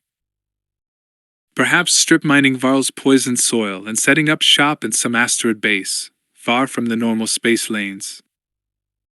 That would be another step in the process, and that means more people to hire and more pseudopods to grease. As I said, it is an inconvenience. Nothing more." Mander looked around. His lightsaber was fragments and dust. The hut hefted the heavy-tipped electrospear and coiled up on himself, readying himself for action. Should Mander try for the exit, the hut would block him. Mika was preparing to charge him anyway, to rush him and overwhelm him with his bulk. "You have been a good tool," said the hut. "But all tools break eventually and must be discarded." And with that the hut rushed him. Mander reached out with his unwounded hand and let the force surge through him.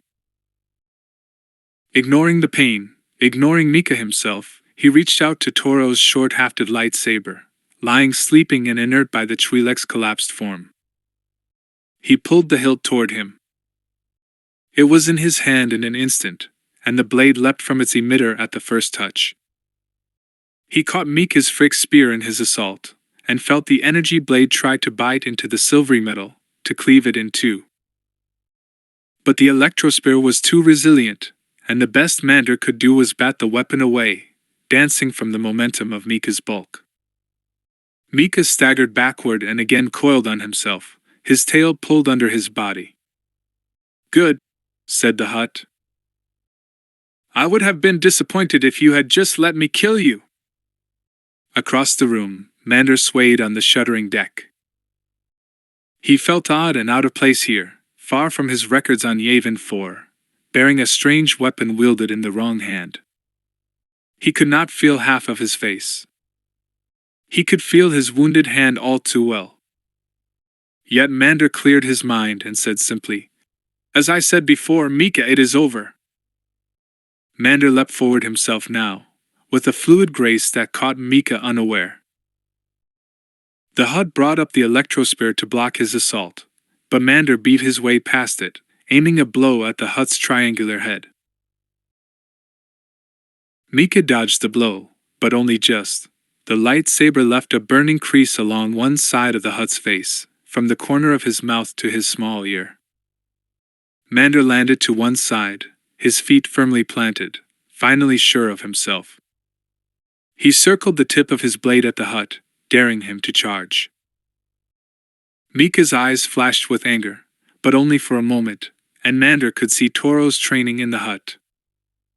A burst of hot anger, then tamping it down, bringing his rage under control, planning for the next move.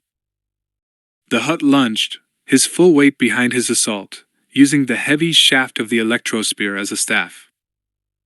Mander fell back in firm, careful steps, letting the Hutt's torrential assault pound with futile effect against a series of precise parries. As he fought, Mander felt the defenses with Toro's blade come to him more easily, and his deflections were now sure and steady.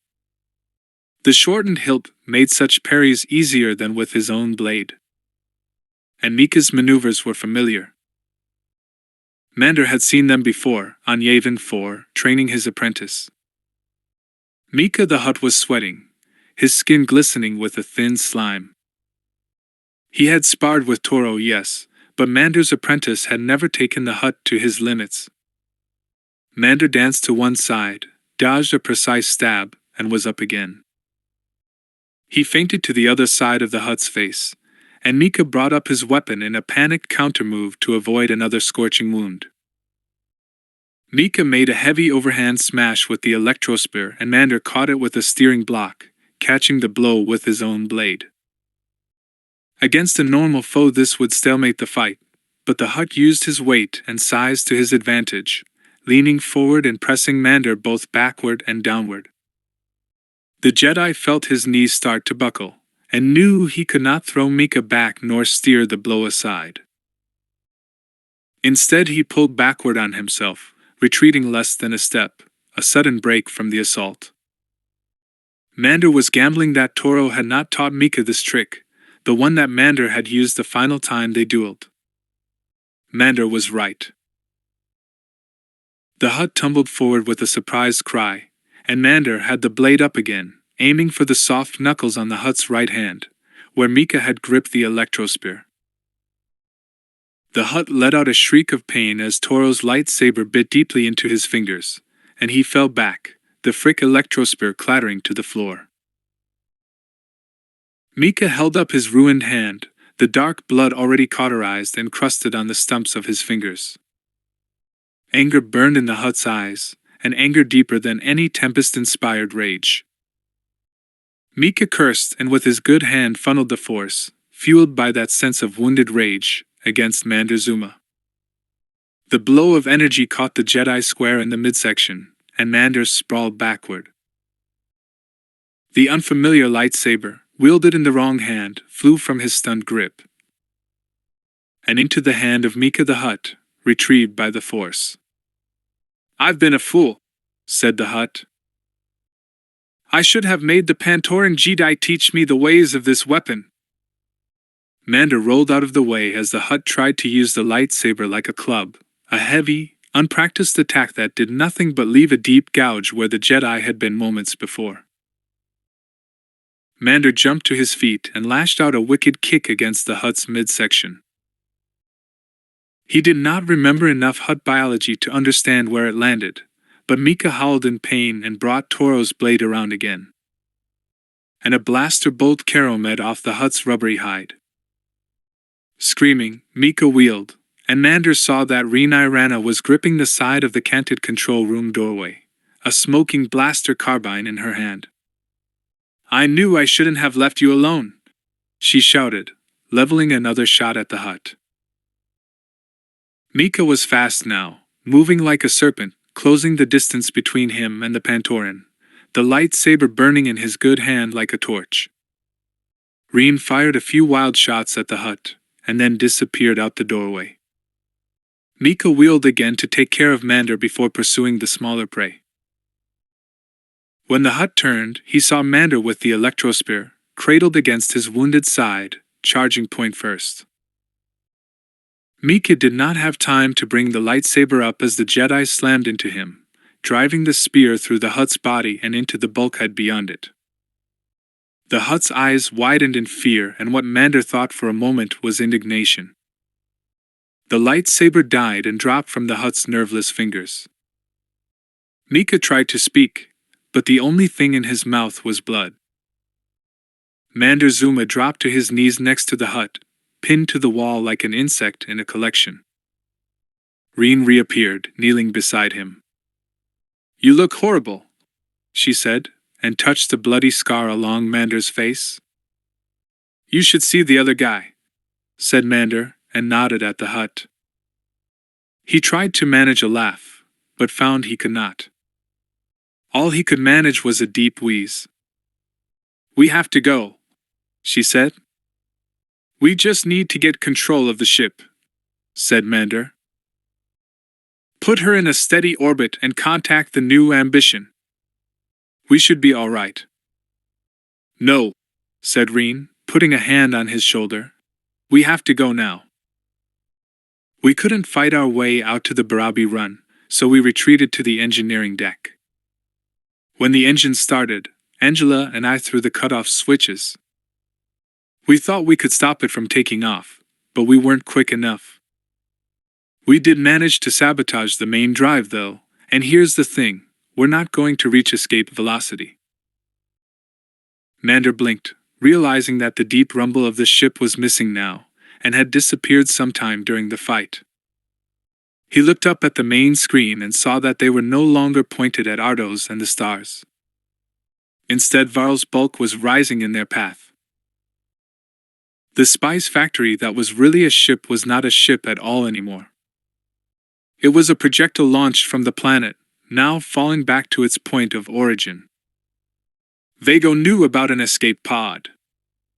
"Can you make it?" asked Reen. She was already under Mander's shoulder, helping him up.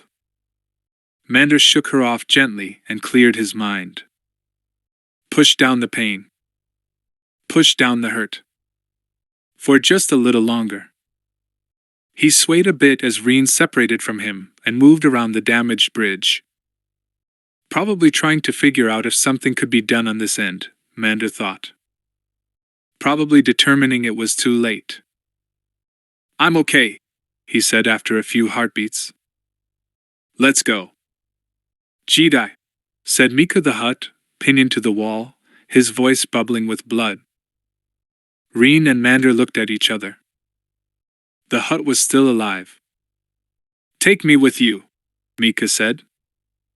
"I will come quietly." "You win."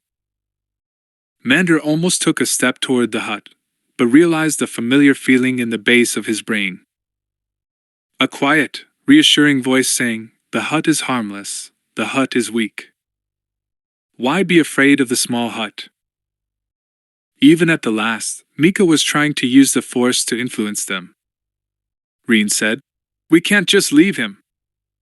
Mander shook his head. "You go into the hall," he said. "I will follow." "But he's doing to you what he did to Angela Kryn." Reen looked at him, surprised and shocked, and then fled the control room. "I can be useful to you," said the Hutt, his eyes filmy and unfocused now. "A good craftsman keeps good tools." Mander shook his head, dispelling the fantasies that Mika's voice put there. The Jedi leaned in close to the dying hut. "That's where you went wrong in the first place," Mander said. "We aren't tools." And he, too, left the bridge, Varl now huge in the main view screen. Behind him, Mander could hear Mika bellowing in pain and frustration. Reen and the others had been busy earlier, while he had been on the bridge.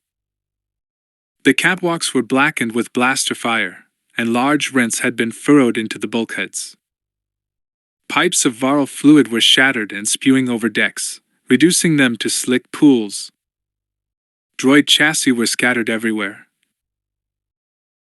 And what ASP droids were still functional were flailing about at the limitations of their programming, some trying to reactivate the ship's systems, others trying to contain the spills of semi-refined Tempest, and still others continuing to move containers from one place to another. Mander and Reen encountered one of the ancient war droids, now damaged and walking in a circle, one leg shattered and useless, its weapons depowered. The pair arrived where the escape pod was supposed to be, but only found Angela Kryn pulling herself off the deck. Of the escape pod or the advisor to the Angeliac clan there was no sign. "After you left," she said, "Vago slammed me into a wall and took the pod." She shook her head. "I'm an idiot." "Yes," Reen said. "Yes, you are. And I'd like to remind everyone about what I told them about trusting a hut."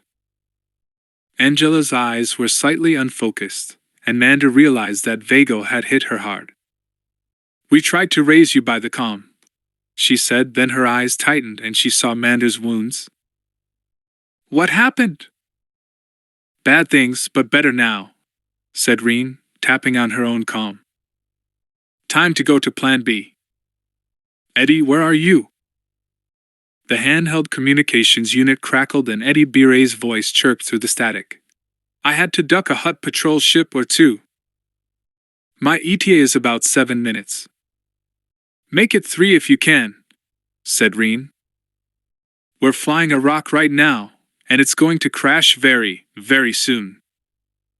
For long minutes later Eddie positioned the new ambition alongside the stricken ship-turn factory, and unspooled an umbilical between the two. Angela Kryn went first, then Mander, and Reen brought up the rear, helping the Jedi when he stumbled. Varl loomed below them, the thin atmosphere already warming up the hull of the stricken ship. "All on board," shouted Reen, sealing the door and jettisoning the umbilical bridge. "Hold on to something," shouted Eddie. "We're already very low and very fast." Even with the warnings, the three had to grab their seats as the Bathan pulled the ship out of its steep dive. Varl, which was filling the forward viewport, moved slowly out of their way. A white streak against the dead world showed the path of Mika's ship, and the trajectory of the Hutt's ambition. Mander slumped into a chair and surrendered to the darkness. As unconsciousness took him, he still thought he heard the screams of Mika the Hutt, burning in the thin atmosphere as his ancestors' home planet rushed up to embrace him. Chapter 21. New Management.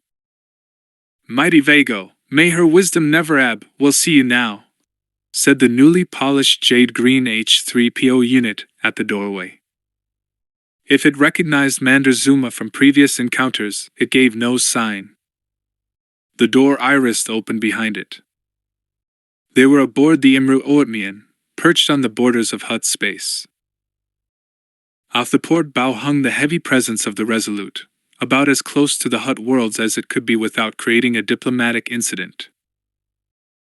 After the action over Varl, Mander was sure that Lieutenant Commander Angela Kryn had every weapon aboard trained on Vago and the Hutt's luxury yacht. Mander Zuma flexed his fingers as he followed the droid into the audience chamber. His wounded hand had mostly healed, but he still felt a dull pain when he made a fist. He resolved to avoid making a fist. The room was as before, yet different. The 3 alcoves were still there, but only the central one was apparently in use. Nikto guards were present, but no Wookiees or Twi'lek servants now. The only other beings present were several other gleaming H-3POs, and they all looked like they had just been uncrated. In the center of the room was a holographic projection of a burial shrine, probably on Nal Hutta. It showed a great vault cut into the mountainside, overshadowed by a hulking statue of Papera and Giliac. In the foreground, surrounded by Hutt mourners, were 3 bandaged ovoid forms ready for interment, one large, one of medium size, and one that seemed too small for a Hutt. Mander knew that only the middle-sized form contained a real body, that of Xanos. Of Papera there was only enough to load into a burial effigy, and Mika's ashes were haunting the poisoned atmosphere of Val.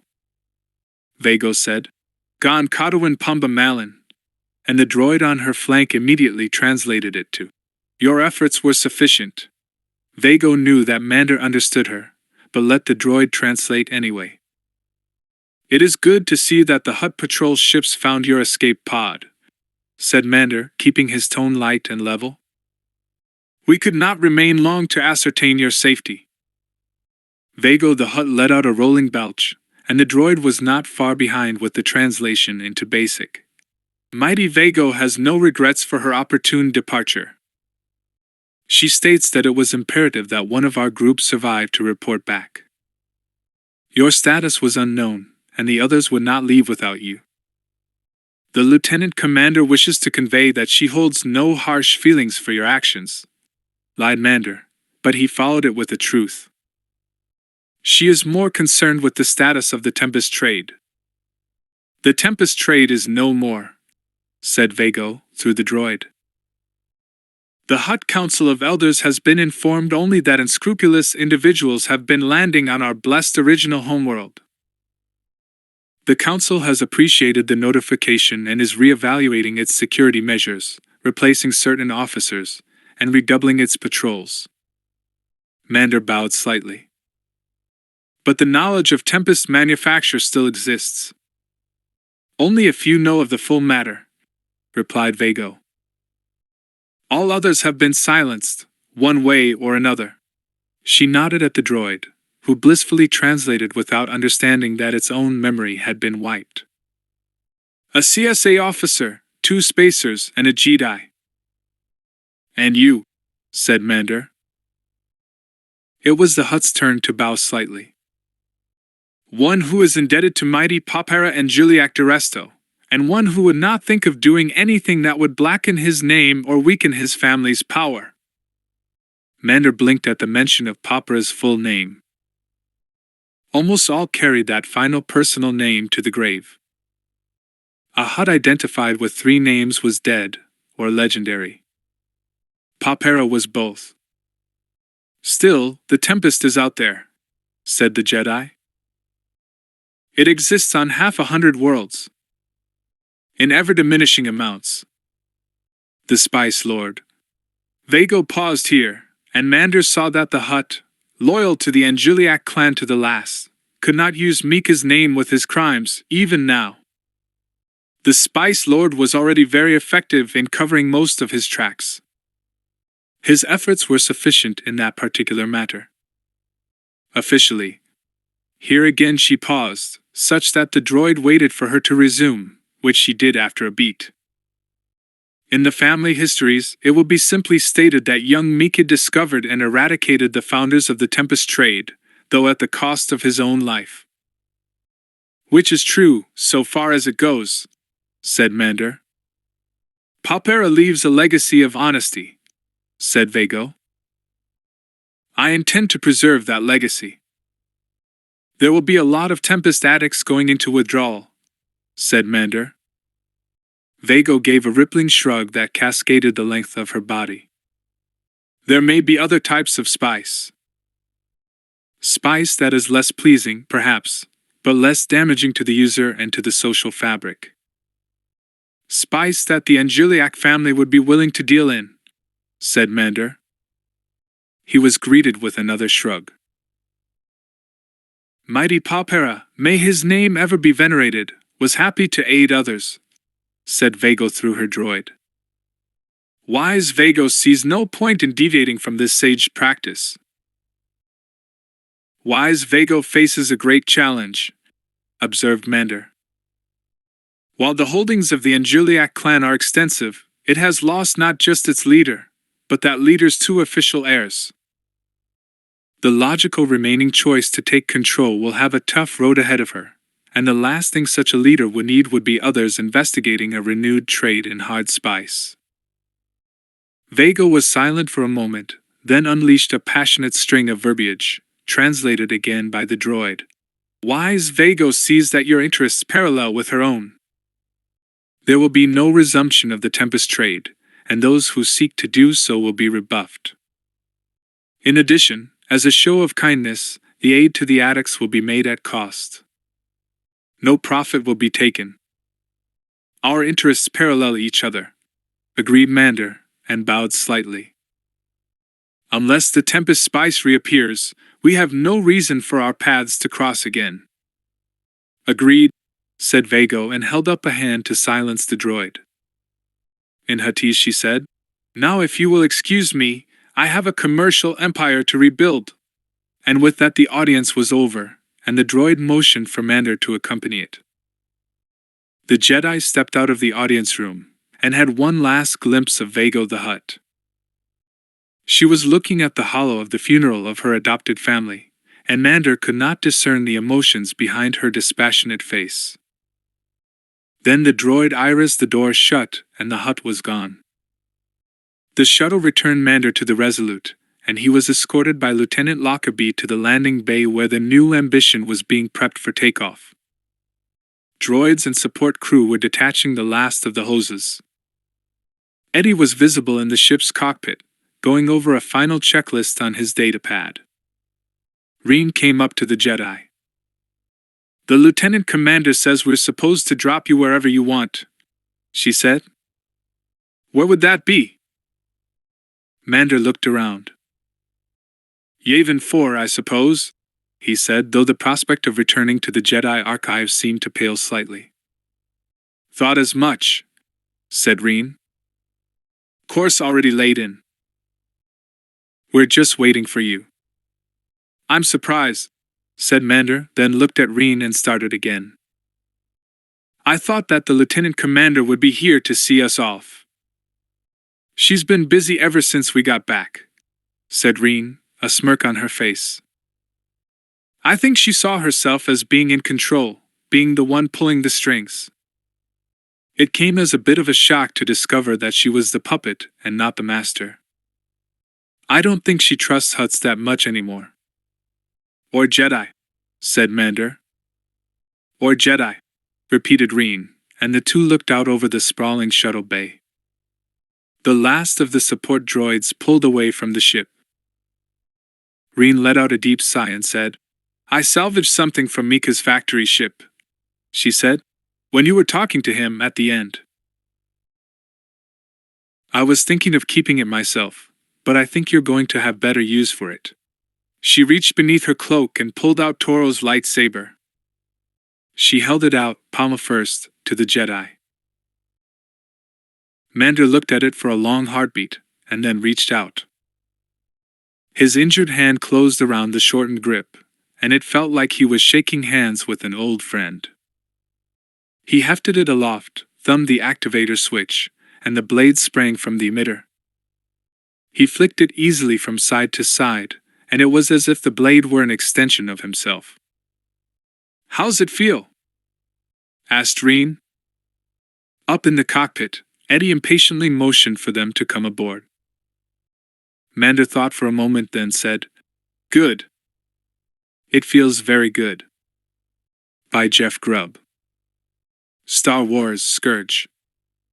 Read on for an excerpt from Star Wars X-Wing Mercy Kill. By Aaron Alston.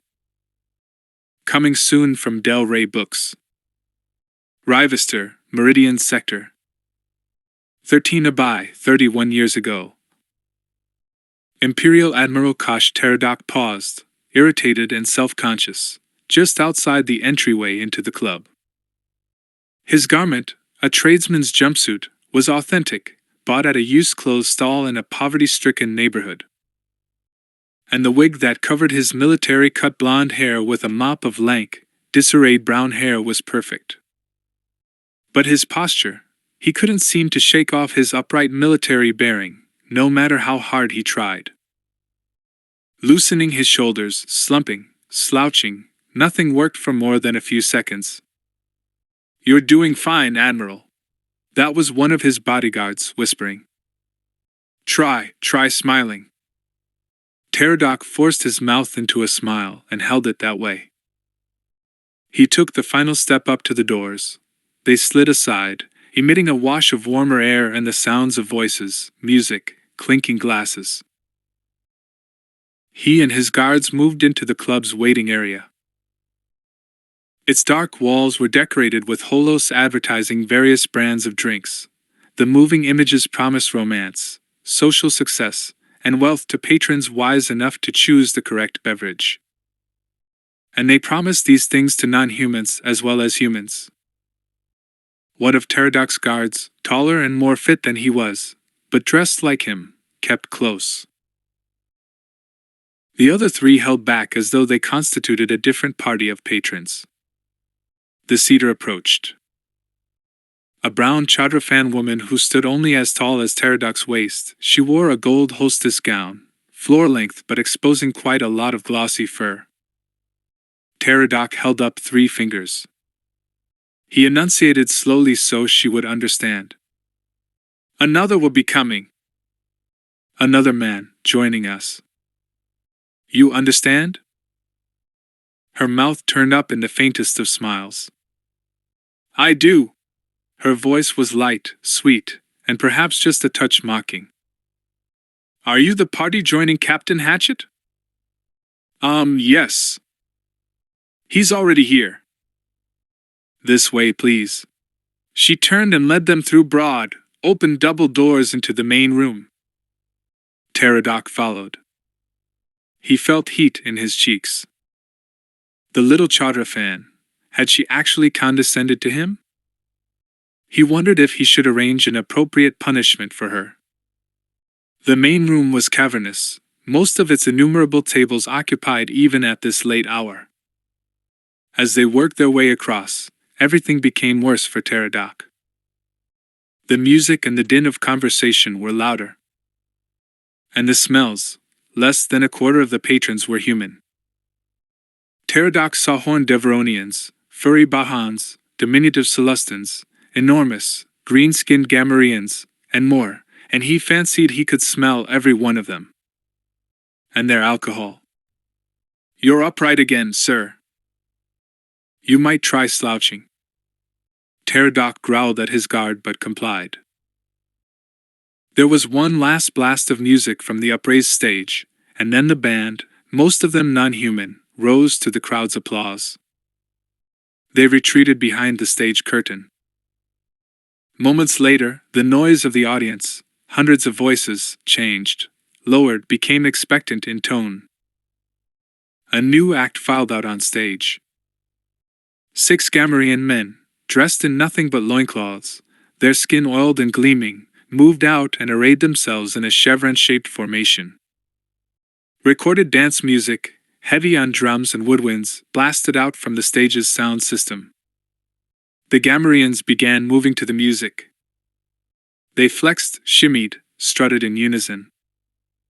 A shrill cry of appreciation rose from Gamorrean women in the audience, and from others, as well. Pterodoc shuddered and vowed to sit with his back to the stage. Then they were at their table, only a few meters from the stage. A human man sat there already. Of medium height and muscular, he was young, with waist-length red hair in a braid.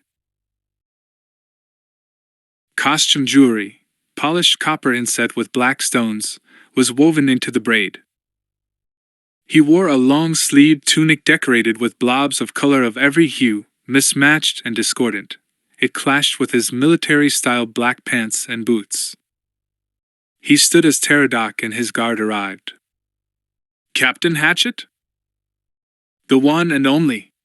Hatchet sat again and indicated the guard. "Who's your friend?" "He looks like 100 kilos of preserved meat." The chowder fancier, satisfied that she had discharged her duty, offered a little bow. Your server will be here in a few moments. She turned and headed back to her station. Pterodoc glared after her and seated himself, facing away from the stage. He waited until his guard was in a chair before continuing. Your messenger hinted at names. I want to hear them now, and to see proof. Hatchet nodded. Of course. But first, would it help you to stop smiling? It looks like it's hurting your face. Yes. Pterodoc relaxed, realized that his cheek muscles were indeed aching. He glanced around, noted the postures of many of the patrons around him, and slid down a little in his chair to match their slouches. Much better. Hatchet sipped his drink, a poisonous-looking yellow concoction that glowed from within. There were 2 glasses, mostly empty but with a similar-looking residue at the bottom on the table. All right. I run a private space naval operation specializing in covert operations, especially retrievals. Pterodoc suppressed a sigh. Why can't they ever just say, I'm a pirate, a smuggler, a low-life piece of scum with something to sell? Honesty would be so refreshing. We recently found a prize vessel, one whose value could enable us to retire in luxury. Pterodoc shrugged. Go on. The Palace of Pyathet Bright Eyes. I thought that was what your messenger was hinting at. But it's preposterous.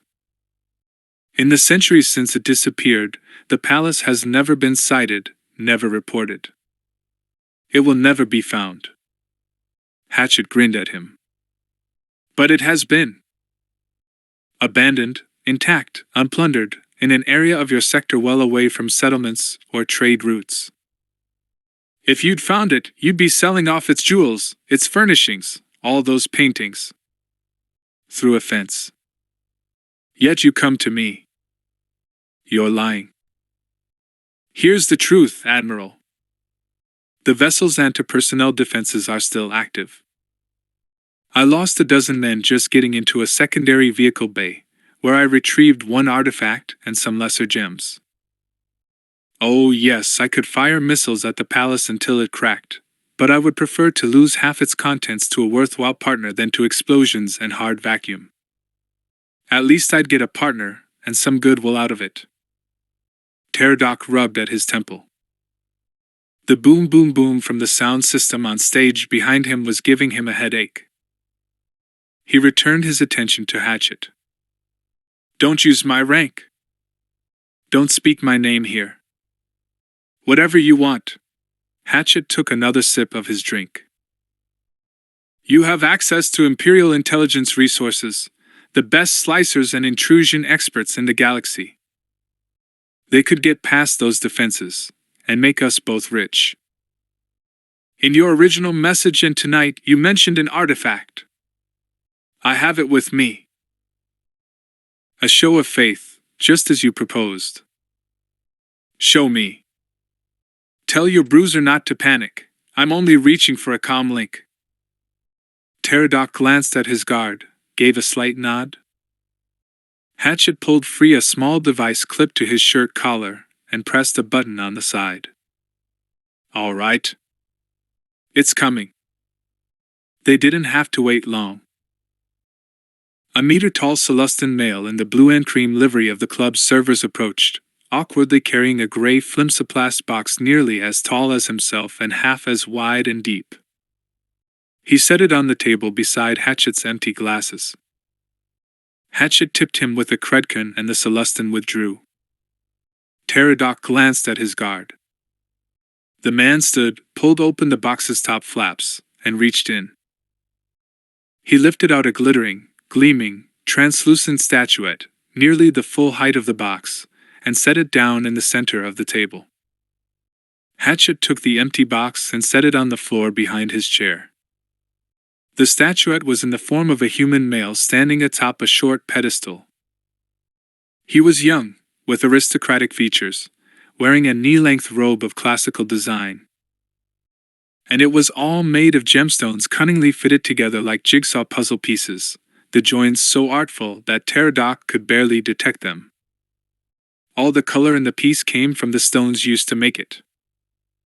Cloudy diamond-like gems provided the white skin of the face, neck, arms, and legs. Ruby-like stones gave the eyes a red gleam. The robe was sapphire blue, and the man's golden yellow hair, unless Pterodoc guessed incorrectly, was inlaid rows of multicolored crystals. The pedestal was the only portion not translucent. It was made up of glossy black stones. The piece was exquisite. Pterodoc felt his heart begin to race. There were oohs and ahs from surrounding tables. Pterodoc noted belatedly that he and Hatchet were now the object of much attention from patrons around them. Hatchet grinned at the onlookers and raised his voice to be heard over the music. "I have a cargo bay full of these. They go on sale tomorrow in Stats Market. 12 imperial credits for a little one, 30 for a big one like this. Stop by tomorrow." Then he turned his attention back to Pterodoc. The Admiral gave him a little smile, a real one. "Thus you convince them that this piece is valueless, so no one will attack us outside in an attempt to steal it." "Thus I do. Now, are you convinced?" "Almost." Pterodoc reached up for his own comm link, activated it, and spoke into it. "Send Cheems." Hatchet frowned at him. "Who's Cheems?" "Someone who can make this arrangement come true. Without him, there is no deal." A moment later, 2 men approached. One was another of Pterodoc's artificially scruffy guards. The other was human, his skin fair, his hair and beard dark with some signs of graying. He was lean, well dressed in a suit. Despite the formality of his garments, the man seemed far more comfortable in this environment than Pterodoc or the guards. His duty done, the escort turned and moved to a distant table. At Pterodoc's gesture, the man in the suit seated himself between the Admiral and Hatchet. A server arrived. She was a dark-skinned human woman, dressed, like the Celestin man had been, in a loose-fitting pantsuit of blue and cream. Her fitness and her broad smile were very much to Pterodoc's taste. She played that smile across each of them in turn. "Drinks, gentlemen?" Hatchet shook his head. The man in the suit and the guard did likewise. But Pterodoc gave the server a smile in return. "A salty gaffer, please." "You want a real bug in that or a candy bug?" "Candy, please." Once the server was gone, Hatchet gave the new arrival a look. "Who is this?" The man spoke, his voice dry and thin. "I am Mulus Cheems. I am a scientist specializing in crystalline materials, and a historian in the field of jewelry." Pterodoc cleared his throat. "Less talk, more action." Cheems sighed. Then from a coat pocket, he retrieved a small device. It was a gray square, 6 centimeters on a side, 1 centimeter thick. He pressed a small button on one side. A square lens popped out from within the device. A bright light shone from the base of the lens. Words began scrolling in red across a small black screen inset just above the button. Cheems leaned over to peer at the statuette, holding the lens before his right eye. He spoke as if to an apprentice. "The jewels used to fabricate this piece are valuable but not unusual. These could have been acquired on a variety of worlds at any time in the last several centuries. But the technique, definitely Valivian. His workshop may be his own hand." Pterodoc frowned. "Who?" "Valivian. A Hapan gemrite whose intricately fitted gems enjoyed a brief but influential vogue a few centuries back. His financial records indicated several sales to Pyeth at Bright Eyes. Jeeves moved the lens up from the statuette's chest to his face. Interesting. Argon crystals for the red eyes. And the coating that maintains the piece's structural integrity, not a polymer. Microfused diamond dust. No longer employed because of costs compared to polymers. Beautiful, absolutely beautiful. He sat back and, with a press of the button, snapped the lens back into its casing. Pterodoc felt a flash of impatience. Well? Well? Oh, is it authentic? Yes. Absolutely. I believe it's the piece titled Light and Dark. Worth a moth's ransom. Pterodoc sat back and stared at the statuette. The palace of Pytha Bright Eyes. With that fortune in hand, he could resign his commission, buy an entire planetary system, and settle into a life of luxury, far away from the struggles between the Empire and the New Republic. A warmth began to suffuse his body, a realization that his future had just become very, very pleasant. The dark-skinned server returned and set Pterodoc's drink before him. He smiled at her and paid with a credcon worth 20 times the cost of the drink. He could afford to be generous. Keep it. Thank you, sir. She swept the coin away to some unknown pocket and withdrew, but not too far.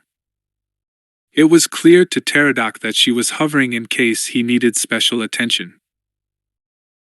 Pterodoc glanced back at Hatchet. I'm convinced.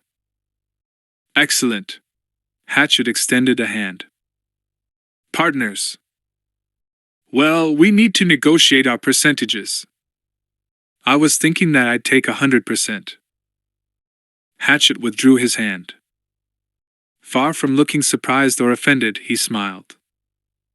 Do you Imperial officer types study the same how to backstab manual? You are definitely doing it by the book. Captain, you're going to experience quite a lot of enhanced interrogation in the near future. You'll endure a lot of pain before cracking and telling me where the palace is. If you choose to antagonize me, I might just double that pain. What I don't get, Hatchet said, shaking his head wonderingly, is this whole Grand Admiral Thrawn thing. Every hopped-up junior naval officer tries to be like him. Elegant, inscrutable, and an art lover. Being an art lover doesn't make you a genius, you know. That's an extra week of torture right there. Plus, unlike Thrawn, you're about as impressive as a Gungan with his underwear full of stinging insects. 3 weeks. And at this moment, my guard has a blaster leveled at your gut under the table. Oh my! Hatchet glanced at the guard. He raised his hands to either side of his face, indicating surrender. Please don't shoot me, foul-smelling man. Please, oh please, oh please, please, please. Pterodoc stared at him, perplexed. On stage, the porcine Gamorrean dancers moved through a new rotation, which brought the slenderest of them up to the forward position. He was slender only by Gamorrean standards, weighing in at a touch under 150 kilos, but he moved well and there were good muscles to be glimpsed under his body fat. With the rest of the troupe, he executed a half-turn, which left them facing the rear of the stage, and followed up with a series of fanny shakes, each accompanied by a lateral hop. Then they began a slow turn back toward the crowd, the movement accentuated by a series of belly rolls that had the Gamorrean women in the crowd yelling.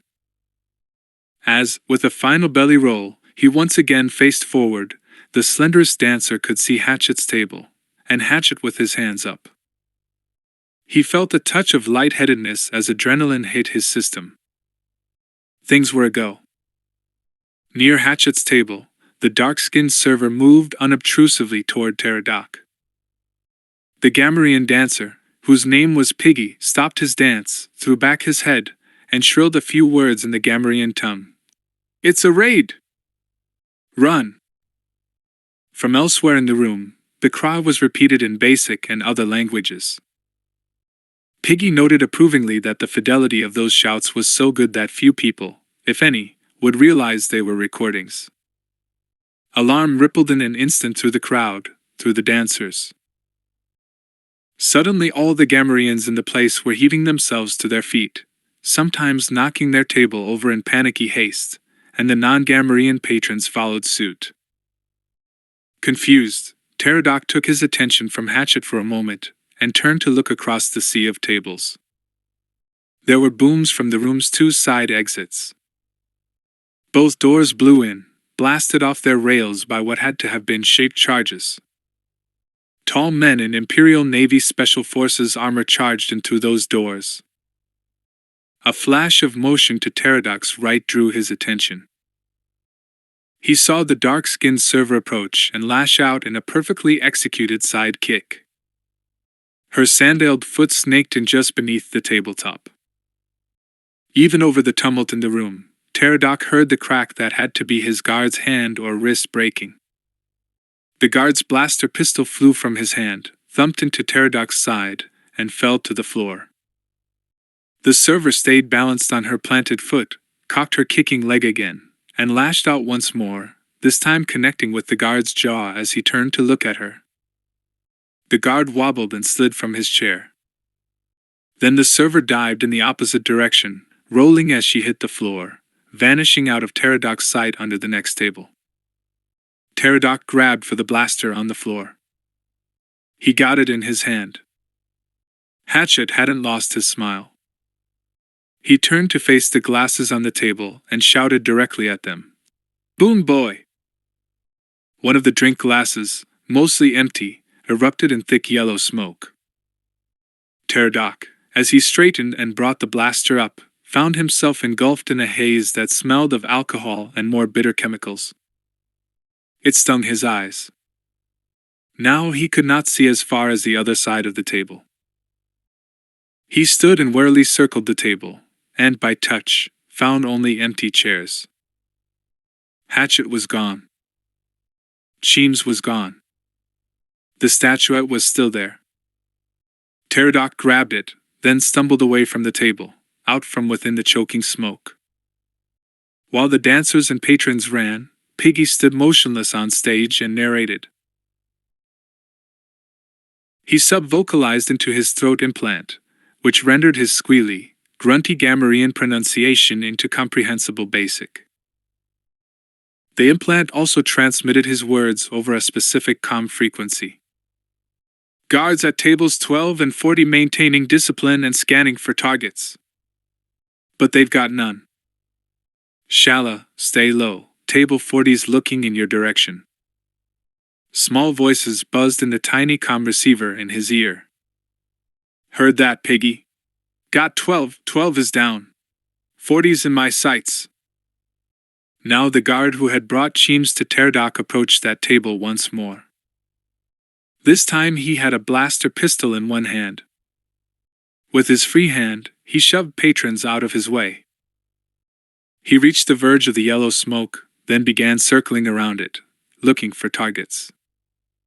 He found some. His head snapped over to the right. Piggy glanced in that direction and saw Hatchet and Cheems almost at the ruined doorway in the wall.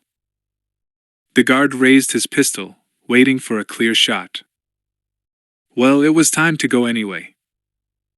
Piggy ran the 3 steps to the stage's edge and hurled himself forward. He cleared the nearest table and came down on Pterodoc's guard, smashing him to the floor, breaking the man's bones. The guard's blaster skidded across the floor and was lost, masked by yellow smoke and patrons' fast-moving legs. Piggy stood. He'd felt the impact, too, but had been prepared for it, and he was well padded by muscle and fat. Nothing in him had broken. He looked at the guard and was satisfied that the unconscious man posed no more danger. Now he heard Hatchet's voice across the comm. "We have the package. Extract. Call in when you get to the exit." Most of the bar patrons, those who weren't running in blind panic, were surging toward and through the bar's main entrance, which inexplicably had no Imperial Navy troopers near it. Piggy turned toward the exit Hatchet and Sheems had used. That doorway did have a forbidding-looking Imperial trooper standing beside it. Heedless of the danger posed by the soldier, Piggy shoved his way through toppled furniture and scrambling patrons. He made it to the door. The armored trooper merely nodded at him. "Nice moves, dancer boy." Piggy growled at him, then passed through the door, which still smoked from the charge that had breached it. Once in the dimly lit service corridor beyond, Piggy headed toward the building's rear service exit. Piggy exiting. He reached the door at the end of the corridor. It slid open for him, and he stepped outside into cooler night air. "Freeze or I'll shoot." The bellow came from just beside his right ear. It was deep, male, ferocious. Piggy winced, held up his hands. Unarmed and nearly naked, his eyes not yet adjusted to the nighttime darkness, he didn't stand a chance. Then his assailant chuckled. "Got you again." Piggy turned, glaring. Situated by the door, armed not with a blaster but with a bandolier of grenades, stood a humanoid, tall as but not nearly as hairy as a Wookiee. The individual was lean for his 2 meters plus height, brown-furred, his face long, his big square teeth bared in a triumphant smile. He wore a black traveler's robe. It gapped to show the brown jumpsuit and bandolier beneath. Piggy reached up to grab and tug at the speaker's whiskers. "Not funny, runt." "Plenty funny." "I'll get you for that." "You keep saying that." "It never happens." Piggy sighed and released his friend. His eyes were now more adjusted.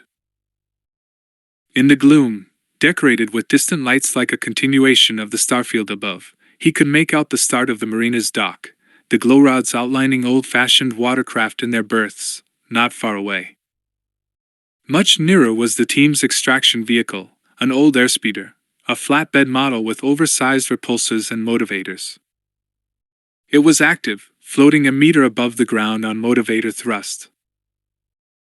Signs on the sides of its cab proclaimed it to be a tug, the sort sent out to rescue the watercraft of the rich and hapless when their own motivators conked out. There were sturdy winches affixed in the bed. In the cab, a Deveronian man sat at the pilot's controls. He turned his horned head and flashed Piggy a sharp-toothed smile through the rear viewport. Sheems and Hatchet were already situated in the cab beside him. Piggy moved up to the speeder and clambered into the cargo bed. The vehicle rocked a little under his weight. He looked around for the bundle that should have been waiting for him, but it was nowhere to be seen. He sighed and sat facing the rear, his back to the cab. Then he stared at the club's back door, at Runt situated beside it. "Come on, come on!" The door slid open long enough to admit the dark-skinned server. Unmolested by Runt, she ran to the airspeeder, vaulted into the bed, and settled down beside Piggy. Shala exited. She glanced at Piggy. "Weren't you supposed to have a robe here?" He knew his reply sounded long-suffering. "Yes." "And who took it? Who decided to leave me almost naked here as I wait?" "I'm betting I'll never know." Shala nodded, clearly used to the ways of her comrades. "You made yourself a lot of fans tonight." Those Gamorrean ladies were screaming their brains out. And not just the Gamorreans. You could have had so much action this evening. Piggy rolled his eyes. As far as he was concerned, those Gamorrean women had no brains to scream out. Augmented by biological experiments when he was a child, Piggy was the only genius of his kind. And unlike some, he could not bear the thought of pairing up with someone whose intelligence was far, far below his. So he was alone. Hatchet turned to glare back through the cab's rear viewport. Kel. Piggy heard the man's response in his ear. Busy, boss. Kel, do I have to come in there after you? Busy. Then the door slid open for Kel, the armored trooper who had let Piggy pass. He fell through the doorway, slamming to the ground on his back, one of Pterodac's guards on top of him. Runt reached down, grabbed the guard by the shoulder and neck, and pulled, peeling the man off as though he were the unresisting rind of a fruit. Hent shook the guard, and kept shaking him as Kel rose and trotted to the speeder. By the time Kel was settling in beside Shala, the guard was completely limp. Runt dropped him and regarded him quizzically for a second. Then he pulled 2 grenades free from his bandolier. He twisted a dial on each, then stepped over to stand in front of the door. When it slid open for him, he lobbed them through the doorway.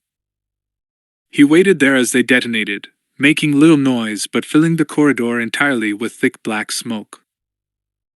Then he joined the others, settling in at the rear of the speeder bed, facing Piggy. Runt exited. Team 1 complete. Cheems expected them to blast their way as far as possible from the Imperial Navy base and the city that surrounded it. But they flew only a few hundred meters along the marina boundary. Then they abandoned their speeder in a dark, grassy field just outside the marina gates and hurried on foot along old-fashioned wooden docks. Soon afterward, they boarded a long, elegant water yacht in gleaming Imperial-style white. Within a few minutes, they had backed the yacht out of its berth, maneuvered it into the broad waters of the bay, and set a course for the open sea beyond. 8 in all, they assembled on the stern deck, which was decorated with comfortable, weather-resistant furnishings, a bar, and a grill. Cheems sat on a puffy chair and watched, bewildered, as his rescuers continued their high-energy preparations. The Deveronian, whom the others called a lasser, broke top-grade band the steaks out of a cold locker and began arraying them on the grill. Piggy the Gamorrean located and donned a white robe, then began mixing drinks. Kel shed his armor, dumping it and his Imperial weapons over the side. Hatchet disappeared below decks for 2 minutes and reemerged, his hair now short and brown, his clothes innocuous. Runt shed his traveler's robe and set up a small but expensive-looking portable computer array on an end table. A yellow-skinned human man who had not been on the speeder joined Kel and stripped off his own Imperial armor, throwing it overboard. Shala merely stretched out on a lounge chair and smiled as she watched the men work. Cheems finally worked up the courage to speak. Excuse me, not that I'm complaining, but could I get some sort of summary on what just happened?" Hatchet grinned and settled onto a couch beside Cheems's chair. "My name isn't Hatchet. It's Garrick Lauren. Captain Lauren, New Republic Intelligence. Runt, do you have the tracker signal yet?" "Working on it. Put it up on the main monitor, superimpose the local map." No less confused, Cheems interrupted. "Garrick Lauren? Face Lauren, the boy actor?" Face did not quite suppress a wince. "That was a long time ago. But yes. I love the Life Day murders. I have a copy on my datapad. Yeah. Anyway, what do you think this was all about?" "Getting me out of the Admiral's hands, I suppose." Cheems frowned, reconstructing the sequence of events in his mind. 2 days ago, as I was being led from my laboratory to my prison quarters, I felt a nasty sting in my back. I assume you shot me with some sort of communications device. Little buzzy voices vibrating in my shoulder blade. Face nodded. He gestured toward the man with yellow skin. "That's Bedin. He's our sniper and exotic weapons expert. He tagged you from a distance of nearly a kilometer, which was as close as we could get to you. Benton waved, cheerful. Damned hard shot, too. Crosswind, low mass package. Piggy was my spotter. I had to rely pretty heavily on his skills at calculation. Yes, yes. Face sounded impatient. So anyway, that was step 1. Getting in contact with you. Cheems considered. And step 2 was telling me that I was going to be called on to authenticate an artifact, and that I absolutely had to do that, regardless of what I was looking at. Face nodded. What was I looking at? The material had a crystalline structure, definitely, but it wasn't diamond or any other precious stone. In fact, it looked a bit like crystallized anthracite. Kel, standing at the bar, grinned at Cheems. No longer concealed by his helmet, his features were fair, very handsome. His blonde hair was worn in a buzz cut, retreating from a widow's peak. Very good. It's a modified form of anthracite in a crystallized form. So I was within centimeters of 10 kilos of high explosive. Cheems thought he could feel the blood draining from his head. Nearer 15. Plus a transceiver, power unit, and some control chips in the base. Kel shrugged, accepted a drink from Piggy. Cheems shook his head. And I was passing it off as a work of art. Kel stared at him, clearly miffed. It was a work of art. Face caught Cheems's attention again. Pterodac's habits and methods are well known to intelligence. We had to have bait that required a gem expert to authenticate. We had to have a sneaky profit motive so Pterodac would bring you off base to do the authentication. And we had to have the bait be very valuable so when trouble erupted he'd grab it and run. Back to his base. Cheems felt a chill grip him. Back to his most secure area, where his treasures are stored. His personal vault. Face gave him a now you get it smile. Which is where exactly? Directly beneath his secure research and development laboratories. Where, if intelligence is right, his people are experimenting with plague viruses, self-replicating non-biological toxins, and the project for which Pterodac kidnapped you, Dr. Cheems. A sonic device. The idea was that sound waves pitched and cycling correctly could resonate with lightsaber crystals, shattering them. For once, Face looked concerned. Could it actually work? Cheems shook his head. Not in a practical way. Against exposed crystals, yes. But lightsaber hilts insulate the crystals too effectively. I couldn't tell the Admiral that, though. To tell him this can't work would basically be to say, kill me now, please, I'm of no more use to you. Belatedly, Cheems realized that he'd said too much. If this miracle rescue was itself a scam, if he was currently surrounded by Imperial intelligence operatives, he'd just signed his own execution order. He gulped.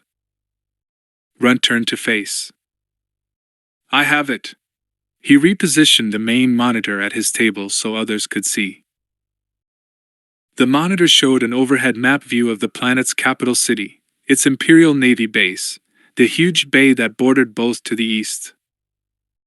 A blinking yellow light was stationary deep within the base. Then, as they watched, the light faded to nothingness. Cheems glanced at Face. Did your device just fail?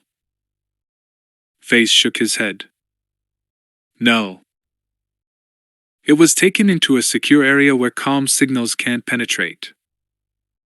Its internal circuitry, some of which is a planetary positioning system, knows where it is, the research and development labs. Atmospheric pressure meters are telling it how deep in the ground it is. At the depth of Pterodac's personal vault, well. There was a distant rumble from the west, not even a boom. Everyone looked in that direction. There was nothing to see other than the city lights for a moment. Then spotlights sprang to life all across the naval base, sweeping across the nighttime sky. Faraway alarms began to howl. Faye settled back into the couch, comfortable. Right now, the lower portions of the labs have been vaporized. Pathogen vaults and viral reactors have been breached. Sensors are detecting dangerous pathogens escaping into the air. Vents are slamming shut and sealing. Automated decontamination measures are activating. Before the decontamination safety measures are done, everything in that site will be burned to ash and chemically sterilized. Sadly, I suspect Pterodoc isn't experiencing any of that, as he was doubtless admiring his new prize when it went off. But we owe him a debt of gratitude. He saved us months' worth of work by smuggling our bomb past his own base security all by himself. Cheems looked at Piggy. I could use something very tall and very potent to drink. Piggy flashed his tusks in a Gamorrean smile. Coming up. Face turned to Piggy. I'll have a salty gaffer. In Pterodoc's honor. Candy Bug, please. He returned his attention to Cheems. We'd like you to do one more thing before we get you off-world and into New Republic space. I'd appreciate it if you'd go below and appraise any gemstone items you find. We'll be turning this yacht and everything on it over to a resistance cell. I'd like to be able to point them at the more valuable items. Cheems frowned. This isn't your yacht? Oh no. It's Pterodoc's. We stole it. Star Wars, the expanded universe. You saw the movies. You watched the cartoon series, or maybe played some of the video games. But did you know? In The Empire Strikes Back, Princess Leia Organa said to Han Solo, I love you. Han said, I know. But did you know that they actually got married? And had 3 Jedi children, the twins, Jason and Jaina, and a younger son, Anakin? Luke Skywalker was trained as a Jedi by Obi-Wan Kenobi and Yoda. But did you know that, years later, he went on to revive the Jedi Order and its commitment to defending the galaxy from evil and injustice? Obi-Wan said to Luke, For over 1,000 generations, the Jedi Knights were the guardians of peace and justice in the Old Republic. Before the Dark Times. Before the Empire. Did you know that over those millennia, legendary Jedi and infamous Sith Lords were adding their names to the annals of Republic history? Yoda explained that the dreaded Sith tend to come in twos. Always 2 there are. No more, no less. A master and an apprentice. But did you know that the Sith didn't always exist in pairs? That at one time in the ancient Republic there were as many Sith as Jedi, until a Sith Lord named Darth Bane was the lone survivor of a great Sith war and created the Rule of 2. All this and much, much more is brought to life in the many novels and comics of the Star Wars expanded universe. You've seen the movies and watched the cartoon. Now venture out into the wider worlds of Star Wars. Turn the page or jump to the timeline of Star Wars novels to learn more. 1/Purge. The Knights were the worst. Even before his father's death, Trig Longo had come to dread the long hours after lockdown, the shadows and sounds and the chronically unstable gulf of silence that drew out in between them. Night after night he lay still on his bunk and stared up at the dripping Durasteel ceiling of the cell in search of sleep or some acceptable substitute. Sometimes he would actually start to drift off, floating away in that comforting sensation of weightlessness, only to be rattled awake, heart pounding, throat tight, stomach muscles sprung and fluttering, by some shout or a cry, an inmate having a nightmare. There was no shortage of nightmares aboard the Imperial prison barge Purge. Trig didn't know exactly how many prisoners the Purge was currently carrying. He guessed maybe 500, human and otherwise, scraped from every corner of the galaxy, just as he and his family had been picked up 8 standard weeks before. Sometimes the incoming shuttles returned almost empty. On other occasions they came packed with squabbling alien life forms and alleged rebel sympathizers of every stripe and species. There were assassins for hire and sociopaths the likes of which Trig had never seen, thin-lipped things that cackled and sneered in seditious languages that, to Trig's ears, were little more than clicks and hisses. Every one of them seemed to harbor its own obscure appetites and personal grudges, personal histories blighted with shameful secrets and obscure vendettas.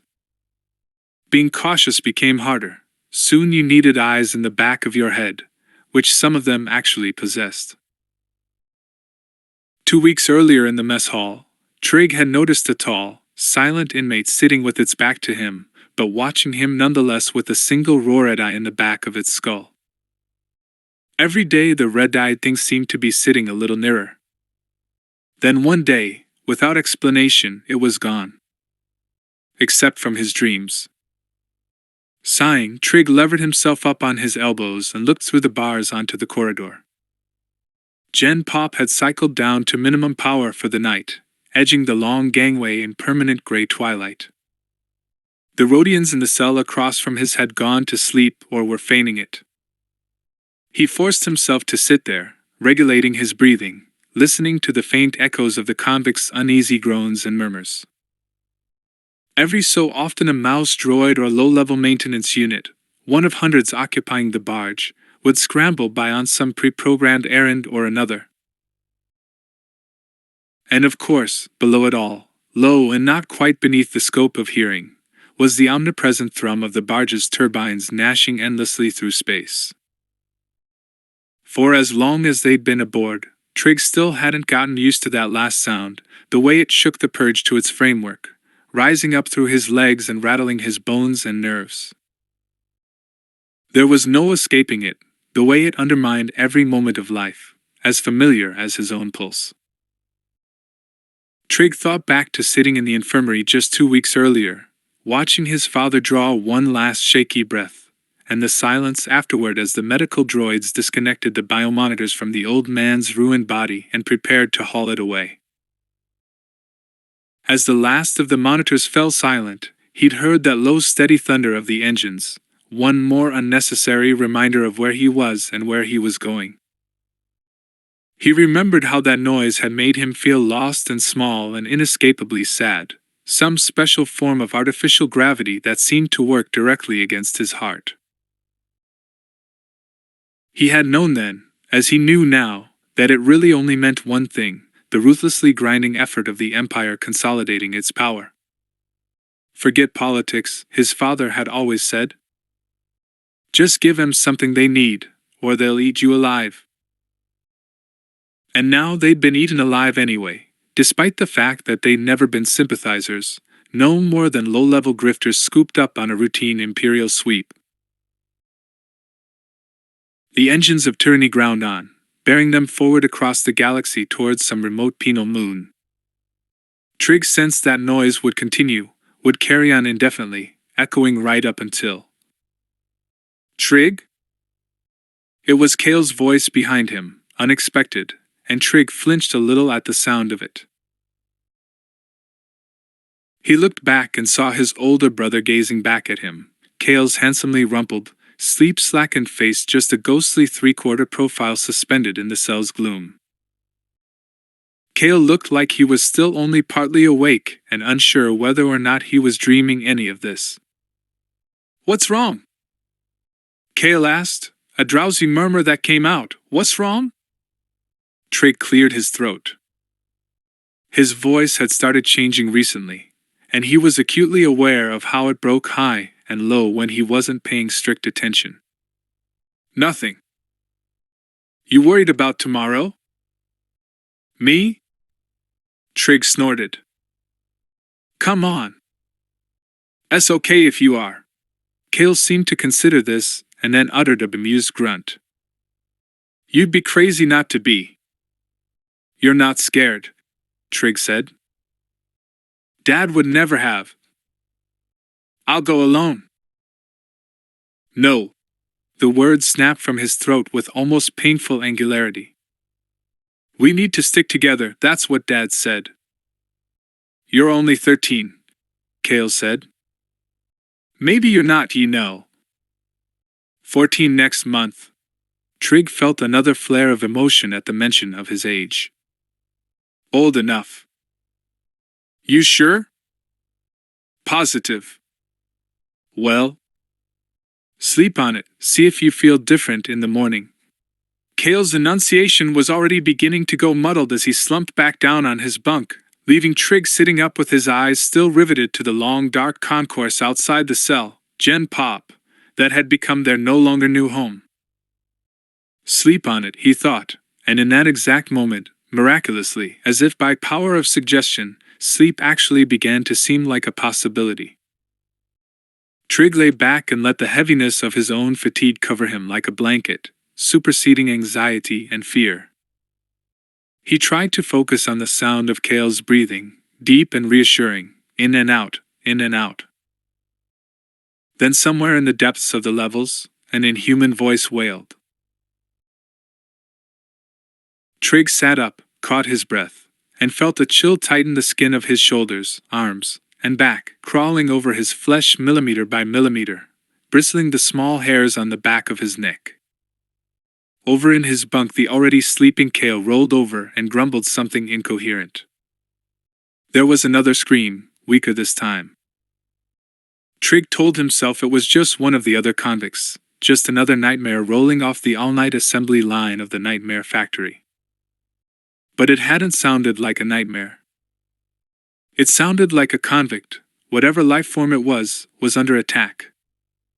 Or going crazy.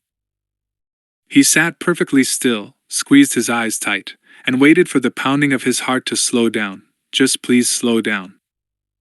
But it didn't. He thought of the thing in the cafeteria, the disappeared inmate whose name he'd never know, watching him with its red staring eye. How many other eyes were on him that he never saw? Sleep on it. But he already knew there would be no more sleeping here tonight. 2/meat nest. In Trig's old life, back on Cimarosa, breakfast had been the best meal of the day. Besides being an expert trafficker in contraband, a veteran fringe dweller who cut countless deals with thieves, spies, and counterfeiters, Von Longo had also been one of the galaxy's greatest unrecognized breakfast chefs.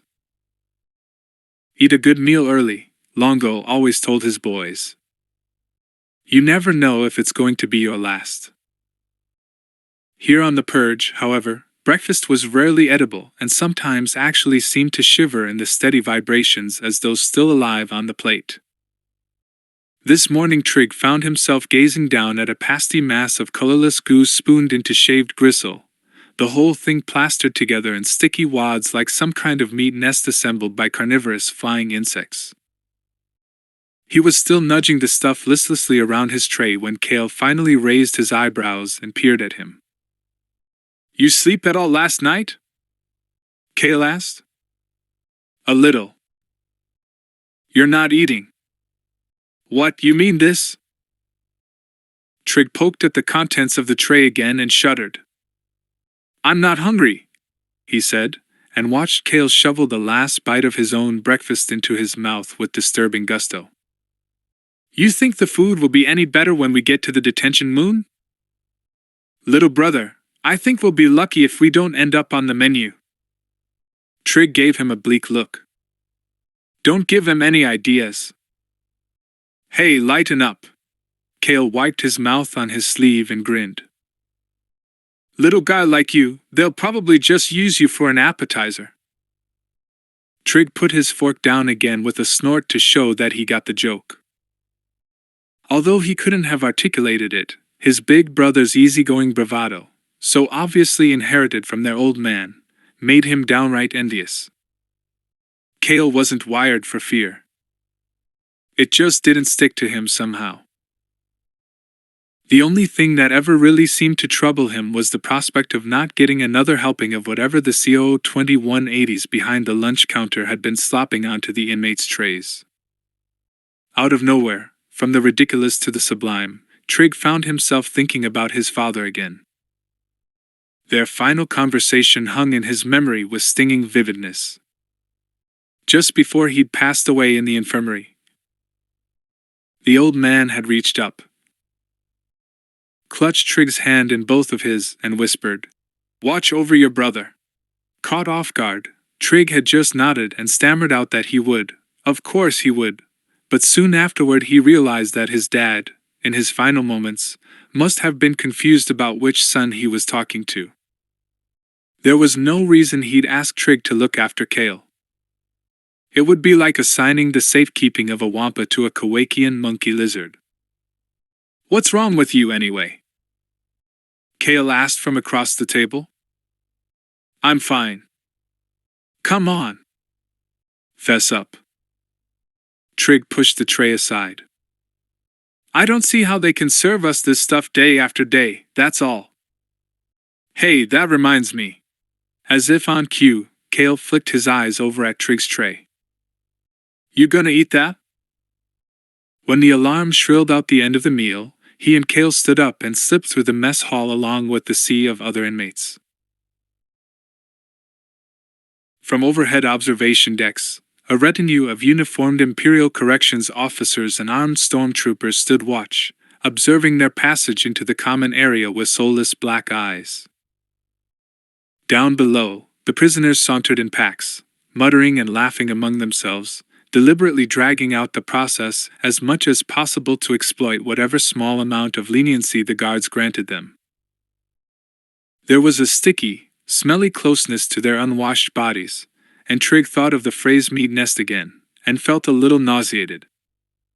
This whole place was a meat nest. Little by little, with studied casualness, he and Kale slowed down, falling farther back from the crowd. Although he didn't say a word, a subtle change had already worked its way through Kale's posture, straightening his spine and shoulders, a serene vigilance moving over his face, supplanting the old insouciant gleam. His eyes darted right and left now, never stopping anywhere for longer than a moment or two. "You ready for this?" he asked, barely moving his lips. "Sure," Trigg said, nodding. "You." Full on. Nothing about Kale's face seemed to indicate that he was speaking at all. "Remember, when we get down there, it's gonna be close quarters. Whatever you do, always maintain eye contact. Don't look away for a second." "Got it." "And if anything starts to feel wrong about it, and I mean anything whatsoever, we just walk away." Now Kale did glance at his brother's face, perhaps catching a whiff of his apprehension. "I don't think Sixtus would try anything, but I can't vouch for MYSS. Dad never trusted him." "Maybe," Trigg started, and stopped himself. He realized that he was about to suggest calling off the whole deal, not because he was nervous, although he certainly was, but because Kale seemed to be having second thoughts, too. "We can do this," Kale went on. "Dad taught us everything we need to know. The whole thing should take no more than a minute or two, and we'll be back out of there and back in full view. Any longer than that, and it gets dangerous." He jerked his head around and looked hard at Trigg. "And I go first. Clear?" Trigg nodded and felt a hand drop on his shoulder, stopping him in his tracks. 3/ where the bad air goes. Trigg turned and looked up at the figure standing in front of him. "You." It was a piggy-eyed guard whose name he didn't remember, peering back at him through a pair of tinted, decidedly non-regulation optic shields. "What are you doing all the way back here?" Trigg tried to answer but found his reply lodged somewhere just beneath his gullet. Kale stepped in, offering up an easy, disarming smile. "Just walking, sir." Was I talking to you, convict? The guard said, and without waiting for an answer, pivoted his attention back to Trig. Well? He's right, sir, Trig said. We were just walking. What, you're too good to move along with the rest of the scum? We try to avoid scum whenever possible, Trig said, and then added, Sir? The guard's eyes slitted behind the lenses. You yanking me, convict? No, sir. 'Cause the last maggot that yanked me's doing a month in the hole. Understood, sir. The guard glowered at him, twitching his head slightly to one side as if searching out some angle at which Trig's unblemished teenage face might somehow become threatening, or even make sense, amid this larger mass of incarcerated criminals. Watching his expression, Trig punished himself by imagining a glimmer of recognition in those squinted eyes, and for an instant he thought how bizarre it might be if the guard had said, You're Von Longo's boys, aren't you? I heard what happened to your father. He was a good man. But of course no guard on this barge thought Longo had been a good man, or even bothered to learn his name, and now he was dead and already so completely forgotten that he might as well have never lived, and the guard just shook his head. Move along, the guard muttered, and walked away. The moment they were out of earshot, Cale elbowed Trig in the shoulder. We try to avoid scum whenever possible? A tiny grin dimpled the corners of Cale's mouth. What, did you just make that up on the spot? Trig was unable to restrain a smile of his own. It felt liberating, probably because he couldn't remember the last time he'd allowed himself anything less than a troubled grimace. You think he bought it? I think you almost bought it. Cale reached up without looking over and tousled his fingers through Trig's hair. Keep smarting off like that, convict, and you will be down in solitary with the real dangerous types. I hear there's a couple of hard guys down there now locked up tight, Trig said. Could be our future customers. Cale favored him with a glance of approval. You've got a lot more of Dad in you than I thought, he said, and with one last look at the prisoners in front of them, nodded ever so slightly to the left. Come on, follow me. And don't get crazy, okay? Sure. Trig sensed Cale slowing his pace, dropping back several strides, scarcely enough to be noticed, and adjusted his step to match his brother's.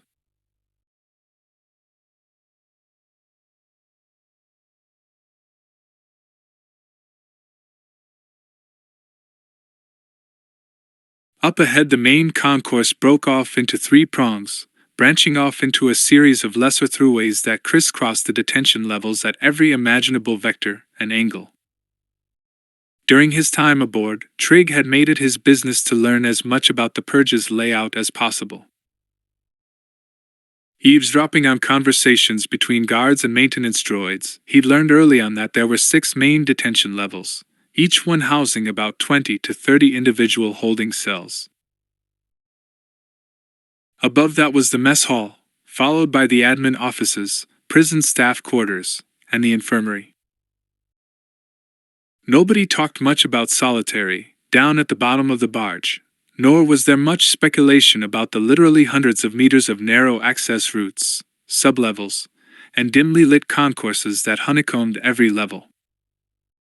Falling into single file, Cale and Trig slipped through an open gateway, striding along the damp prefab walls.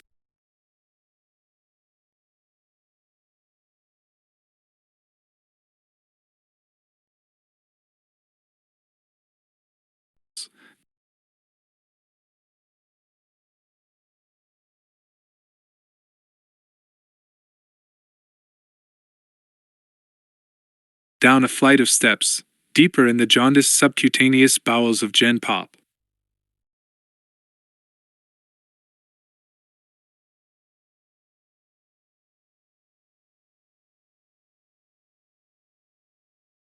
The air down here immediately became thicker, darker, and dramatically less breathable, on its way to an array of refurbished air scrubbers before circulating back through the barge. Well, well, a voice said. The Longbow brothers ride again. Trig caught a quick breath, hoping it didn't sound like a gasp.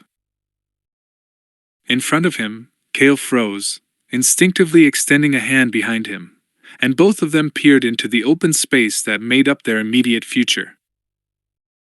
It took no extra time for Trig's vision to adjust. He could already make out the forms of several inmates, all members of the Delphanian Face Gang, and in front of them, or MYSS. Whether MYSS's nearly vertical sneer was a genetic accident, or the result of one of his legendary knife fights was a matter of perpetual speculation among the other inmates. Below the flat and suede accordion of his nose, a row of mismatched tribal piercings dangled from the drooping lower lip, collected like trophies from all the other crew leaders, while MYSS and his boss, Sixtus Cleft, had slowly consolidated the Face Gang's position as the Purge's preeminent prison crew. "You're right on time," MYSS said, piercings jingling as he spoke.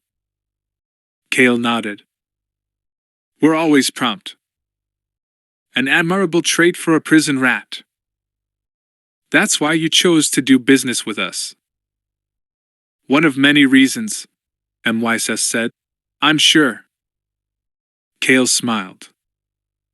"Did you bring the payment?" "Oh yes." MYSS produced a sibilant gurgle that might have been laughter, and extended one spade-claw hand, pointing down at the empty floor in front of him. "It's right there in front of you. Don't you see it?" Trig sensed, or perhaps only imagined, his older brother stiffening, preparing for trouble, and willed Cale to stay calm. It appeared to work. For the time being at least, Cale kept his posture erect and didn't look away, careful to keep his own voice steady and calm. "Is this some kind of a joke?" "Perhaps." MYSS looked at the Delphanian foot soldiers standing on either side of him, grinning and sniggering. "Maybe you just don't share our sense of humor." "Our deal with Sixtus."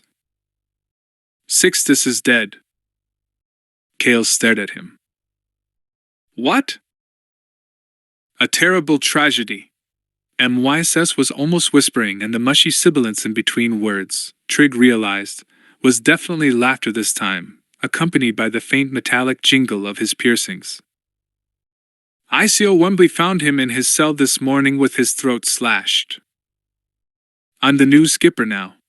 He stopped, and then his voice abruptly frosted over. "And alas, the terms of our deal have changed." "You can't do that," Trig cut in, unable to hold back any longer. "Sixtus and our dad." "No, it's all right," Cale said, still not taking his eyes off MYSS, and when he spoke again he sounded absolutely calm. "I'm just sorry things worked out this way." MYSS appeared genuinely curious. "Oh? None of this is necessary." Cale's voice was so casual it was almost like listening to their father talk, that same mellifluous "we can work this out" inflection that had gotten them out of so many dicey exchanges in the past. "We've built a mutually beneficial relationship here, and it's crazy to jeopardize it with rash decisions." "Rash decisions?" Cale waved a hand in the air. "Of course, we'll be happy to tell you where the blasters and power packs are hidden, free of charge. Take them with my compliments. Consider it my gift to you as the new leader of the Face Gang." And everyone walks out of here to do business another day. A generous proposal. MYSS seemed to consider the idea for a long moment. "There's only one problem." "What's that?" MYSS glanced at the Delphanian inmates slathering next to him on either side. "I already promised my men that they could kill you." "I see." Cale hove up a dramatic sigh. "In that case, I guess we don't have a deal, huh?" "No. I suppose there's only one thing left to do." Or MYSS tilted his chin upward slightly. And that would be? At first none of them moved, and Trig had no idea what was going to happen. Then, before he realized it, Kale's hand blurred forward, moving faster than Trig could even see, his fingers hooking down to rip the piercings out of MYSS's face. The Delphanian shrieked in surprise and pain, and one of his hands flew up to cover his wounded, spurting lips and nose. Simultaneously, the two inmates who had been flanking him burst forward in a rush, and Kale grabbed his brother's shoulder, spun him hard around, and thrust him back in the direction they'd come. "Run!" Kale shouted, and they did, Trig first, Kale behind him, both of them flying back up the corridor they'd just come down. Behind them, the Delphanians' boots clanged off the metal floor, and Trig could hear them shouting, coming closer. There was no way he and his brother could possibly outrun them. And even if by some quirk of fate they did escape, or MYSS would be waiting for them tomorrow and the next day and... Rounding the bend, Trig almost collided with a guard standing directly in front of him. The ICO put up both hands in a reflexive warding-off gesture, and the sudden stop that kept Trig from slamming into him was followed an instant later by Kale hitting him from behind. "What's going on here?" the guard asked. "Nothing, sir, we just..." Trig started, and it occurred to him that there was no reason why the guards should be this far down the walkways to begin with. And then, between the pounding rhythm of his own heart, he realized something else. The purge had fallen absolutely silent. The vibrations that had unsettled him, broadcasting their emanations up through the bones of his feet, ankles, and knees, had gone completely still. For the first time since he'd come aboard, the engines had stopped. Introduction to the OLD Republic era. 5,000 to 33 years before Star Wars, A New Hope.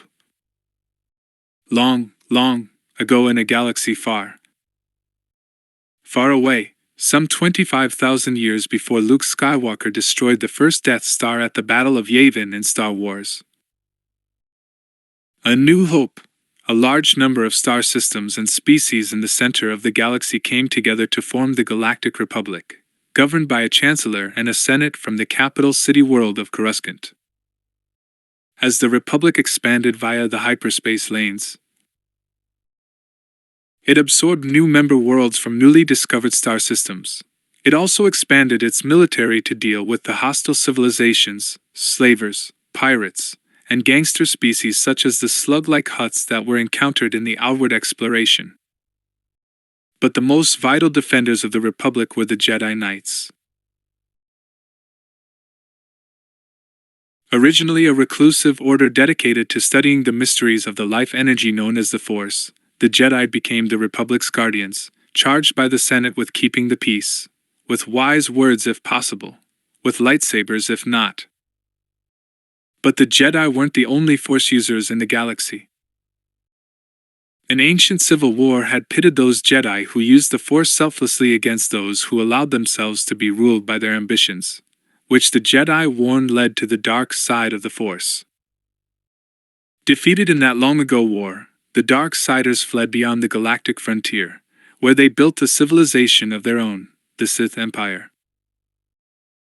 The first great conflict between the Republic and the Sith Empire occurred when two hyperspace explorers stumbled on the Sith worlds, giving the Sith Lord Naga Sadow and his dark side warriors a direct invasion route into the Republic's central worlds. This war resulted in the first destruction of the Sith Empire, but it was hardly the last. For the next 4,000 years, skirmishes between the Republic and Sith grew into wars, with the scales always tilting toward one or the other, and peace never lasting. The galaxy was a place of almost constant strife, Sith armies against Republic armies, Force-using Sith lords against Jedi Masters and Jedi Knights, and the dreaded nomadic mercenaries called Mandalorians bringing muscle and firepower wherever they stood to gain. Then, 1,000 years before A New Hope and the Battle of Yavin, the Jedi defeated the Sith at the Battle of Ruzan, decimating the so-called Brotherhood of Darkness that was the heart of the Sith Empire, and most of its power. One Sith Lord survived, Darth Bane, and his vision for the Sith differed from that of his predecessors. He instituted a new doctrine. No longer would the followers of the dark side build empires or amass great armies of Force users. There would be only two Sith at a time, a master and an apprentice. From that time on, the Sith remained in hiding, biding their time and plotting their revenge, while the rest of the galaxy enjoyed an unprecedented era of peace, so long and strong that the Republic eventually dismantled its standing armies. But while the Republic seemed strong, its institutions had begun to rot. Greedy corporations sought profits above all else, and a corrupt Senate did nothing to stop them, until the corporations reduced many planets to raw materials for factories and entire species became subjects for exploitation. Individual Jedi continued to defend the Republic's citizens and obey the will of the Force, but the Jedi Order to which they answered grew increasingly out of touch. And a new Sith mastermind, Darth Sidious, at last saw a way to restore Sith domination over the galaxy and its inhabitants, and quietly worked to set in motion the revenge of the Sith. If you're a reader new to the Old Republic era, here are 3 great starting points. The Old Republic, Deceived, by Paul S. Kemp tells the tale of the Republic's betrayal by the Sith Empire, and features Darth Malgus, an intriguing, complicated villain. Knight Errant, by John Jackson Miller. Alone in Sith territory, the headstrong Jedi Kara Holt seeks to thwart the designs of an eccentric clan of fearsome, powerful, and bizarre Sith lords. Darth Bane, Path of Destruction, by Drew Karpyshyn, a portrait of one of the most famous Sith lords, from his horrifying childhood to an adulthood spent in the implacable pursuit of vengeance. Read on for an excerpt from a Star Wars novel set in the Old Republic era. Chapter 1. Shigar Kanchi followed the sound of blaster fire through Coruscant's old districts. He never stumbled, never slipped, never lost his way, even through lanes that were narrow and crowded with years of detritus that had settled slowly from the levels above. Cables and signs swayed overhead, hanging so low in places that Shigar was forced to duck beneath them. Tall and slender, with one blue chevron on each cheek, the Jedi apprentice moved with grace and surety surprising for his 18 years. At the core of his being, however, he seethed.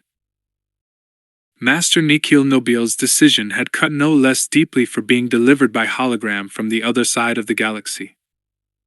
The High Council finds Shigar Khan sure unready for Jedi trials. The decision had shocked him, but Shigar knew better than to speak. The last thing he wanted to do was convey the shame and resentment he felt in front of the council. "Tell him why," said Grand Master Satel Shan, standing at his side with hands folded firmly before her. She was a full head shorter than Shigar but radiated an indomitable sense of self.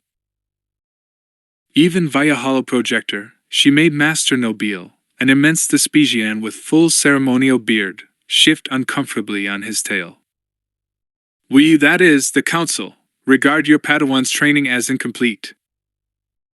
Shigar flushed. "In what way, Master Nobile?" His master silenced him with a gentle but irresistible telepathic nudge. "He is close to attaining full mastery," she assured the council. "I am certain that it is only a matter of time." "A Jedi Knight is a Jedi Knight in all respects," said the distant master. "There are no exceptions, even for you." Master Satel nodded her acceptance of the decision. Shigar bit his tongue. She said she believed in him, so why did she not overrule the decision? She didn't have to submit to the council. If he weren't her Padawan, would she have spoken up for him then? His unsettled feelings were not hidden as well as he would have liked. "Your lack of self-control reveals itself in many ways," said Master Nobile to him in a stern tone. Take your recent comments to Senator Vub regarding the policies of the Resource Management Council. We may all agree that the Republic's handling of the current crisis is less than perfect, but anything short of the utmost political discipline is unforgivable at this time. Do you understand? Sugar bowed his head. He should have known that the slippery Narmoidian was after more than just his opinion when she sidled up to him and flattered him with praise. When the Empire had invaded Coruscant, it had only handed the world back to the Republic in exchange for a large number of territorial concessions elsewhere. Ever since then, supply lines had been strained. That Sugar was right, and the RMC a hopelessly corrupt mess, putting the lives of billions at risk from something much worse than war, starvation, disease, disillusionment, simply didn't count in some circles. Master Nobile's forbidding visage softened. You are naturally disappointed. I understand. Know that the Grand Master has spoken strongly in favor of you for a long time. In all respects but this one do we defer to her judgment. She cannot sway our combined decision, but she has drawn our attention.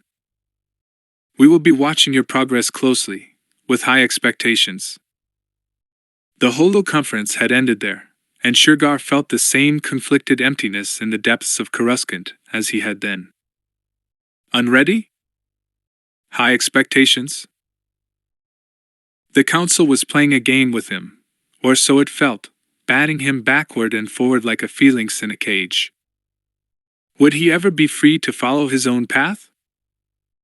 Master Satel understood his feelings better than he did. Go for a walk, she had told him, putting a hand on each shoulder and holding his gaze long enough to make sure he understood her intentions. She was giving him an opportunity to cool down, not dismissing him. I need to talk to Supreme Commander Stanters anyway. Let's meet later in Union Cloisters. Yes, Master. And so he was walking and stewing. Somewhere inside him, he knew, had to be the strength to rise above this temporary setback, the discipline to bring the last threads of his talent into a unified design. But on this occasion, his instincts were leading him away from stillness, not toward it. The sound of blaster fire grew louder ahead of him. Sugar stopped in an alley that stank like a Wuda's leavings. A swinging light flashed fitfully on and off in the level above, casting rubbish and rot in unwanted relief. An ancient droid watched with blinking red eyes from a filthy niche, rusted fingers protectively gathering wires and servos back into its gaping chest plate. The Cold War with the Empire was being conducted far away from this alley and its unhappy resident, but its effects were keenly felt. If he wanted to be angry at the state of the Republic, he couldn't have chosen a better place for it. The shooting intensified. His hand reached for the grip of his lightsaber. There is no emotion, he told himself. There is only peace. But how could there be peace without justice? What did the Jedi Council, sitting comfortably in their new temple on Tython, know about that? The sound of screams broke him out of his contemplative trance. Between one heartbeat and the next he was gone, the emerald fire of his lightsaber lingering a split instant behind him, brilliant in the gloom. Laren Moxla paused to tighten the belly strap on her armor. The wretched thing kept coming loose, and she didn't want to take any chances. Until the Justicars got there, she was the only thing standing between the Black Sun gangsters and the relatively innocent residents of Naw's Roost. It sounded like half of it had been shot to pieces already.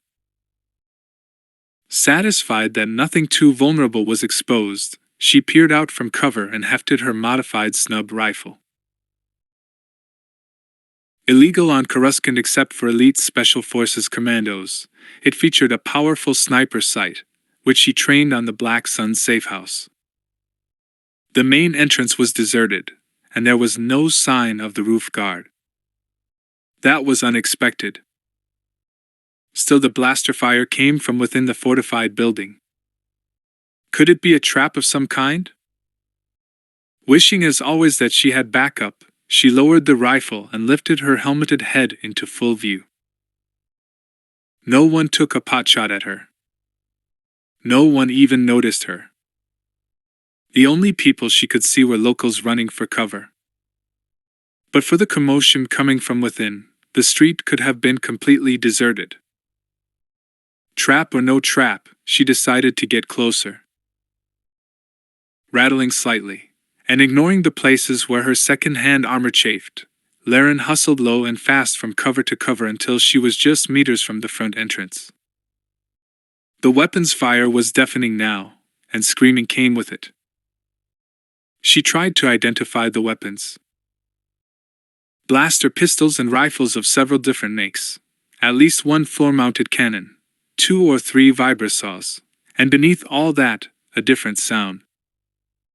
A roaring, as of superheated gases jetting violently through a nozzle. A flamethrower. No gang she'd heard of used fire. The risk of a blaze spreading everywhere was too high. Only someone from outside would employ a weapon like that. Only someone who didn't care what damage he left in his wake. Something exploded in an upper room, sending a shower of bricks and dust into the street. Laren ducked instinctively, but the wall held. If it had collapsed, she would have been buried under meters of rubble. Her left hand wanted to count down, and she let it. It felt wrong otherwise. Moving in 3, 2, 1. Silence fell. She froze. It was as though someone had pulled a switch. 1 minute, 9 kinds of chaos had been unfolding inside the building. Now there was nothing. She pulled her hand in, countdown forgotten. She wasn't going anywhere until she knew what had just happened and who was involved. Something collapsed inside the building. Laren gripped her rifle more tightly. Footsteps crunched toward the entrance.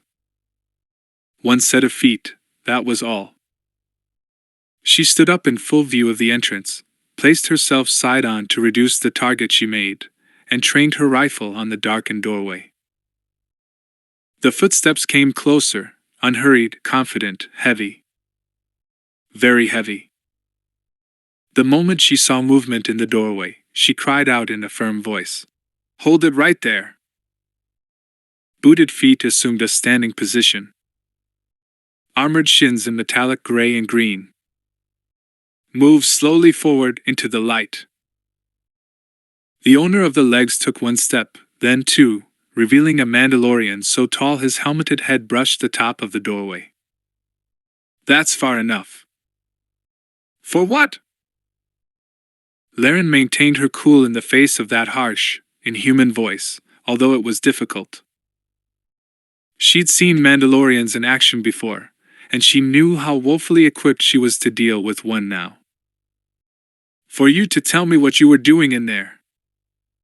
The domed head inclined slightly. "I was seeking information." "So you're a bounty hunter?" "Does it matter what I am?" "It does when you're messing up my people. You do not look like a member of the Black Sun Syndicate." "I never said I was." "You haven't said you aren't either."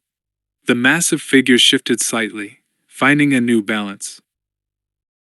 "I'm seeking information concerning a woman called Lima Zandrit." "Never heard of her." "Are you certain of that?" "I thought I was the one asking questions here." "You thought wrong."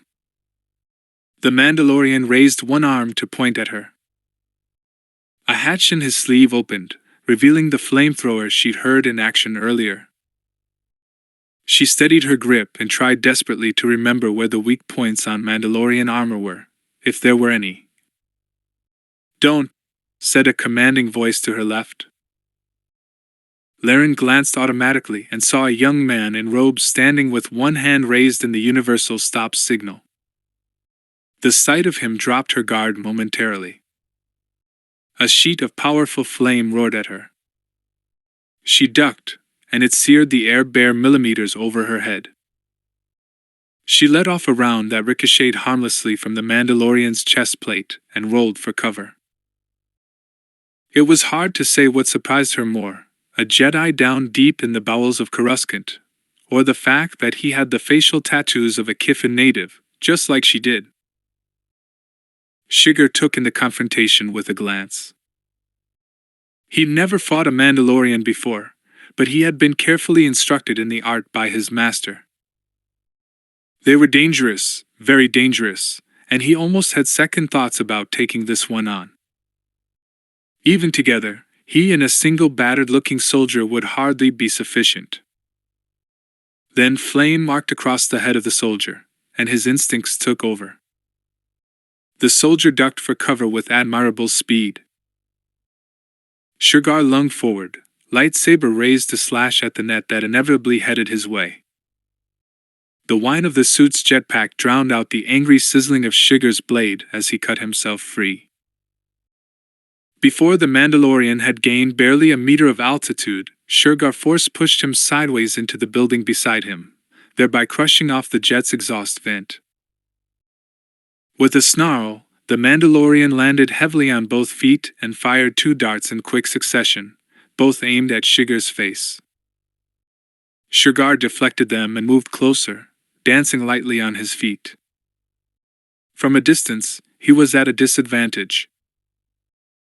Mandalorians were masters of ranged weaponry, and would do anything to avoid hand-to-hand combat except in one of their infamous gladiatorial pits. If he could get near enough to strike, with the soldier maintaining a distracting cover fire, he might just get lucky. A rocket exploded above his head, then another. They weren't aimed at him, but at the city's upper levels. Rubble rained down on him, forcing him to protect his head. The Mandalorian took advantage of that slight distraction to dive under his guard and grip him tight about the throat. Shigar's confusion was complete, but Mandalorians weren't supposed to fight at close quarters. Then he was literally flying through the air, hurled by his assailant's vast physical strength into a wall. He landed on both feet, stunned but recovering quickly, and readied himself for another attack. The Mandalorian ran 3 long steps to his right, leaping 1, 2, 3 onto piles of rubbish and from there onto a roof. More rockets arced upward, tearing through the ferrocrete columns of a monorail. Slender spears of metal warped and fell toward Shigar and the soldier. Only with the greatest exertion of the force that Shigar could summon was he able to deflect them into the ground around them, where they stuck fast, quivering. "He's getting away!" The soldier's cry was followed by another explosion. A grenade hurled behind the escaping Mandalorian destroyed much of the roof in front of him and sent a huge black mushroom rising into the air. Shigar dived cautiously through it, expecting an ambush, but found the area clear on the far side. He turned in a full circle, banishing the smoke with one outthrust push. The Mandalorian was gone. Up, down, sideways, there was no way to tell which direction he had chosen to flee. Shigar reached out through the force. His heart still hammered, but his breathing was steady and shallow. He felt nothing. The soldier became visible through the smoke just steps away, moving forward in a cautious crouch. She straightened and planted her feet wide apart. The snout of her rifle targeted him, and for a moment Shigar thought she might actually fire. "I lost him," he said, unhappily acknowledging their failure. "Not your fault," she said, lowering the rifle. "We did our best." "Where did he come from?" he asked. "I thought it was just the usual black sun bust up," she said, indicating the destroyed building. "Then he walked out." "Why did he attack you?" "Beats me." Maybe he assumed I was a Justicar. "You're not one?" "No." I don't like their methods. And they'll be here soon, so you should get out of here before they decide you're responsible for all this. That was good advice, he acknowledged to himself. The bloodthirsty militia controlling the lower levels was a law unto itself, one that didn't take kindly to incursions on their territory. Let's see what happened here first, he said, moving toward the smoke-blackened doorway with lightsaber at the ready. Why? It's not your problem. Scourge didn't answer that. Whatever was going on here, either of them could just walk away from it. He sensed that she would be relieved not to be heading into the building alone. Together they explored the smoking, shattered ruins. Weapons and bodies lay next to one another in equal proportions.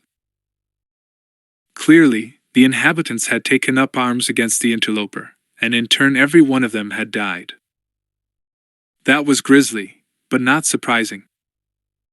Mandalorians didn't disapprove of illegals per se, but they did take poorly to being shot at. On the upper floor, Scourge stopped, sensing something living among the carnage. He raised a hand, cautioning the soldier to proceed more slowly, just in case someone thought they were coming to finish the job. She glided smoothly ahead of him, heedless of danger and with her weapon at the ready. He followed soundlessly in her wake, senses tingling. They found a single survivor huddled behind a shattered crate, a Nautolan with blaster burns down much of one side and a dart wound to his neck, lying in a pool of his own blood. The blood was spreading fast. He looked up as Scourge bent over him to check his wounds. What Scourge couldn't tourniquet he could cauterize, but he would have to move fast to have any chance at all. Dao Striver. The Nautolan's voice was a guttural growl, not helped by the damage to his throat. Came out of nowhere. The Mandalorian? Said the soldier. Is that who you're talking about? The Nautolan nodded. Dao Striver. Wanted what we had. Wouldn't give it to him. The soldier took off her helmet. She was surprisingly young, with short dark hair, a strong jaw, and eyes as green as Scourge's lightsaber. Most startling were the distinctive black markings of Clan Moxla tattooed across her dirty cheeks. What did you have, exactly? She pressed the Nautolan. The Nautolan's eyes rolled up into his head. Cinzia, he coughed, spraying dark blood across the front of her armor. Cinzia. And that is? She asked, leaning close as his breathing failed. Hold on, help's coming, just hold on. Scourge leaned back. There was nothing he could do, not without a proper medpack. The Nautolan had said his last. I'm sorry, he said. You've no reason to be, she said, staring down at her hands. He was a member of the Black Sun, probably a murderer himself. Does that make him evil?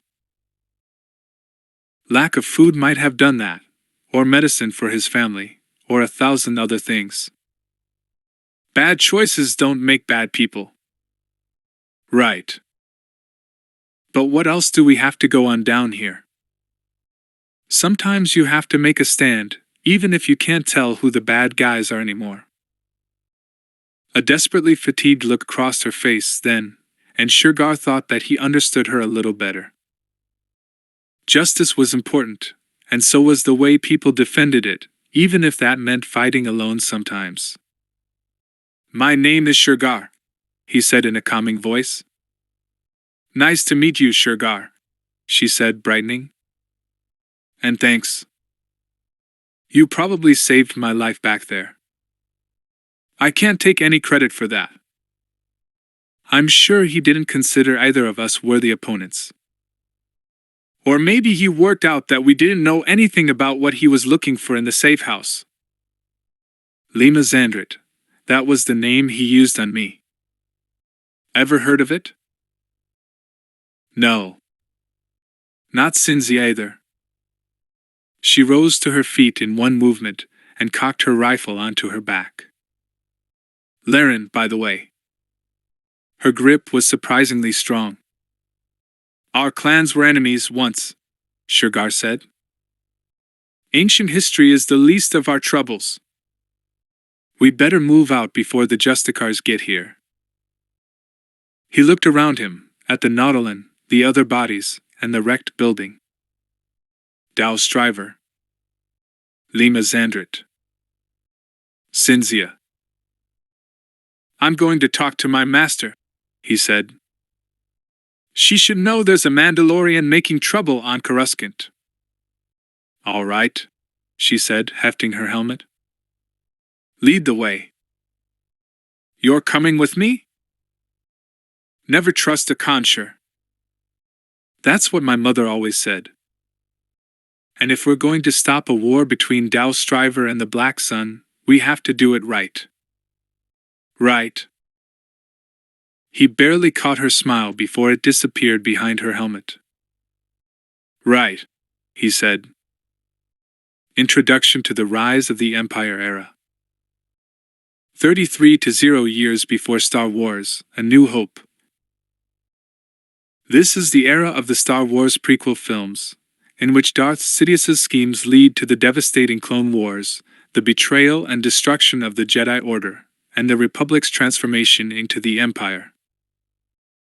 It also begins the tragic story of Anakin Skywalker, the boy identified by the Jedi as the chosen one of ancient prophecy, the one destined to bring balance to the Force. But, as seen in the movies, Anakin's passions lead him to the dark side, and he becomes the legendary masked and helmeted villain Darth Vader. Before his fall, however, Anakin spends many years being trained as a Jedi by Obi-Wan Kenobi. When the Clone Wars break out, pitting the Republic against the secessionist Trade Federation, Anakin becomes a war hero and one of the galaxy's greatest Jedi Knights. But his love for the Naboo Queen and Senator Padme Amidala, and his friendship with Supreme Chancellor Palpatine, secretly known as the Sith Lord Darth Sidious,